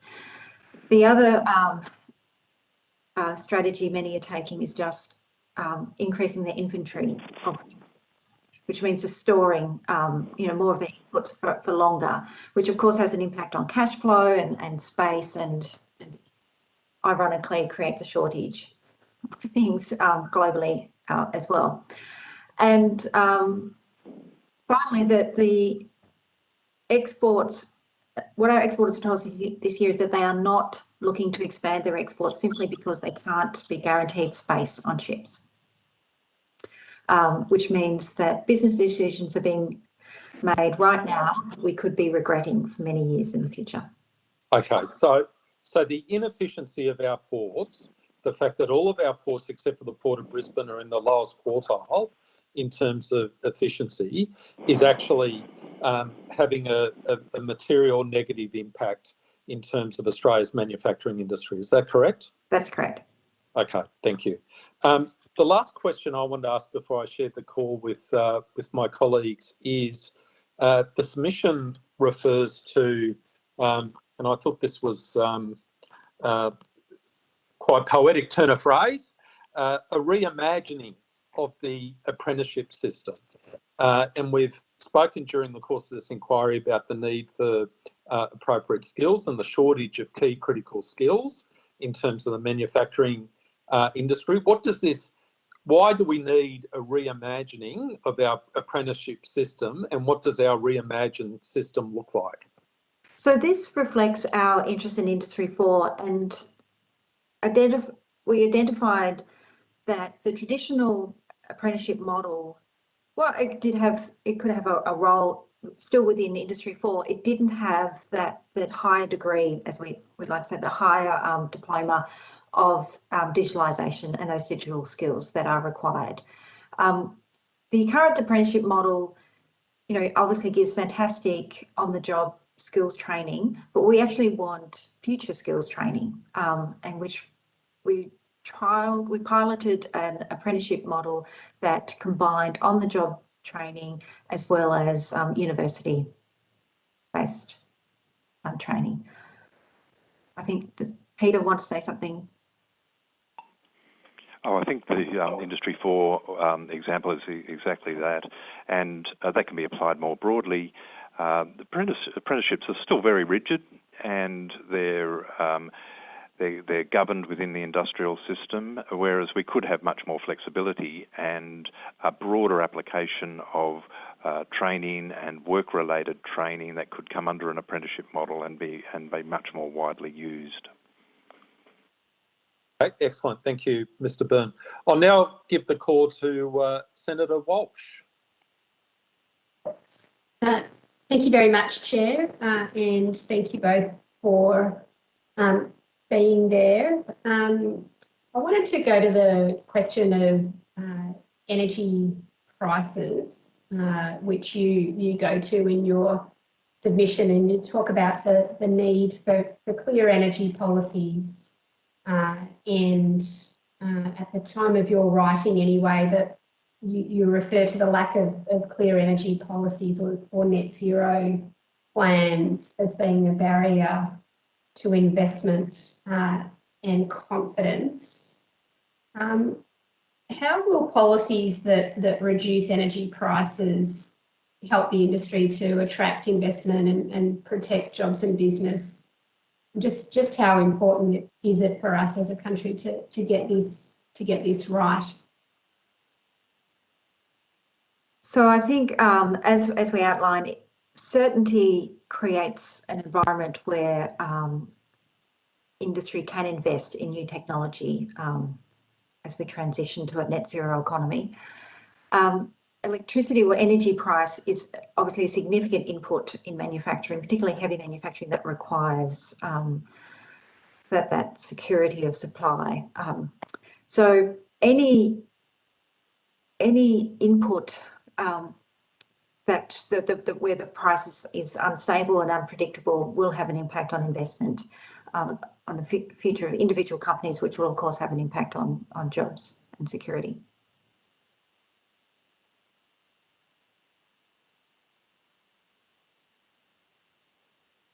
Senator, I think you're on mute. Thank you very much. And what is your assessment of the government's current framework in terms of energy transition and energy prices? Does it give the certainty that business needs, or do we need a different approach? Well, we have welcomed all the recent announcements that have been made regarding energy and our pathway to net zero. Right, okay. You've welcomed the government's net zero plan as well as the Powering Australia plan. Is that right? Yes. Right, okay. You talk about the need for that plan to be robust enough to protect Australian business from carbon tariffs or carbon border adjustments. What risks do you see there for Australian manufacturing and Australian manufacturing jobs if we don't have an appropriate pace for decarbonising? So we do run the risk of these unilateral decisions on applying a price to carbon at the border for goods that are traded globally.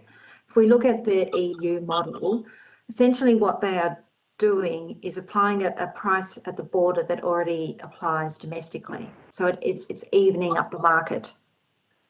Because if we don't have a system that can be recognised at that border, then we are vulnerable to any movement, changes that they make at that border. The other problem is if there isn't some global discussion on how we might price carbon for internationally traded goods, then we'll have a fragmented system. And it's actually the lack of coherence that's more damaging to many companies rather than the price itself. So if China, Japan, the US all have completely different systems or prices than the EU, then Australian companies will simply be subjected to all these variables, which again, it's that lack of coherence that's really the big problem. Okay, and what advice do you have for us about how we need to deal with that risk? So we recommended that Australia has its own CBAM or carbon border adjustment mechanism to give us something that we can then use globally to be measured. But ideally, we should be using the WTO as a platform to get something that's globally consistent. Okay. In your submission, you talk about a need for procurement policies to be sort of improved and better aligned. And you talk about government considering a national local content approach that is principles based to better facilitate innovation. Can you tell us what problem you're identifying there and what direction you're seeking to head in there? So if just as a very simple example, just to illustrate the point, if we're looking for a principles-based guidance within procurement, instead of detailing, for instance, carpet, that's a certain micron or certain characteristics, we actually ask for floor covering that has a certain outcome. There is an opportunity then, it's not a great example, for companies to think creatively of how they might apply that to that floor covering or to another solution. But being too prescriptive in the specification of a certain product, sometimes if that product is not simply made in Australia with that specification, then an Australian company can't meet those guidelines. But also it means that there isn't an opportunity for companies to be creative and innovative and think of a new product. Because government is an important, that there's a significant impact in the market through its procurement policies. So there is an opportunity to foster some innovation. Okay. And are you seeking a sort of a more prescriptive approach in relation to local content, in terms of percentages and mandates, or are you sort of the mind of broader industry participation sort of arrangements being effective enough? Well, we think that's right. There should be just broader participation. I think, as you mentioned in your opening question, there are a number of cross purposes. So, for instance, if a company was to meet the local participation requirements, they can't also meet the local waste management and circular economy requirements because there just simply isn't enough recycled product in Australia. So sometimes we have so many competing demands within a government procurement platform that it's actually impossible to meet all the requirements. Okay, so you're sort of looking for a wholesale kind of realignment from the perspective of a business who might be approaching tenders. Well, that's right. Well, ideally we'd like some consistency, that coherence right across the country.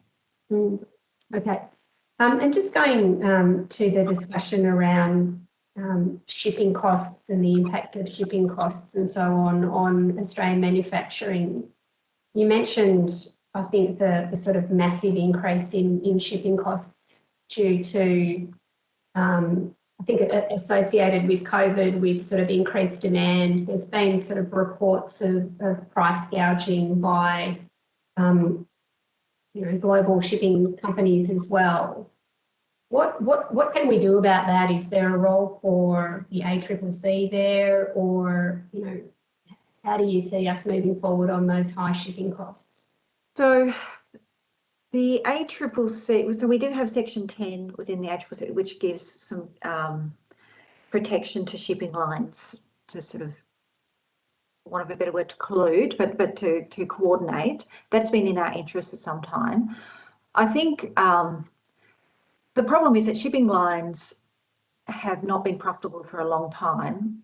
In fact, at the beginning of COVID, we warned all our members to make sure they had the right insurance. We expected another shipping line to go broke, and if you got your product on a bankrupt shipping line, you lose your product. I think that the prices now for shipping are starting to level out. I don't think they'll ever get back to 2019 prices, which is why we argue that we should be looking to make sure that what we can control, which is landside processes, procedures, investment in infrastructure, should be given our full attention. Is the price gouging number that I've seen reported of around 500% during COVID, is that accurate? Have shipping prices really gone up that much? Yes. Right. Okay. Yeah, but as I said, feedback from our members, it wasn't the price so much as availability. That was the problem. Yeah. Okay, both problems being significant. Okay, I think in the interest of time, I'll thank you very much for your evidence and go back to the chair. Thank you, Senator Walsh. Senator Pratt, you have the call. Thank you, Chair. I wanted to follow up on the high voltage testing issue and ask a couple of fundamental questions about how is the high voltage part of that facility currently used? Yes. As far as you're aware. How is it used? So. No, how often is it used in terms of how? Well, it has been in continuous. It has been in continuous operation since the 1970s, and there has booked been out on a daily basis. How do different components schedule themselves in? Well, for they get scheduled by Plus use? ES, or they have been. They have been scheduled by Plus ES, and this year has been unusual because people have been rushing to use the capacity that's available, and they've actually had to extend the deadline for their closure while they tested some of Ausgrid's own equipment. And but it's people put in an order, they get put in line, and they bring their product to be tested. It has high throughput. So on, yeah. Is the New South Wales government prepared to have someone else, and Ausgrid prepared to have someone else buy it out? I'm thinking of other critical infrastructure, some of which is owned by government as kind of common user facilities. I'm assuming that if someone can be found to own and run it, that it could be profitable, or at least have a turnover, even if it had some debt attached to it. Yes, we believe that Ausgrid would be prepared to sell it, or it's actually owned by Plus ES, which is part of the Ausgrid group. So they would not be. They wouldn't worry them to enter into a sale contract. They'd want a return on the land where it is, as well as on the equipment, and it could be run at an operational profit, so that. But the obstacle is that the land has become quite expensive and valuable as property prices have risen, and you may know that Lane Cove is within 10 kilometres of the city, so prices are quite high. So the alternative value of that land is pretty high. So apart from the very high land value, the business could run at an operational profit. But the other point to note is that not all the benefits are reflected in the prices that would be paid by manufacturers to have equipment tested.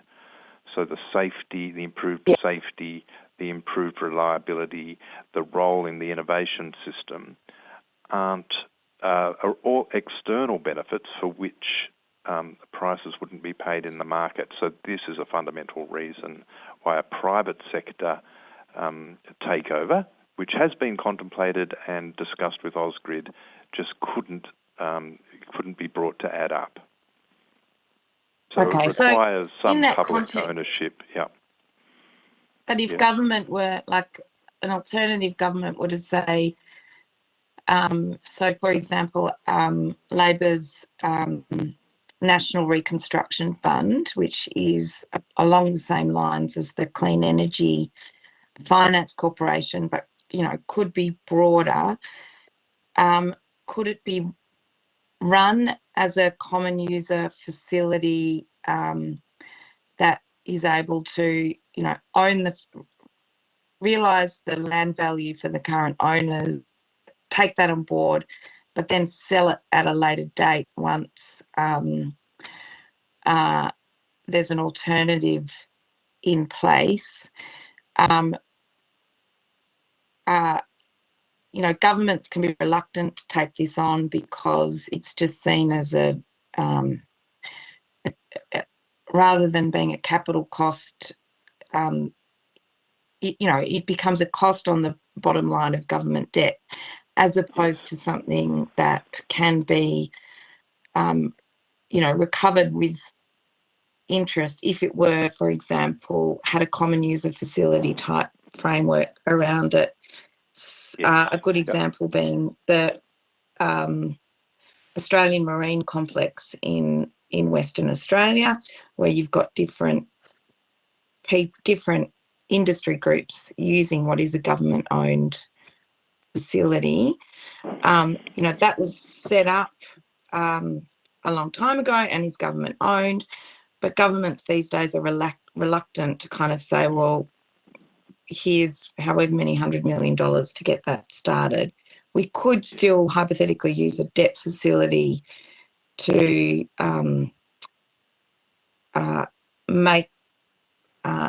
mean that government's not left with the same debt problem, but at the same time as government providing that assuredness that it will be available.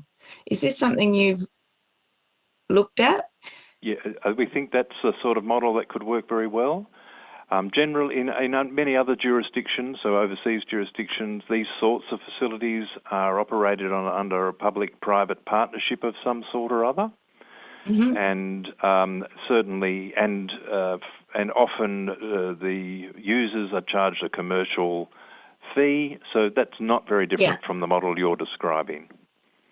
Okay, and in that context, the current operators of it and owners of it being, say, SES, will the staff stay in those jobs? We've got to find, if we can find an alternative, we still have to find an alternative operator for it. Who's ready to do that? I think that the current staff, there's only a very small number of staff. It's a capital-intensive operation. Some staff have already been let go. Other staff will be let go at the end of the week. Many of them would like to return to the workforce, and many of them would like to work at the Lane Cove testing station. We're talking 10 staff is what we're talking about. And they would so who might be a suitable alternative? Who might be a suitable alternative operator through a public-private partnership? So two things. One is a business could be set up that would draw on the existing manufacturing industry and could re-employ those people. And there's been some considerable discussion with Ausgrid and Plus ES about that, but that didn't come to had no government support whatsoever. Or the National Measurement Institute is another potential owner. So that's a government body, and it could own the facility and operate it with the use of existing staff, re-employed, and again provide a commercial service to the businesses requiring the testing. And what role might Australian Industry Group play in herding people together? Clearly, you've already been active in that space. We've been doing that, and we, together with Engineers Australia and key members of the industry, have been spent some considerable time talking with Plus ES and Ausgrid about potential models, but really anything required some level of government support because of those public benefits that I mentioned, and we couldn't raise the money that would meet the requirements. We couldn't raise the money only in the private sector. It required public support. But a facility like this, for example, can and should be eligible, for example, Clean Energy Finance Corporation investment or, Labor's National Reconstruction Fund type investment, if you can find the right proponents to overarch. Absolutely, there should be some sort of source of funding that could assist in this. We've been talking a lot with the Department of Industry, the Commonwealth Department of Industry, and they have assured us there is no existing program that would fit this purpose. So they couldn't find something within the existing framework. Whether the Labor Party's program Enable to Win office could fit, that would depend on the fine tuning of the specification of that fund. Senator Pratt, we are running over time. We do have the Department of Industry later today, and I'm certainly looking forward to asking them a few questions in relation to this topic, as I'm sure you are. Is it possible for us to share the call with Senator Kitching? She's got a few questions before we have our afternoon break. I'm done now, thank you. Thank you. Senator Kitching. Thank you, Chair. Thank you very much for your time and for your submission. Could I ask, I'm going to put some questions on notice, but could I just ask, just in relation to training and apprenticeships, so several submissions, including yours, have called for, I guess, a reimagined apprenticeship system and various other improvements to skills training. And your submission has argued that work-based learning needs to be at the core of any new system, with an added focus on digital skills development. So could I ask, could you expand upon the reforms that you would like to see to our training and apprenticeship system, including in particular reforms that you think will improve not just the quality of skilled labour, but also the quantity and the quality of skilled labour? So, Senator, we can take that on notice? Is that you can take that on notice if you like. Thank you. So my other question is in relation to sort of local content rules.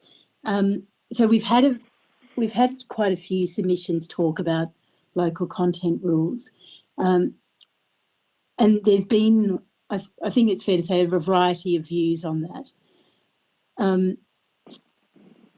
So there's a question of whether they should be state-based or nationally based procurement rules, and your submissions argued for nationally focused rules. Given that most state-based local content rules are likely to be introduced at a state level, what role do you think the federal government can play in encouraging states to take on that national focus?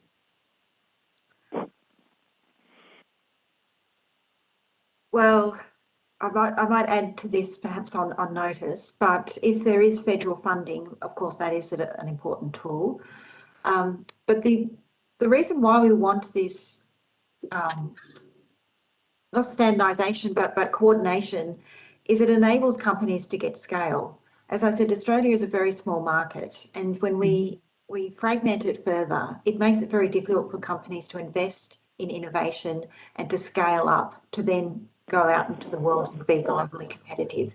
So this is really, if we're thinking of, I mean, of course, government procurement, there's the basic task of getting the goods and services the Australian government requires, to deliver its services, but it also has an important industry development role or function. And we think that if, with all this fragmentation and companies second guessing where they should locate factories or facilities because of various local government procurement rules, it doesn't lend itself to then making good strategic decisions to get to scale and to invest in R&D, to be innovative and to be price competitive. Mm-hmm. Thank you. And if I'd be very interested if you had anything that you wanted to add to that question, because I think that has been something that's come out of in these hearings. Chair, thank you. Chair, I'm going to put the rest of my questions on notice. Excellent. Thank you very much. If I can thank the witnesses then from the Australian Industry Group, Ms McGrath and Mr Byrne, thank you very much. Greatly appreciate your time with us. I'd ask you to disconnect from the video conference. You can continue to observe the hearing should you wish to do so through the live stream on Parliament's website. Mr Hamilton Smith, I see you. Thank you. I see you there. We do have an afternoon break now for 10 minutes. So if you could bear with us just whilst we have that break, and at 1:15 the hour, we'll come back to you. Thank you. Thank you, Chair. We'll see you then. Okay, thank you, everyone. I'd like to thank representatives, or welcome representatives from the Australian Sovereign Capability Organisation to our committee hearing. Thank you for appearing before the committee today, and thank you for your patience whilst we took our afternoon break. That's greatly appreciated. Information on procedural rules governing public hearings has been provided to witnesses and is available from the Secretariat. To assist Hansard with the recording of this hearing, witnesses should speak clearly into the microphones, and please ensure your microphone is set to mute when you are not speaking. I'd also like to advise you that any questions or notice should be sent to the Secretariat by close of business Wednesday, 15 December 2021. Mr. Hamilton-Smith, I invite you to make a brief opening statement, should you wish to do so. And for the Hansard record, could you please state your name and the capacity in which you appear? Yes, thank you, Chair. I hope you can hear me clearly. I can. Director of the Australian Sovereign Capability Alliance. We're a recently formed national grouping, principally comprised of industry proprietors of Australian-owned companies who find themselves competing with multinationals, some academics, retired journalists, some consultants, focused on seeking new approaches to manufacturing reform. We think the committee's work is one of the most important things being undertaken at the moment. And we think that to argue the case for manufacturing reform is really to argue the case for sovereign capability, and that there's a call for some new approaches. If we keep doing things the way we have been, we'll keep getting the same results. We point out in our research that Australia's economic complexity ranking is in terminal decline, having fallen from around 66th most complex in 1995 to 165th by 2018. All the indicators over recent decades have been heading south for manufacturing. Australia recently ranked in the OECD nations, or the lowest of OECD nations, for manufacturing self-sufficiency, and manufacturing trade deficit was elaborately transformed. Manufacturers in 2019 was over 180 billion, representing 9% of GDP. Wherever we look, the indicators for manufacturing are sounding alarm bells. DFAT anticipated in 2020 about 75% of all imports to Australia were elaborately transformed goods. We seem to be a nation that is exporting raw materials and food and is open as a tourist destination, but, and important though those industries are, we're not offering much more, and that's evident from our exports. Of the 1,200 products we export, more than 14% of Australia's total value was generated by coal alone in 2018, and more than half of total exports were from the export of 5 products only: coal, iron ore, classified products, petroleum, gas and gold. More than 3/4 of total exports come from just 15 products, and of these 15 products, only 2 undergo significant transformation: wine and refined petroleum. So we're hoping that your committee will be in a position at the end of its work to point to some new directions. We've certainly identified the need for government to be the lead. We think that the Commonwealth Government must have a far more active industrial policy position, starting with value chain mapping of current production competencies against overall requirements, and assessing gaps, identifying decisive points with the highest positive impacts on economic development and sovereign capability, addressing key requirements in a targeted manner. And I just make the point that we're strongly of the view that government needs to use its policy, spending, tax, fiscal and regulatory powers to ensure that multinational corporations and FDI is directed towards local production and local value chain development in critical areas like medical supplies, pharmaceuticals, IT, communications, value adding to food, minerals and advanced manufacturing. Of course, we have evidence of that in recent times. We were found wanting, when the pandemic landed at our feet, with everything from PPE to pharmaceuticals. We're dependent on overseas countries and therefore their governments. And we saw demonstrated that overseas governments simply said, you cannot have those vaccines. We are not going to send them to you, even though we paid for them. And you're seeing that again, even in today's headlines over IT security, where in the area of cyber, cloud storage, we're very concerned about fuel and our ability to survive and our dependence upon the supply chain from Singapore. So it goes on.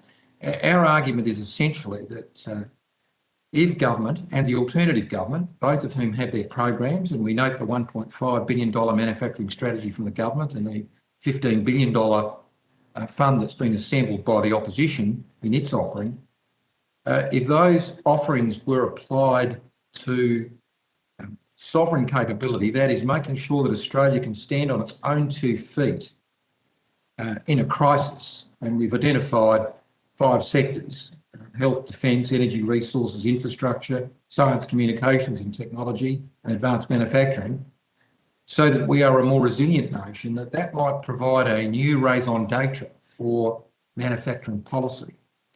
We've therefore suggested that and appeal to the government and the alternative government to form a portfolio for sovereign capability, because this cuts across all industry sectors. Perhaps a cabinet minister, and ideally a senior cabinet minister with a cabinet subcommittee, who can bring together the various ministers involved, supported by a dedicated agency, a process to measure progress, because if we can't measure it, we can't manage it, and that we basically press the reset button on manufacturing policy so that we get tangible benefits in regard to plugging the capability shortcomings that we have. And in concluding my opening remarks, we mention in our report as an example to follow the Biden government's example of a supply chain analysis, where they're carrying out a 100-day assessment of where the gaps are and where the vital must-do in Australia capabilities are, so that we can reorganise the resources and the funds we have and the activities of government towards encouraging manufacturing to fix those things. Of course, there are other things I can talk about in regard to vertical integration and the need for a resilient manufacturing sector that doesn't have Australian companies operating on their own in isolation, needing international value chains in order to survive. Since the closure of automotive, there's been change in Australian manufacturing. Defence does offer a possible industry lead with new approaches, particularly warship manufacturing and submarines. We can talk about that.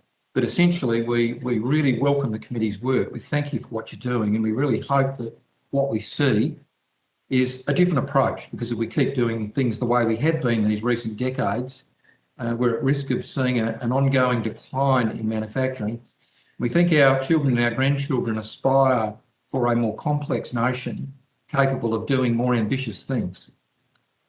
With those opening remarks, I'm very happy to answer any questions, Chair. Thank you. Thank you, Mr. Hamilton-Smith. That was extraordinarily useful, and I do commend you on that opening statement. Senator Pratt, you have the call.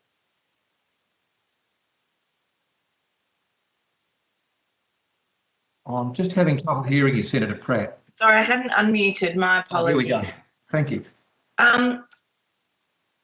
You spoke about the lead capability of defence to demonstrate that ecosystem. When you talk about complexity, is it also a lack of complexity in government at being able to play a role in bringing all the various threads together? Is government, other than defence, very used to doing this? Thank you, Senator. That's a really good question, and we address it specifically in the research that we've funded. Defence is both an example to follow and an area of concern.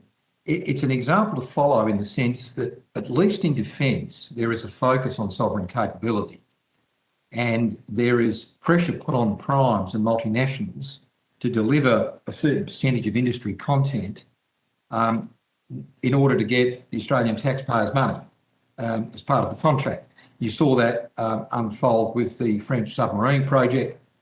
Yeah. Originally 90% of local content was offered. It shrank to 60%. We've got a vibrant debate going on there. But that sort of approach seems to be missing in other industry sectors. For example, in mining and energy, we rely heavily on machinery, equipment, technology and systems provided by overseas multinationals. We saw it in health during the pandemic. We suddenly found we were dependent on overseas governments and multinationals to provide very basic needs. We'd like to see the same approach that's used in defence applied to other industry sectors. In saying that, we point out in the report that the Australian government and successive governments haven't really reached a national agreement on what we're even talking about when we say Australian sovereign capability. There's not even an agreed definition for Australian work, Australian content. A very good start for government would be to agree with industry, unions and others on what we're talking about, because we can't really improve it unless we've agreed on a definition. So defence is, in that respect, a good example to follow. What worries me, and our organisation has made a submission to this committee separately in its national shipbuilding reference, is the speed with which decision makers, both in the political class and the public service, even in industry, are walking away from local industry content and seem happy to buy from overseas. And this opens there's even a suggestion that we could build the whole submarine or most of it in America or Britain. Now, the problem with that, of course, is if you don't understand the technology and if you haven't built it in your own country, if you haven't really embraced it, well, it's like a mobile phone. You know how to use it, but you don't really understand how it works. And can you then really claim to have a sovereign defence capability? Cometh the war, or the need to use these resources, whether they're aeroplanes or ships, can you use them? Now, that cuts across other areas of manufacturing. If our fuel supply chain to Singapore is cut, we haven't enough stored fuel or refining capability, can we survive? If we don't have the cyber capabilities and IT capabilities to make sure our banking system and our logistics system and our air travel system can survive a crisis, are we a sovereign nation? So all of this points back to government, and to conclude and cut just to the question you asked, Senator, I think we are looking for government to be better organised. That's why we've proposed a Minister for Sovereign Capability and a Cabinet subcommittee. Because this cuts across all areas of government and there are a raft of ministers involved. We've tended to look at manufacturing policy as belonging to a minister with that title in their name. But what we find is that so many ministers are involved that it needs better national coordination to ensure government spending, regulation and its powers are best deployed. Thank you. I couldn't agree more. Can I ask in that context what you thought of the Productivity Commission's work on supply chains? Can you give some critique? Look, I'll have to provide informed commentary on the productivity. I'll have to take that on notice and come back to you. No, that's fine. But yeah. As a general principle, we think the Productivity Commission's on the right track. But I will take that on notice and look carefully at the recommendations they've made and come back to you separately if I may. Yeah, in that context, some questions. The work that I had seen, and I may not have been all that. I don't know if I've seen their concluding work. They were hard pressed to identify the sectors in which we needed to protect some sovereign capability in terms of the extent to which critical supply chains could be interrupted. And so it didn't seem, and do you have your own views about, there are lots of everyday goods that we wouldn't know until we were missing them about the critical nature of that supply chain, and some of them are quite difficult to replace. There's been a shortage of EpiPens, for example, in Australia. How do we work out what's important? No, thank you, Senator. And look, we've got developed views on that subject, and I'll come back separately in regard to the Productivity Commission. In particular, we think that since manufacturing policy was last exhaustively reviewed, there's been quite a deal of strategic change globally and in our region. Part of that is economic. Part of it is to do with changes in the Indo-Pacific, the rise of China and the dynamics in relationships with our friends, between our friends, the United States, China and other countries. That's opened up a whole lot of vulnerabilities for which manufacturing policy needs to find an answer. Let me give you some examples. There's been talk of conflict and the drums of war. There's been talk that it looks like the 1930s, we need to be far more resilient and prepared. Whatever one may think of those views, let's just imagine that scenario for a moment. The first thing that might happen is the submarine cables and the satellites might go down. That would have an immediate effect on the banking system and every business in the country. It could see a collapse in our data and communication system. It could see all of our communications fail, ground every aircraft in the country, empty the supermarket shelves. The sort of panic we saw, panic buying and so on with the pandemic, would be on a more massive scale, difficult to comprehend. So the need to protect and make more resilient our communications and our resilience against cyber attack, these sorts of disruption is really prominent. Fuel, we know that our logistics system will grind to a halt if the fuel supply is cut. That points to our refining capability, it points to our storage capability, it points to a raft of vulnerabilities. We've already had exhaustively exposed our health vulnerabilities. And clearly there's been action to try and make sure we can produce vaccines, certain essential pharmaceuticals and so on. So it's not hard to find vulnerabilities that could bring the nation to its knees.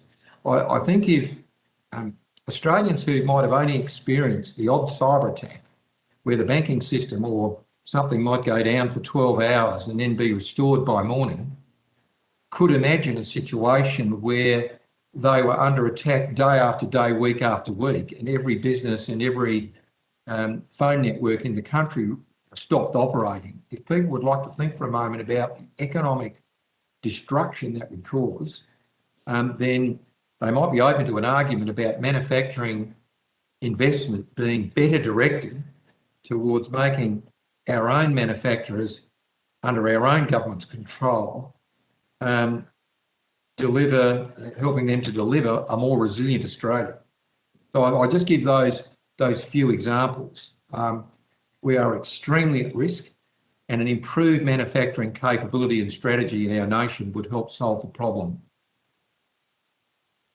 And do you think medicines sit inside and outside of that? You know, it would seem to me, for example, that we're never going to be able to replace the diversity of medicines that need to be imported, but nevertheless, a sovereign capability around vaccines could be strategically as well as domestically important. Yes, Senator. In fact, our group formed at the beginning of the pandemic in response to what was unfolding about the inadequacies that were being revealed in our manufacturing supply chains. And it was interesting, defence companies said, well, look, that's the same problem we're having. Other industry participants said the same thing. Certain academics emphasised to me they've been making this point for some years. In health, there's critical vulnerabilities, but our point is that we're never going to be able to manufacture everything we need. Some of it we can store and have on hold and ready to be deployed if needed. And we saw that with, for example, respirators for ICUs. Some of it we need to be able to manufacture ourselves, for example, certain vaccines, maybe certain pharmaceuticals. The point of our call for a supply chain assessment is to analyse those supply chains in the 5 industry sectors we've identified and work out what must be made in Australia, what we can afford not to manufacture but need to store in adequate supply to protect ourselves, and what we can afford to remain dependent upon other nations for. Yeah. If we've done the supply chain analysis, we won't understand the answer to that question. And it appears that that supply chain analysis hasn't been done, and government ought to direct it for our own national security. May I also ask in that context, in terms of COVID health supplies, the Department of Industry put out expressions to ask people what people were capable of. Did you see some examples of some companies getting geared up and then not being procured from at the end of the day anyway? I'd noticed I asked Department of Industry for a list of who had registered as part of that expression of interest. And then I asked the Department of Health in their supply chain, in their stockpile and their procurement, what records they had of Australian procurement for the companies that had supplied, as to whether that those goods had been manufactured locally or imported from overseas. And the Department of Health didn't know. Yeah. What I think your concerns in the are context probably of, for well example, founded, Senator. a future procurement policy, it's going to be a bit of work from government departments to get up to speed on this, surely. Yeah. ASCA has made contact with quite a large number of other industry associations. We've had conversations with the AMA.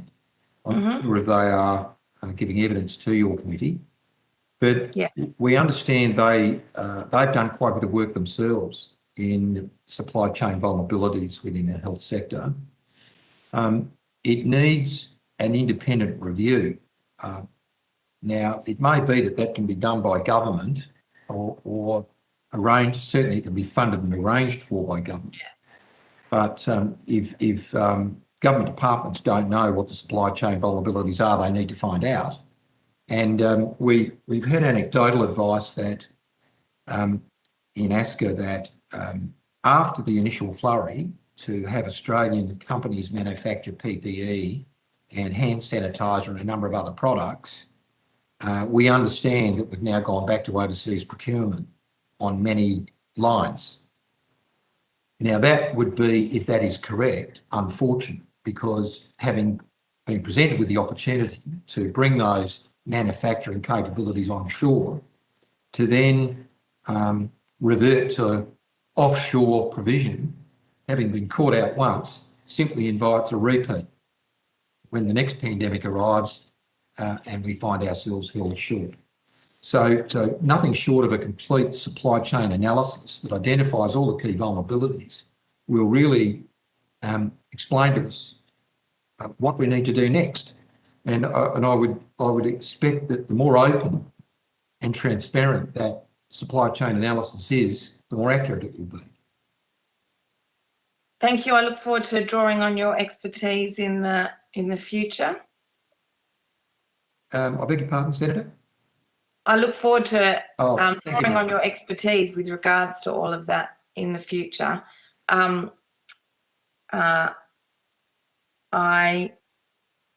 Labor's got a quite proactive procurement policy, but I can appreciate, given your evidence, the kind of complexity behind now that that we're going to have to deal with in the strategic implementation of that. Can I ask, in that context, is there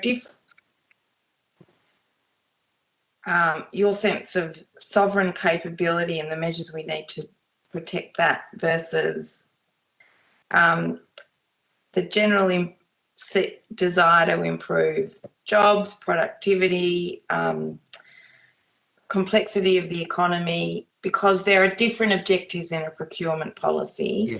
Yeah. One might be to protect sovereign capability, but there are a range of other worthwhile objectives as well.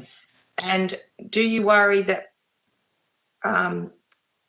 we won't be able to distinguish those in the context of Labor's policy? How do we make sure we take care of both in the context of Labor's policy? Look, I'm really glad you've raised that question, Senator, because it's one that we specifically identified in our research. and that we think is a pivotal issue, and that is in the muddle of not having agreed national definitions about this conversation. What is sovereign capability? What is Australian work? What do we mean when we say Australian content? We in ASCA have reached the view that we need to differentiate between sovereign operational capabilities and sovereign industry capabilities.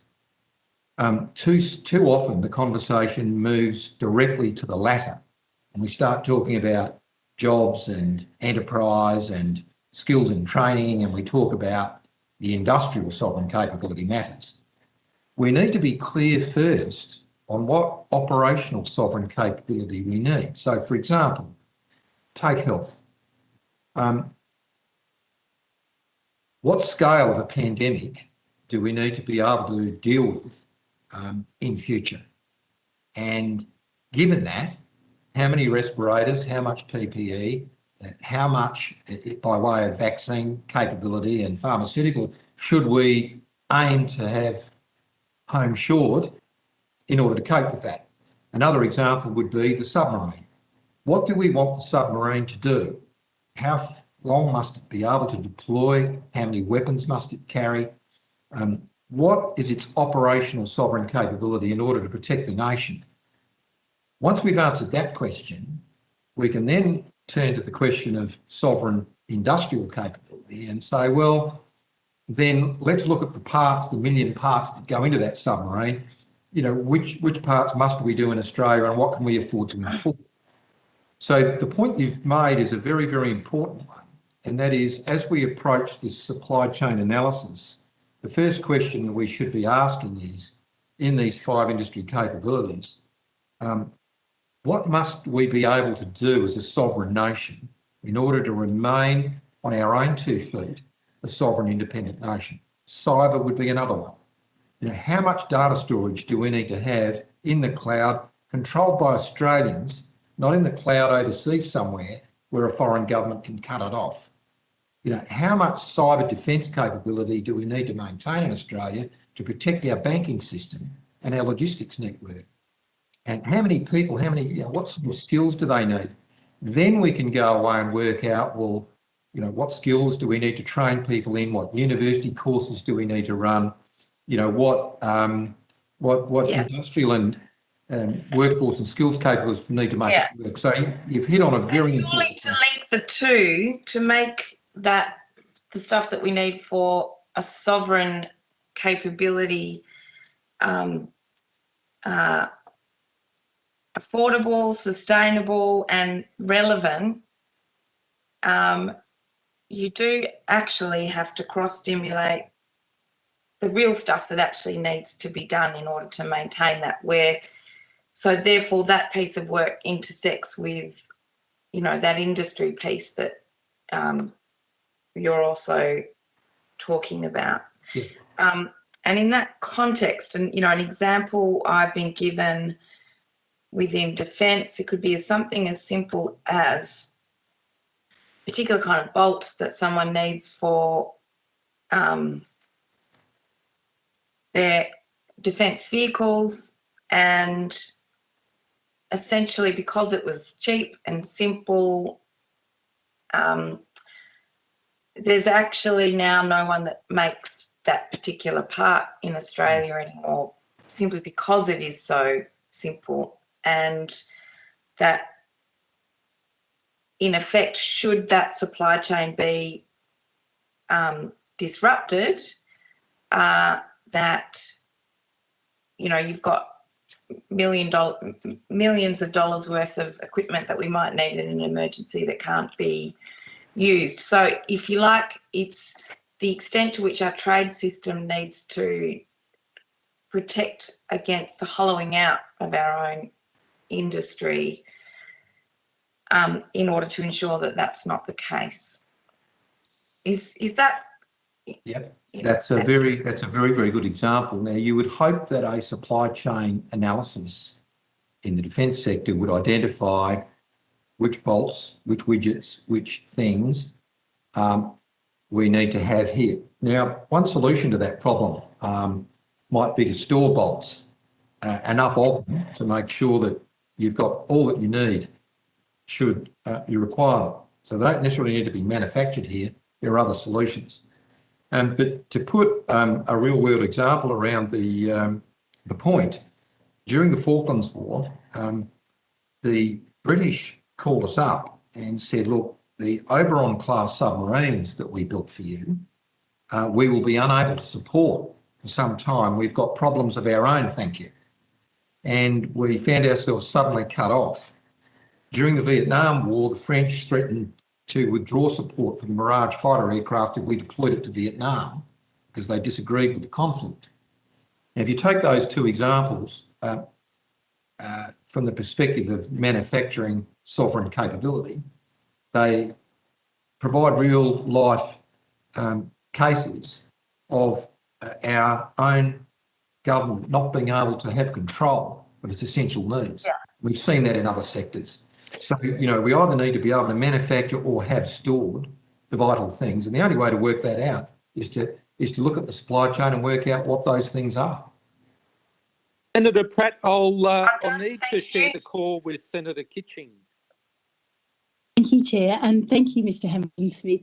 And it's good to meet you virtually, at least, if not one day in person. And thank you for your service to South Australia. Could I ask you,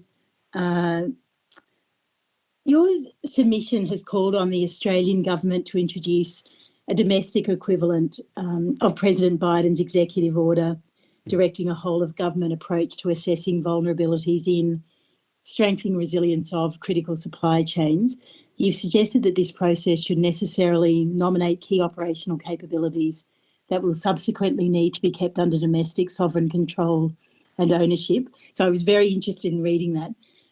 Could I ask you to expand on what you'd like to see captured by the supply chain vulnerability review?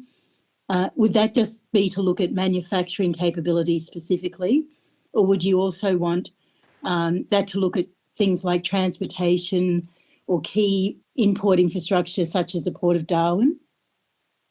Well, look, that would be up to the government of the day to determine what was an essential sovereign capability. And I've made the distinction between operational capability and industrial capability. So, for example, to look at those 2 points, we were thinking more of manufacturing and not only of products but also services. But if you take the Port of Darwin, the logical thought process would be, if it's the question of ownership of that port, is it essential? Is it an essential sovereign operational capability for Australians to own the port, or can we operate the port under foreign ownership and have unrestricted access to it? And it would be my expectation. This is a similar argument in farming where a foreign interest buys a farm and often concerns are then raised about we're selling off the farm, we don't control the farm. The reality is you can't take the farm away or the port away, it's still here. The Australian government, if it wants to, can exercise its powers to have complete control over that port or that farm at any time. So yes, whether we could expand to those sorts of policy questions is something for government. But what we had in mind was a Minister for Sovereign Capability that could bring together the Health Minister, the Defence Minister, the Transport and Communications Ministers and so on, and perhaps a senior minister, perhaps a money minister, someone like the Treasurer or the Finance Minister, but someone who could coordinate a whole of cabinet effort to ensure that the money that we were spending and the actions of government were coordinated in such a way that we got a whole of government delivery on not only a manufacturing outcome, but a sovereign capability outcome. That's what we had in mind. Thank you. I mean, yes, we could renationalise the Port of Darwin, but I mean, there's a rule of law question there, isn't there? So could I ask you just on, I couldn't help but notice that yours is the only submission which contained additional recommendations addressed at the alternative government. Yeah. And I know that you've spoken with Senator Pratt about that. But could I ask, when you talk about manufacturing being under sovereign control, is your view that the key manufacturing capabilities be operated by the state, or is it enough to simply ensure that they are operated by Australian businesses or organisations? Look, we would favour obviously private sector ownership and operation of the means of production, including manufacturing.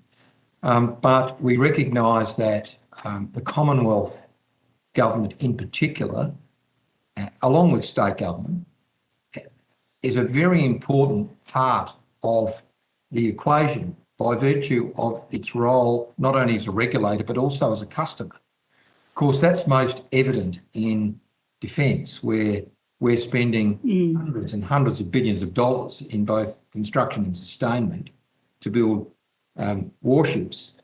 And the very thought that you would spend perhaps up to $1 trillion when you include both the 300 billion going into manufacturing and 2 to 3 times that in sustainment, that you'd spend a large swathe of that creating jobs and enterprise in somebody else's country instead of our own, doesn't make sense to us. We would think the amount of money is so large that you would hope to get not only a defence capability, but also industry, jobs and wealth creation opportunities done with that investment simultaneously. I mean, that's how most other advanced economies work. That's true in other industry sectors. Mining, our report points to the fact that there are many opportunities in mining and energy that are going missing at the moment, where a more energetic manufacturing strategy might capture them. And there are issues to do with sovereign capability in respect to steel and metals. We need a certain amount of steel manufacturing capability simply to have an industry sector in this nation. So again, by analysing each of these sectors, we hope that government can work out what we must do here, what we can store and warehouse here and have available if needed, and what we can afford to be reliant but not dependent on foreign multinationals and therefore foreign governments in order to stand on our own 2 feet. Thank you. I have many questions, but I'll put them on notice. Yeah, thank you. Thank you, Mr. Hamilton-Smith.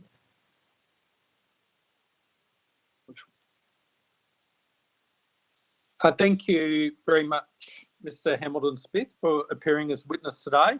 I ask that you now disconnect from the video conference, but you can continue to observe the hearing should you wish to do so through the live stream on the Parliament's website.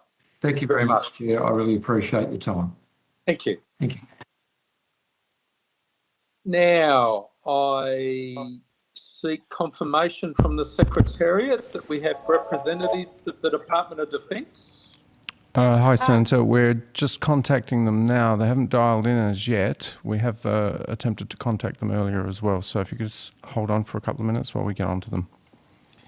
Okay, thank you. Senator Scarr, can you hear me? It's Francesca Rush from the Department of Defence. Can you hear me at all? I can hear you, Ms. Rush. There we are. We are online. Sorry, we did communicate with the office. I think we had a couple of missed calls, but we're definitely online here. And myself and Assistant Secretary Stephen Moore from the department are here. Okay, thank you. Thank you very much, Ms. Rush, and welcome, Mr. Moore. Thank you for appearing before the committee today. Information on procedural rules governing public hearings has been provided to witnesses and is available from the Secretariat. To assist Hansard with the recording of this hearing, witnesses should speak clearly into the microphones, and please ensure your microphone is set to mute when you are not speaking. I'd also like to advise you that any questions on notice should be sent to the Secretariat by close of business Wednesday, 15 December 2021. I ask Ms. Rush and Mr. Moore, as representatives of the Department of Defence, would you like to make an opening statement, or are you happy for us to move straight to questions? Thank you, Chair. Stephen Moore, Acting First Assistant Secretary, Defence Industry Policy. Look, I think in the interest of time, we have no opening statement. Okay, thank you very much. I've just got one question to ask before I share the call to my colleagues. And I note that referring to page 3 of the department submission, and I quote, on 26 August 2021, the government identified an additional 4, this is in relation to 14 sovereign industrial capability priorities, which are listed. So there's 14 of the sovereign industrial capability priorities. One of them is, and I quote, test, evaluation, certification and systems assurance, end quote. I'm interested if you could just extrapolate somewhat on that and give us an indication of how wide that capability extends in terms of this sovereign capability for testing, evaluation, certification and systems assurance. Certainly, Senator. It's Stephen Moore again. So that sovereign industrial capability priority was not one of the new 4 that were announced. That one was announced in the Defence Industrial Capability Plan in 2018. Test, evaluation, certification and systems assurance covers a wide range of things. Essentially, it's the Defence's view that the Australian industry needs a suitably skilled workforce and the equipment needed to ensure the safety, accessibility and usability of systems. These capabilities need to be able to support Australia's unique requirements and the things that Defence needs. And what we are looking for out of industry is the ability for Defence to be able to test and evaluate those capabilities that we are using in service. So it can be quite broad ranging. Okay, so would that potentially include a testing facility for high voltage electricity to assist our electrical manufacturing industry? If it's to support defence military capability, but it could. It wouldn't necessarily be to support Australian manufacturing capability per se. The reason, our starting point for all of the SIGP, or for all of the sovereign industrial capability priorities, is that they are there to support the ADF when it needs those industrial capabilities and needs to be able to call on those. And that's the first principle that we go from when considering what sort of industrial capabilities we are looking for in the Australian industrial sector. Right. Could I perhaps just ask you to take on notice whether or not a high voltage electrical testing facility is required or is preferable to have within Australia in order to support defence capability? Because I'll just provide you the context. Concerns have been raised by the Australian Industry Group and also Engineers Australia with respect to the pending closure of the only testing facility of that nature in Australia. And I'm interested to know if that could perhaps have any impact on our sovereign defence capability. So if you could take that on notice, that would be greatly appreciated. Yeah, certainly, Senator. As I said, it's quite a widely applicable sovereign industrial capability priority, and we will consult with Defence and see whether there is a requirement for that. Excellent. Thank you very much. I'd like to now share the call to Senator Pratt. I'm here. Thank you. I'm here. My apologies. Can I ask the department, in terms of supply chain issues, if you've started looking at procurement and tracking procurement across other government departments? Senator Francesca Rush, Chief Counsel Commercial and also Acting FAS, First Assistant Secretary of Australian Industry Capability. Again, to the extent that those supply chains also look to some of our defence industrial capability, and we do look to some of the alternate arrangements that might be in place that support whole of government there, but not directly looking at other departments' supply chains through their own procurement. We do tend to keep a fairly narrow focus. Yep. What do you mean by alternate?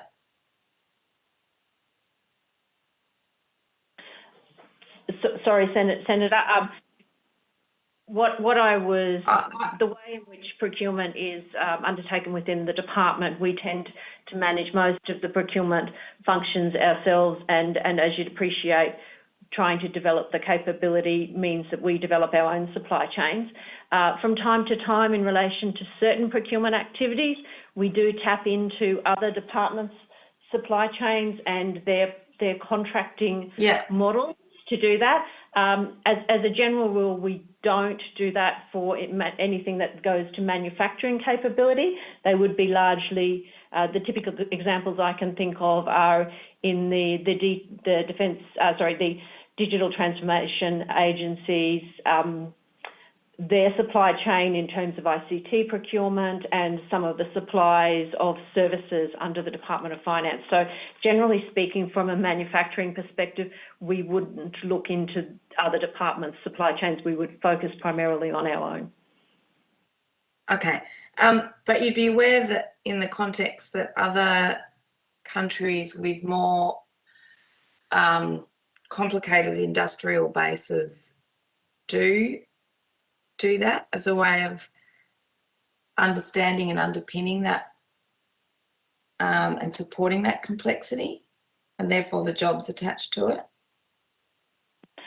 We certainly are aware of the work that the US Senate, President Biden's efforts in relation to their supply chain assurance work that they've undertaken, and we do constantly consider within our own programs what vulnerabilities we have in relation to supply chains in other nations, but we don't in a broader context outside defence.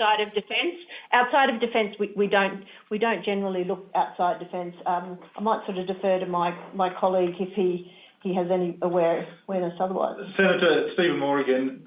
There are some areas where there are overlap between defence capability needs and broader civilian needs, and say semiconductors is an example of that, where there will be utility for those sorts of supply chains, both in a defence context and civilian. We do talk to other parts of government around those sorts of needs and sort of resilience analysis. There's an area within Prime Minister and Cabinet that looks at that we work with. But as Ms. Rush was saying, our priority tends to be on defence capability needs. Okay, and so the job of that you don't think sits with industry. If you were to look at that intersection of between Treasury, industry, Department of Finance, in procurement, who, for example, might play a role in responding to the Productivity Commission's report on supply chains, or has it not had enough influence yet to have started influencing that? Sorry, it's Francesca Rush again. I think from our perspective with the Department of Defence, we will contribute into those reviews, and many of the other departments recognise that we do have a valuable contribution because we do reach internationally, and therefore we do have a better understanding of the international context, albeit through a defence lens. And my understanding in terms of the implementation of some of those Commission recommendations are more likely to be those central agencies.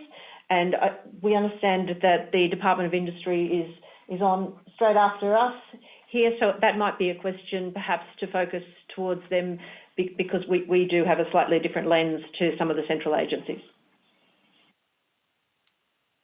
Thank you. That's all from me. Senator Kitching, do you have some questions? Thank you, Chair.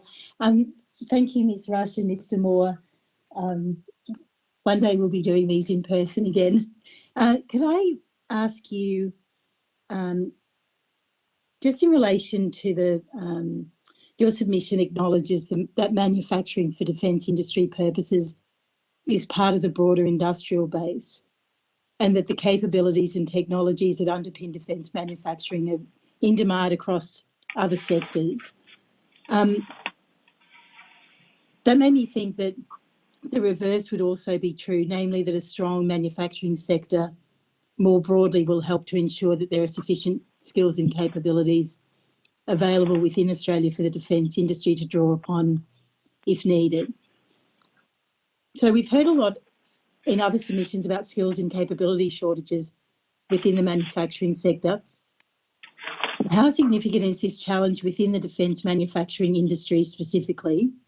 And also, do you think a strong, stable pipeline of comparable activity in other sectors will help to contain costs in defence manufacturing? I might add, it's Francesca Rush again, Senator. Thanks, Ms. How are Rush. you? It'd be nice to be in person too. It really would be next year. and maybe next year. So I might be able to talk to that because you might be aware of the recent launch of the Office of Defence Industry Support, Yes. which actually is within my division within the department. Right. And a key point that we're looking at there, and the intention with that office, which also goes by the ubiquitous acronym of ODIS, is also to look at where defence adjacent sectors for manufacturing might be. So typically what we are trying to do is to look at the manufacturers from those adjacent sectors who've had sort of no engagement with the department and vice versa, and provide some advice and strategy in terms of how they approach both our department and potentially could also approach broader endeavours across industry. So the way we're doing that is looking at, it was very heartened to hear a conversation around procurement methodology and policy, looking at how we can introduce small business, small and medium business into other, and even the micro business side too, which is sort of an untapped market within the department, how we can introduce them into other defence participants, both across our defence capability needs, but also across our estate, accessing how the information can be kept current and information gets spread out to the members through the various gateways and opportunities across departments. Consider how there might be opportunities for some of these, particularly regional small and medium businesses, I should say, and how they can network and at least get to know other industries within here. So we are trying to become a bit more of a referral service through this here, so that if we are approached by small or medium business and their capabilities don't actually match easily the department's capabilities, that we can in fact refer them through to other departments, including the Department of Industry, for looking at what opportunities might be more broadly appropriate for them in the environment, whether it's domestic or export. Senator Stephen Moore, the other thing that I might add is that we often, we often talk about defence industry as if it's a discrete thing. The reality is that by far the majority of businesses working in defence industry are also working in other related sectors. And so obviously anything that is affecting, a business that's working in manufacturing as a whole will also affect defence industry. And there is a lot of interplay between both their civilian business and their defence business.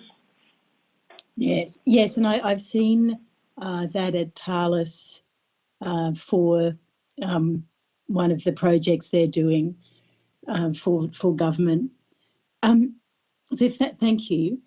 Just on exports, so your submission has provided an update on how the defence export strategy is progressing, and that provides a pathway to 2028. But That document was written mostly in 2017, published January 2018. And I think we can say that a significant amount has probably changed since then, and other countries, including other countries in our region, such as India, another Quad partner, have updated their own defence export strategies more recently than that, and China's defence export growth continues in the region at a sort of a pace, shall we say. Given the significant changes underway within our region since our current strategy was being developed in 2017, do you think that that there should be a review of that strategy, including, and what I'm thinking is including a potential call for additional support to further support the defence export industry? Thank you, Senator. It's a good question. We do continually review how we are supporting industry through our export strategy. I think that the strategy itself is still quite sound. It was sort of quite ambitious, and we are on we're 3 years into what was a 10-year approach to building export markets for Australian defence industry.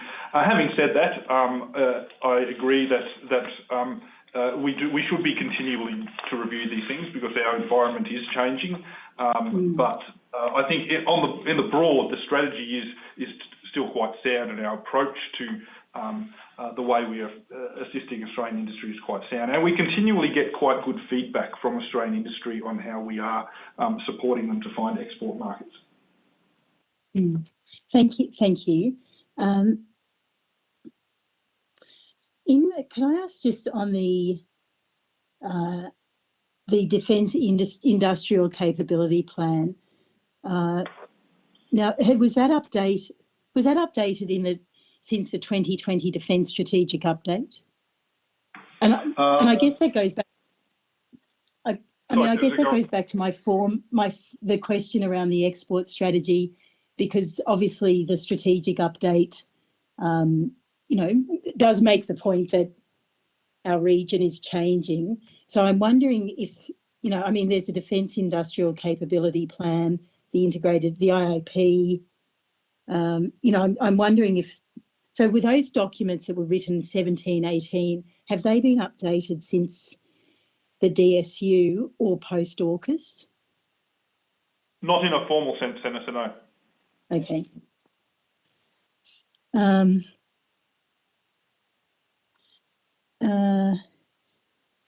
Could I ask just on, so the naval shipbuilding plan hasn't, that was also written 17. Is there any update to that? There's not been an update published yet, Senator, no. Okay. Do you know when it'll be released? I don't know that, Senator. No, I'm just looking at my colleague. No. No, Senator, my understanding of that is that's very much a question for government. Okay, thank you. Could I ask just about, we're having the Department of Industry, Science, Energy and Resources after you good people, but is there work that's done across departments? So defence manufacturing capability, is that done across departments? And I'm interested in if there are silos that kind of happen, which I think would be not helpful to, to increase strategic competition. Senator, it's Fran Rush. I might just talk to that point, and then I think Mr. Moore would probably wants to add a little bit more. I think one of the things we found, and probably through the Centre for Defence Industry Capability Review, was the potential for silos is recognised.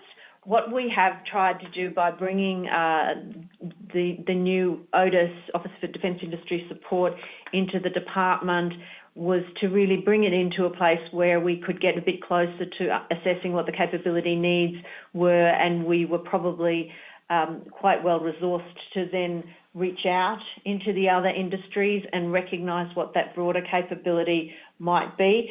So certainly the risk is around siloing, but what we are trying to do is to recognise that the engagement that particularly my teams have with the Department of Industry are actually very real, very meaningful, and continuing on an ongoing basis. So I think Mr. Moore can add to that too. No, yeah, thank you, Senator.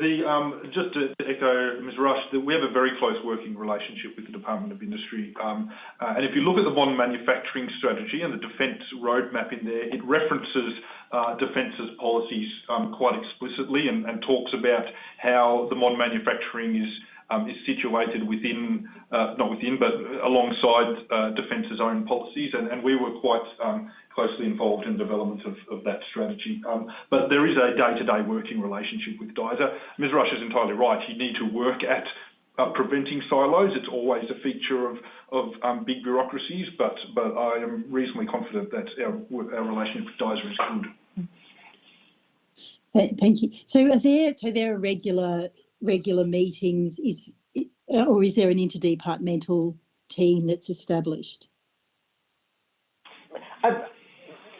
Senator, I'll probably just talk firstly to the work that my team's doing. Certainly, the Otis team that has joined us from the CDIC, many are formerly colleagues from the Department of Industry, and therefore they have a good and deep working relationship with their former colleagues. Certainly the Assistant Secretary who is in charge of Otis has, my understanding, weekly engagement with her colleagues in DISA. So that's sort of on that, implementation side. And there are a number of interdepartmental committees that sort of come and go depending on what issues are at that particular time. But for example, the defence grants under the modern manufacturing strategy, there was certainly a member of my staff that was involved in the assessment of those grants. So it is quite a close working relationship, and occasionally is formalised as there is a need. Thank you. I'm just going to ask the chair. I've got a lot of questions, but some I can put on notice. I just note I think we're nearly running behind time. Yeah, I'm Senator Kitching. I'm happy to give you another 5 minutes if you can wrap up within then. Yes, and I'll put the rest on notice. If you could, thank you. Yeah. Could I just on the grants program, the Sovereign Industry Capability Priorities Grant Program, so that's already funded about 100 opportunities to the value of approximately 64 million to drive Australian innovation and manufacturing. So does that grant program still exist? Because my understanding was that it had been finished. Senator, it's Stephen Moore again. The funding for this financial year is exhausted, so there are no more grants being granted this financial year. This financial year, but it is in the forwards. That particular grant program was due to finish at the end of this financial year. Right, I see. The matter for government, whether a new program is considered or not. And was there a reason why it finished? It was part of the original Defence Industrial Capability Plan that allowed for a 3-year program, and it was due to complete for 3 years. Could I ask about the Skilling Australia's Defence Industry Grant Program? Could I ask and you might need to take this on notice, but I mean, you might have it at your fingertips, but what are the current grants available for supporting defence SMEs under that grant program? So that was the size of grant? The SARDI, the Skilling Australia's Defence Industry. It allows SMEs to apply for grants of up to $500,000 for training or skilling their staff over the program period. And are there grants available currently? There is still funding available for SADI grants. And is there sufficient funding in the SARDI program? At this moment, there is, yes, Senator. Yeah, okay.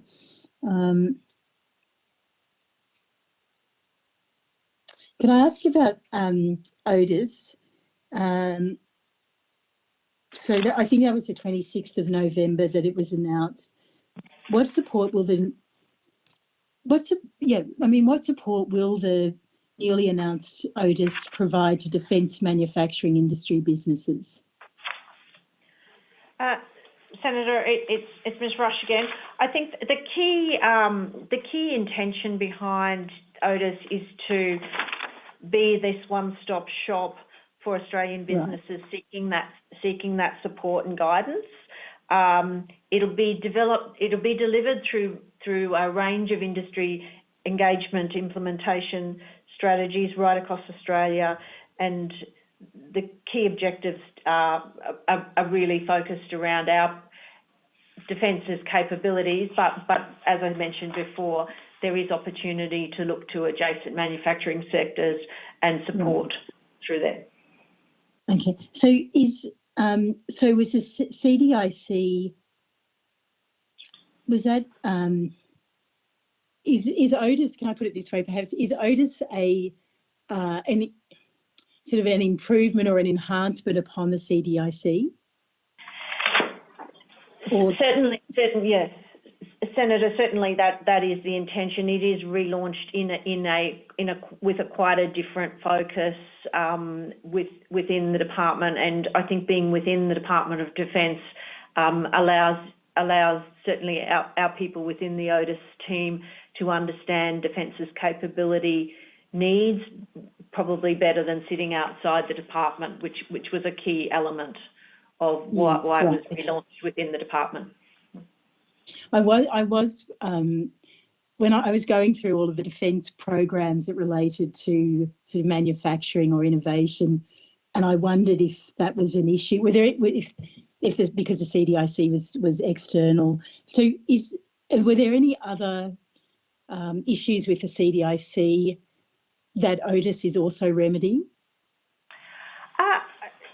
I think the real change with Otis from CDIC is really trying to reach into a broader engagement across Australia and looking at true capability requirements, which wasn't necessarily the sole focus of the CDIC.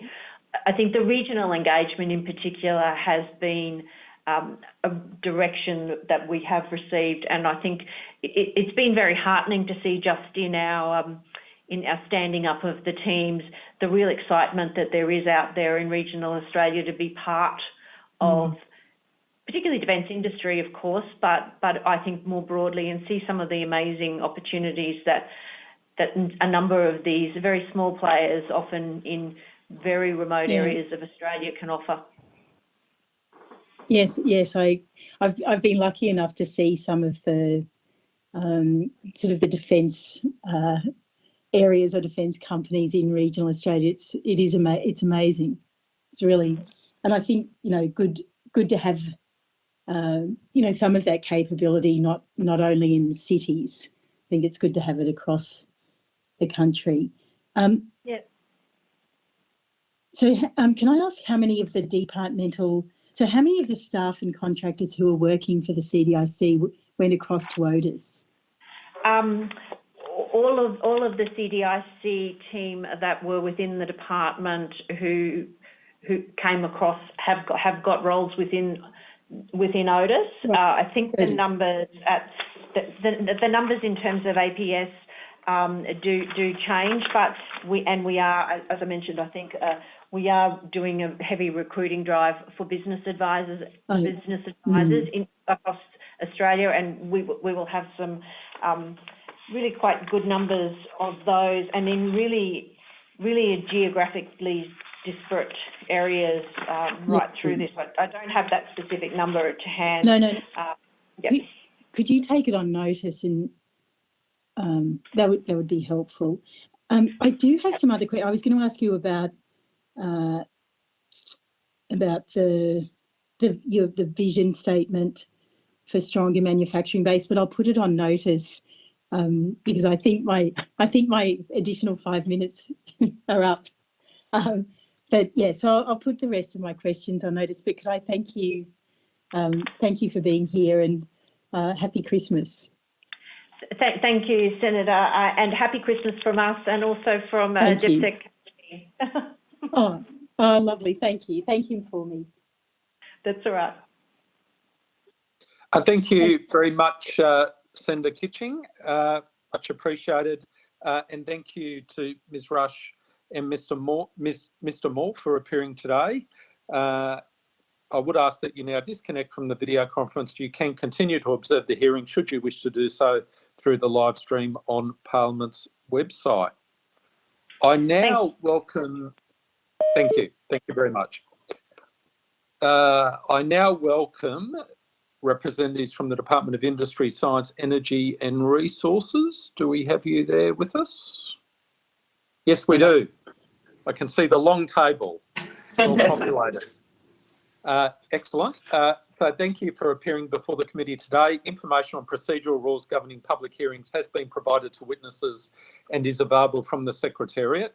To assist Hansard with the recording of this hearing, witnesses should speak clearly into the microphones, and please ensure your microphone is set to mute when you are not speaking. I'd also like to advise you that any questions or notice should be sent to the Secretariat by close of business Wednesday, 1. I invite you to make a brief opening statement should you wish to do so. I expect you probably don't. For the Hansard record, I also ask, could you please state your name and the capacity in which you appear? Thanks, Senator. So Jo Evans, Deputy Secretary in the Department, and no, we don't have an opening statement today. We're happy to go straight to questions. Okay, thank you very much. If I could open the questioning, and I'm not sure if the representatives of the department had an opportunity to listen to evidence that was given earlier today. We did receive some very strong testimony from the Australian Industry Group, who have made a submission to this inquiry in conjunction with Engineers Australia with respect to the imminent closing of the Lane Cove testing facility, which we understand is the only facility in Australia which provides high voltage electrical testing for Australian industry. If I could ask the department whether or not there are any representatives here today which are aware of that closure, and obtain the views of the department with respect to the impact that closure could have on manufacturing in Australia, in particular upon electrical manufacturing. Yes, Senator, it's Donna Looney here, Acting Head of Division for Industry Growth Division.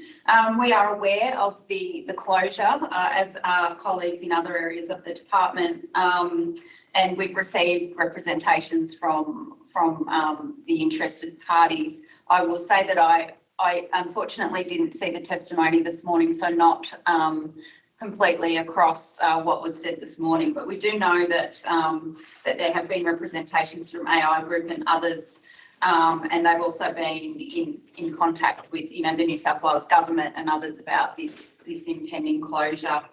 Look, we are open to looking at assistance where we might be able to through our programs, our government programs, if any of them are applicable.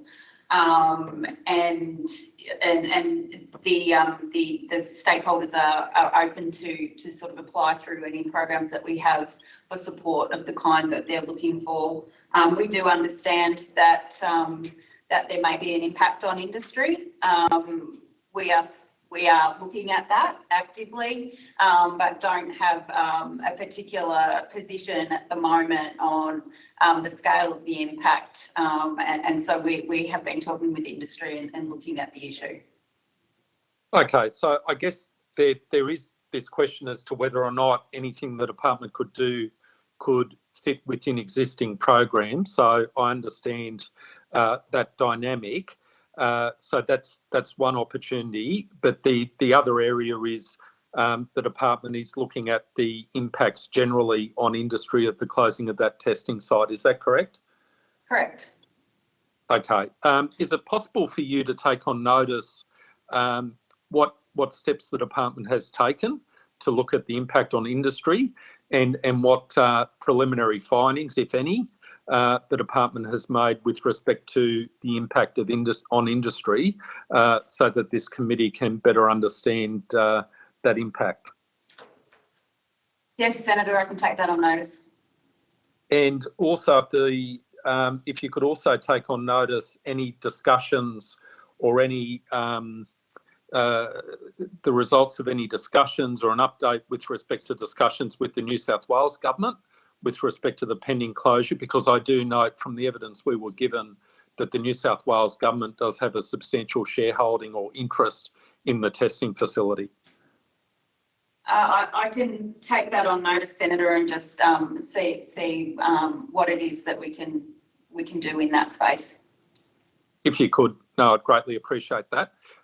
The other question I want to ask, and again, this comes out of evidence we received today with respect to the closure by Pfizer of the major pharmaceutical manufacturing premises in Perth, and also I'm not sure if it's pending or it's in the process of closing a facility that is run by GlaxoSmithKline in Victoria. Is the department aware of those closures and or pending closures? Yes, Senator, we are. What steps does the department take when there's such a substantial closure of a major industrial facility? Does the department undertake any analysis with respect to why it occurred, what possible solutions there are in terms of another industry participant meeting the gap or being introduced into the field to take advantage of the skills base that has been built up in many cases over decades? What sort of approach does the department take in the face of such closures? So, Senator, I would start by saying that all of those closures were commercial decisions made by those firms. Yep. And so we do engage and generally sometimes we have an awareness that those closures are pending, and we work with the firms as appropriate to sort of look at what that might mean. So I guess the thing is that not each closure is the same. Sometimes there's a rolling back of the workforce and the product that might be being produced at a particular time. That might be a reflection of global demand. Sometimes there are global decisions taken by head companies that impact on the Australian subsidiaries and that type of thing. So there are different commercial decisions that happen within those firms. What we do look at, obviously, is the impact of that on supply chains, the impact on the labour market, and those types of things. We work very closely with DESI, or Department of Employment and Skills on those types of things. There are some if it is that a workforce is being displaced, we can look at where the government can be somewhat useful in where that might happen. But also we note that a lot of the skilled labour coming from those particular facilities are highly sought after and are able to be therefore more mobile within the industry and pick up other jobs. And as you know, I think we've talked about there's sort of a demand for labour in those types of spaces at the moment. So we are seeing people shifting. The other thing is sometimes these firms will look to, even though they're exiting, sell the business as a going concern where they can, and other people will come in and pick up what they're doing and adapt the facilities to be able to produce similar products, but potentially with, a business case that's appropriate for that facility that maybe wasn't for the firm that was in there prior. So there is a lot of differentiation in businesses either closing, selling, or winding back their operations, and it's not a one size sort of fits all for that type of scenario. Yep, and I certainly appreciate that and agree with the sentiments that you've expressed in that regard. And I come from the private sector, so I certainly appreciate those decision-making process and how every situation can be unique and dependent upon its own particular circumstances. So the reason for my question was first to obtain an appreciation as to whether or not the department goes through some sort of process when one of these major facilities closes, to understand why it occurred and what lessons can be learned from it, what steps the department can take in terms of redeployment or attracting alternative manufacturers or who can tap into the skill base. So as I understand your answer, the department does go through that sort of process and has gone through that process with respect to the closure of the Pfizer facility in Perth? Yeah, so we have, we don't have, as I said, a standard process, but we do engage on these matters.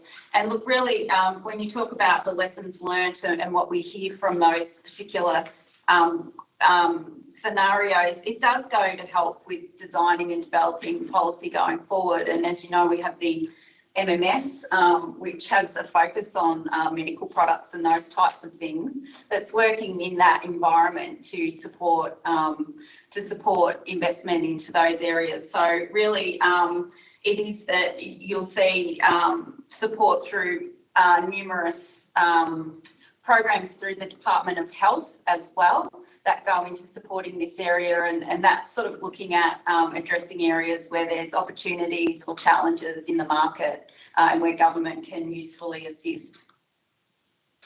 Right, okay. I guess one of the things that struck the committee when it was hearing the evidence, in particular from a worker who was impacted by the closure, was you have a situation here in terms of the Perth Pfizer facility where you have a highly skilled workforce which has been built up over a number of years, and the operation was located in Perth, which has an impact in terms of labour mobility, in terms of those skills moving to other centres across Australia. Obviously, there's a distance involved, dislocation involved, and whether or not there's anything the department can do practically to try and liaise with other market participants to make it known to them that there is that capacity in Perth that is available in the event that they wish to take advantage of that opportunity and provide Australia with a stronger sovereign capability in that regard. Has there been any discussion with market participants with respect to that opportunity? Not to my knowledge, Senator, but I would say that, as you mentioned, the closure of Perth's production facility, Pfizer's Perth production capability, that capability will be transferred to the Melbourne facility and as well as other areas overseas as well, as far as we understand it. But we understand that Pfizer will invest more than $140 million at its Melbourne facility over the next decade, and that includes a new packaging line. And so it's expected that the expansion will actually result in an additional jobs to the existing staff as well. So as I mentioned before, these are commercial decisions that are taken, and it does mean that we look at what the mobility is like for staff and where the jobs are, and that those decisions by industry to move their production facilities are a commercial decision, and therefore it's a decision of the staff whether or not they choose to move with that opportunity. No, I certainly understand it is a commercial decision. Can I just clarify there something, Senator Scarr? It's my understanding that the Perth facility makes saline solutions, injectables, and that whilst Pfizer is expanding in Australia, it's expanding in other areas, and the goods that are produced in Perth will be offshored. Am I correct in that understanding? So I can take that on notice, Senator, but my understanding is that the Melbourne facility manufactures some of the products that were being manufactured in Perth, such as their chemotherapy products. Yes, it's not so much the the chemotherapy products will have a single place in Australia rather than two, but it's the range of the other injectables, solutions, syringes and those kinds of things. So perhaps if the department could take that on notice and just also perhaps take on notice my broader question as to what process the department goes through when it's faced with these situations in terms of how it responds, how it analyses the situation, and what it actually does in practice when these sorts of situations come to light. Is that possible? Yes, Senator, we can take that on notice. Excellent, thank you. The other facility which was mentioned in evidence this morning was the GlaxoSmithKline facility in Victoria, which was closing. And one of the pieces of evidence which was provided from a worker at that facility was that one of the reasons for the commercial decision was that other markets had insisted that the particular technology be constructed in their jurisdiction, for it to be sold in their jurisdiction. So basically they were insisting that the manufacturer relocate to their jurisdiction, the manufacturing to their jurisdiction in order for it to be able to sell the product in their jurisdiction. Are you aware of that issue?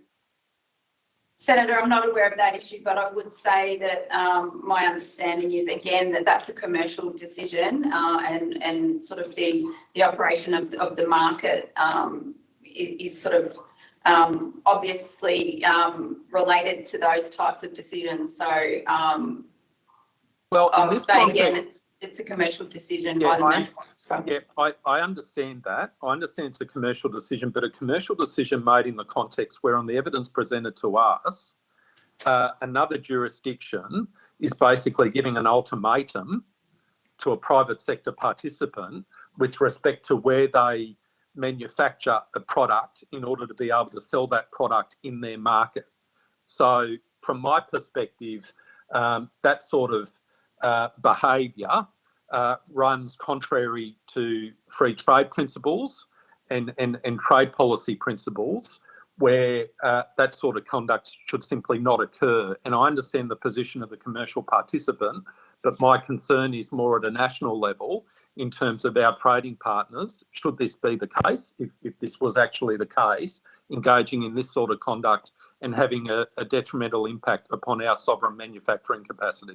Do you understand my point? Yes, Senator. Could you perhaps, is that something you could take on notice in terms of looking at the dynamics of that, or is that something which we would be more properly raising with the Department of Trade? Yeah, I think that would be a matter for the Department of Foreign Affairs and Trade if it goes to those trade matters. Yeah, I suspected that was the case. Okay, thank you very much. Senator Pratt, you have the call.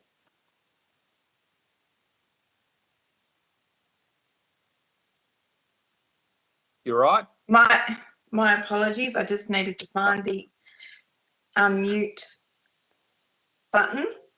Can I ask if the department has yet responded to the work of the Productivity Commission on sovereign supply chains? Supply chain sustainability. So Narelle Lucchetti, head of the manufacturing division. So Senator, work on the supply chain initiatives have been going on since the end of last year.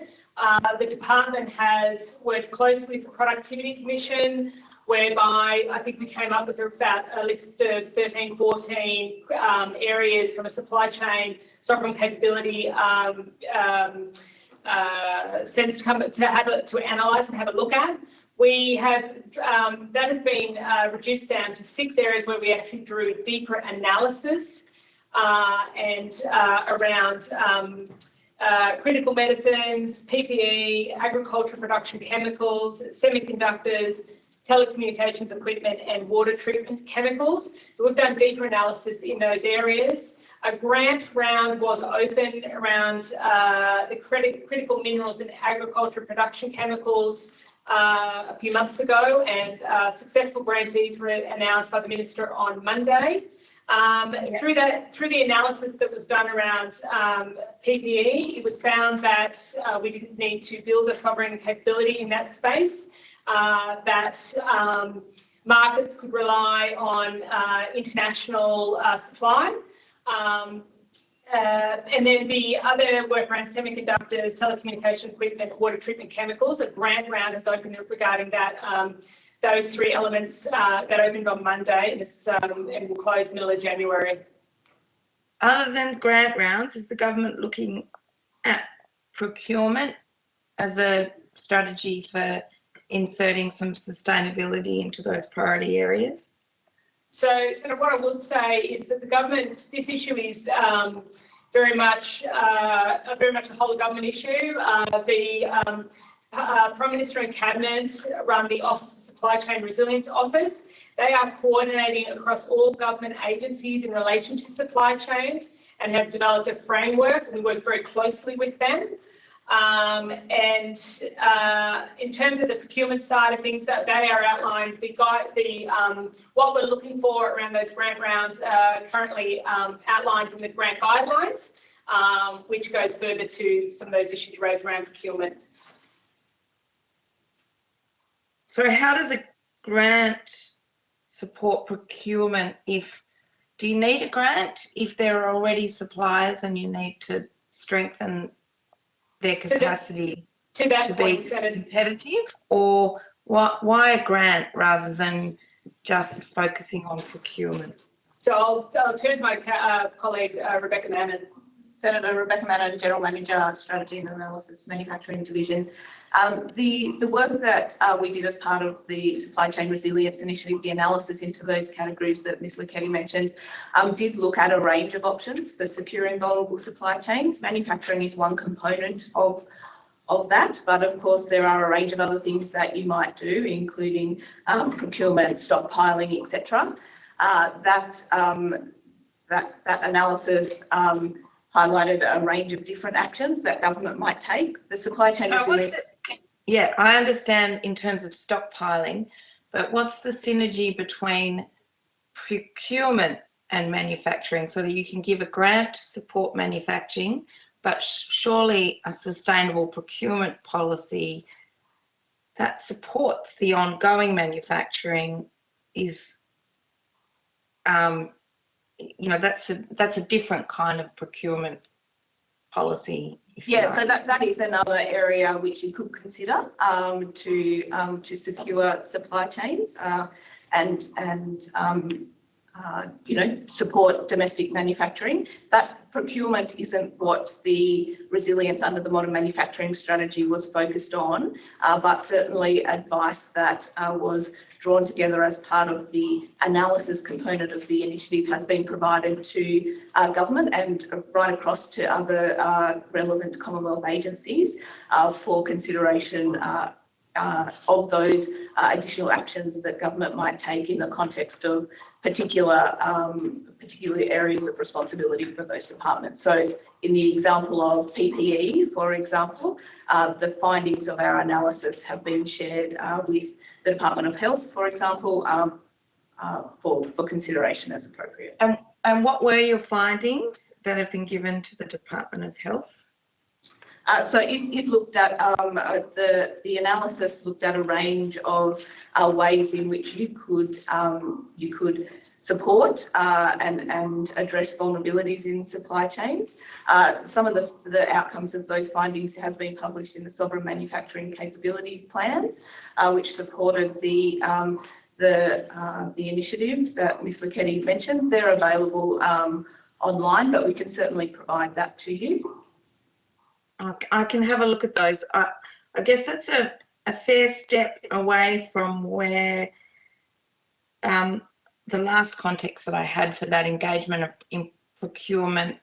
Do you know if, for example, if the Department of Health keeps a list of what's manufactured locally versus what's been procured from overseas? I'm sorry, Senator, I'm not aware of that.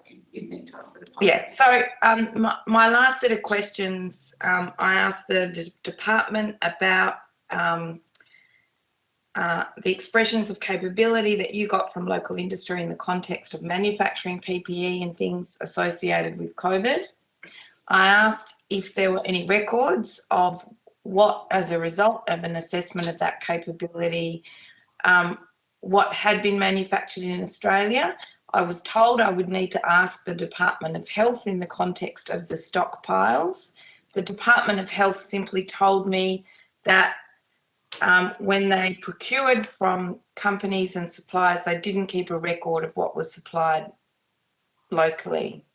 So there's a big gap between that state of play and using procurement to sustain a sovereign capability in a supply chain. I just wanted to know if you had any comment on that, please. Yeah, I'm not, so Senator Nick Quetel from Manufacturing Division. I wasn't aware of that exchange. I mean, yeah, I'm not quite sure what comment I could make on it other than to say the health portfolio, and it should be noted, all the state and territories health departments who do a lot of the procurement at that level, of course, you know, are focused on quality and, you know, quality, timeliness and price. We worked with them during the first stage of the COVID pandemic on local manufacturing, as you know, where supply chains were severely disrupted. But as Manon mentioned, the analysis that we've done this year through a supply chain resilience initiative, particularly on PPE, indicates that after that initial disruption that we all had to get very active on, global supply chains did largely function. And for that reason, with a combination of stockpiling and you know, such activities, you know, they're fairly resilient and don't warrant further investment in sovereign capability. Did you get an indication from that experience, the extent to which some companies geared up to supply locally and put expenses, capital investment behind doing that, but weren't actually drawn on at the end of the day? I'm not sure. I might need to take that I'm on happy for you notice to in take terms that of on data. notice.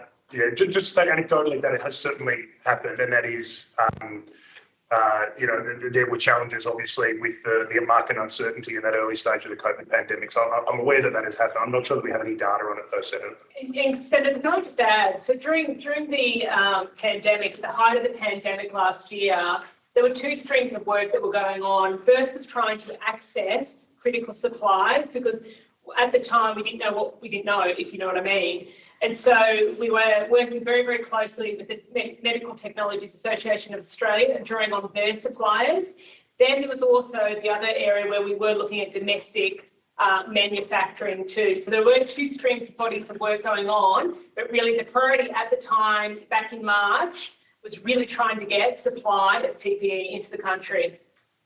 I understand the need to put the focus on getting the supply, that it might be more timely, cheaper to have got that over from overseas. But the issue to me was your department asked people what their capability was, and no one's kept a record of what participation they actually had as a result.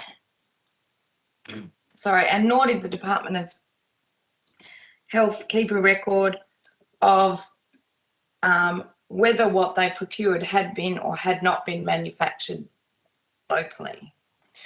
I understand that local manufacturers might not have been the best choice given the timeliness and quality issues, but I was a bit surprised to find, given people had been encouraged to participate, that there wasn't actually a record kept. So Senator, can I suggest we take that question on notice in order to give you a more fulsome response, and noting that some of us actually weren't involved in the work back then. So why don't we come back to you on that, just to make sure we give you a more fulsome response. That would be terrific. Thank you. Can I ask what intersection the department has with education and skills in terms of facilitating industry input into their current skills demands? And perhaps you might use the shortage of welders as an example. So thanks very much, Senator. So we work very closely with our colleagues in the Department of Education regarding skills, and we host a roundtable, monthly roundtable with industry associations, and skills is very much an issue that we're hearing about at the moment.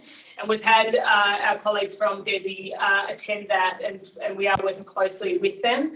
We're also looking at the issue of skills more broadly across the 6 national manufacturing priorities as well, because some of the skills in those spaces are a little bit different. I'll probably turn to my colleagues. Ms. Madden? Yeah, Senator, as Ms. Lucchetti said, we are in close contact with the Department of Education and Skills, and including work that they are doing around areas of importance for industry, both in a skills sense. So, making sure that the education system is providing the sorts of workers that we need, and we are constantly, as also Ms. Lucchetti mentioned, talking to industry stakeholders to really understand where those gaps are and what opportunities there might be to resolve those gaps and make sure that manufacturers do have access to the workforce they need, not just now, and I know that there are shortages now, but also the sorts of skills that they'll need as manufacturing continues to transform into the future. Can I ask what the current gaps are for manufacturing industries? Senator, I'm happy to have an initial go at that. I mean, obviously it does depend on the subset of manufacturing. We, in terms of the modern manufacturing strategy, as you know, we tend to look at the national manufacturing priorities, but there are other aspects of the manufacturing sector, of course. I think it's a combination of international border closures caused by the COVID pandemic, obviously put enormous strain on the system in sort of hopefully relatively short term, if you know what I mean. But there are longer term skills gaps, and one of the sets of gaps that concern us, given our focus on high value add manufacturing and the role of science and et cetera, is workers with sufficiently high academic skills, which probably involve some sort of tertiary, even higher tertiary qualification, but also the practical experience of having working in a clean room floor, for example, in the medical products world. Australia has great people like that, but we hear consistently from industry that we don't have enough. And so there might be enough people with PhDs even say, but there aren't enough people with masters master's degrees who can actually run a shared medical clean room facility, for example. So that's one of the priority areas for us, partly because it's not always captured in the traditional review of manufacturing skills that's done by the education and skills sector and ourselves. Okay, can I ask if you can take on notice what's been done to resolve the shortage of welders and metal trades, and if the department recognises that while that trade applies across a broad range of manufacturing sectors, it's also very much a key part of many of the priority areas that have also been identified. And I'm keen to see what your response really is to, yes, we do need those high-tech fields that are at the advanced end of those identified priorities, but we've actually got key gaps at a more fundamental level across manufacturing sectors. that will undermine the viability of those strategic areas if the more fundamental gaps aren't also addressed. Happy to take that on notice, Senator. Thank you. I think that's. I think I've probably had my share of time, Chair.